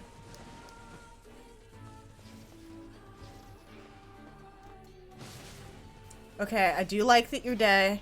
Die. Please. I also like that you shoot way across the room. Oh, fudge. Ah, fudge. I can't do them both. Thank you for dying, good sir.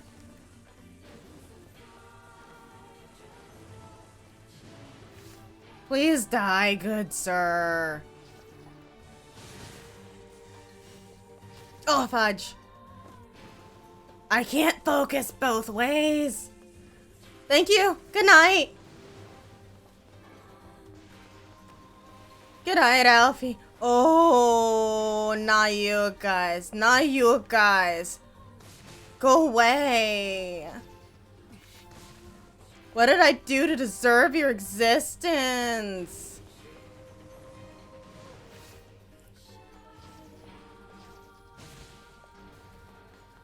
Good. Death is good. Stay away. Okay. Titanium alloys. Oh, it was a dead-end room?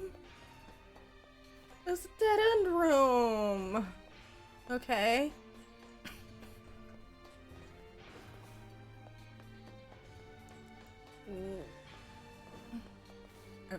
I've not been this way. There are enemies.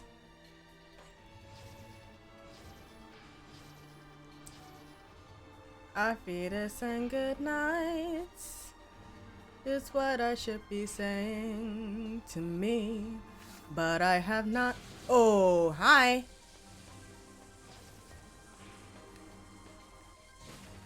No, I wanted to destroy that.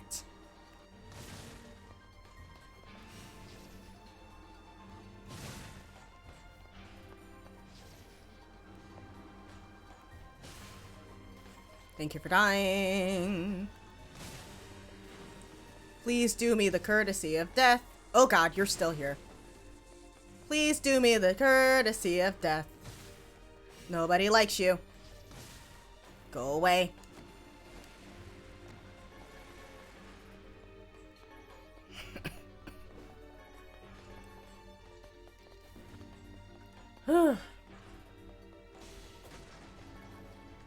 Hey, hey, hey. No activating. Fuck. It's too late.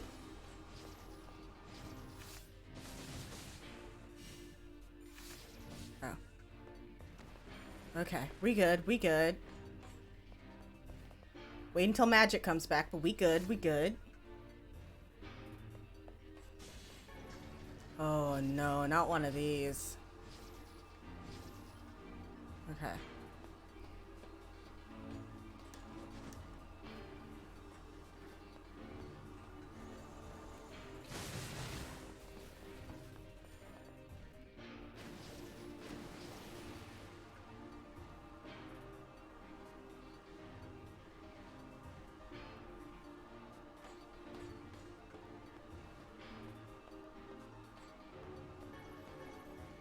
Okay, maybe I'm wrong.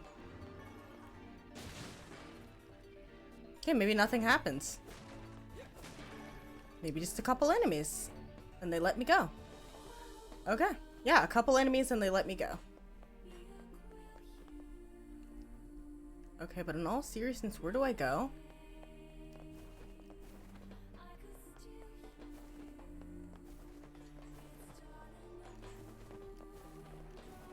Where do I go? The what? Oh, that's just the steam. I did not know what that noise was at first. It scared me. You ever wish you could just warp back to the client after you get their stuff? Whoa. Yeah, it's apparently a kind of magic that can zap you to faraway places in an instant. Ah, that one. Well, I would stay away from such devilry were I you, lad. How come? Because all of the sages who attempted said spell were reduced to mincemeat when they struck obstacles in their path. Wow. All right then. Walking it is. An excellent choice. I've been here. Okay, I guess I just go back. Because I can't go in here. Doesn't... Ugh.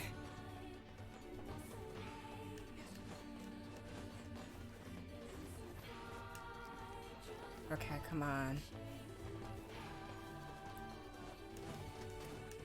Alright, I think once I hand this off to the guys and escape this labyrinth, I will go. Oh, okay. That's actually very close to outside. But yeah, I think I will end stream after this. Yeah, we're going the right way.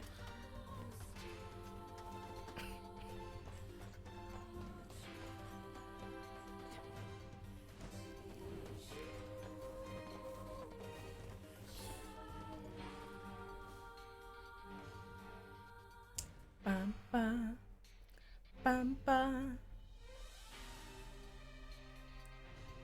I love that this place has like lyrics. Oh, mine. Where are you? Where are you? Gimme.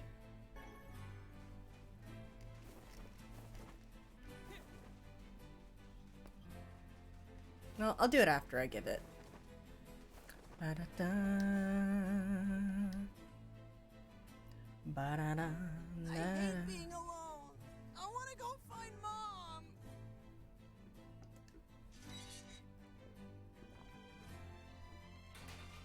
Hello again. We got your materials. Ah, Thank you so much. I'll get right to work on your weapon. Normally I'd charge you something, but you can have this one for free. Yeah, we did just get all your stuff for you. Upgrade! Here you go. And thanks again. This ought to keep us going for a while longer. I want to find Mom! I want to find Mom! Is everything okay? I'm sorry. He's impatient for our mom to come back and thinks we should go look for her. We just need to wait, okay? She'll be back soon. I don't want to wait! I want to find Mom! Vice? Yes, I know. We're off to search for the misplaced mother, aren't we? Please, no. I already owe you far more than I can ever repay. Don't even worry about it. You don't understand. Our mother... Never mind. Mom usually goes pretty deep inside the mountain. Your mother what? You're gonna need to use the elevator, so I'd better give you the activation code. Ah, now I can use the elevator. Hi, small child. Hurry up and find Mom, okay?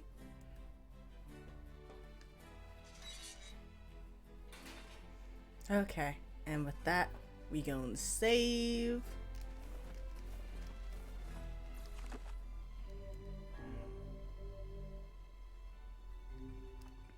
Yep, okay. So saved. Got all the way to level 8. Oh, I should check my words, because I will not remember when I start.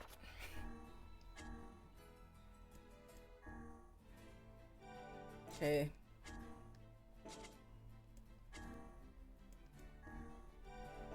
Looks like these are still my best words.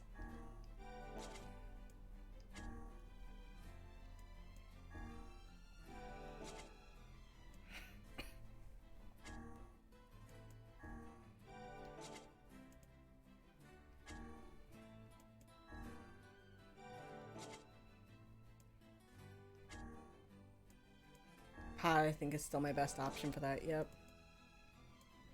Wait, you can add stuff to evade? Ooh.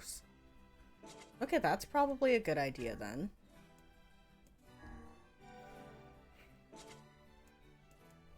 Okay. That's not too bad.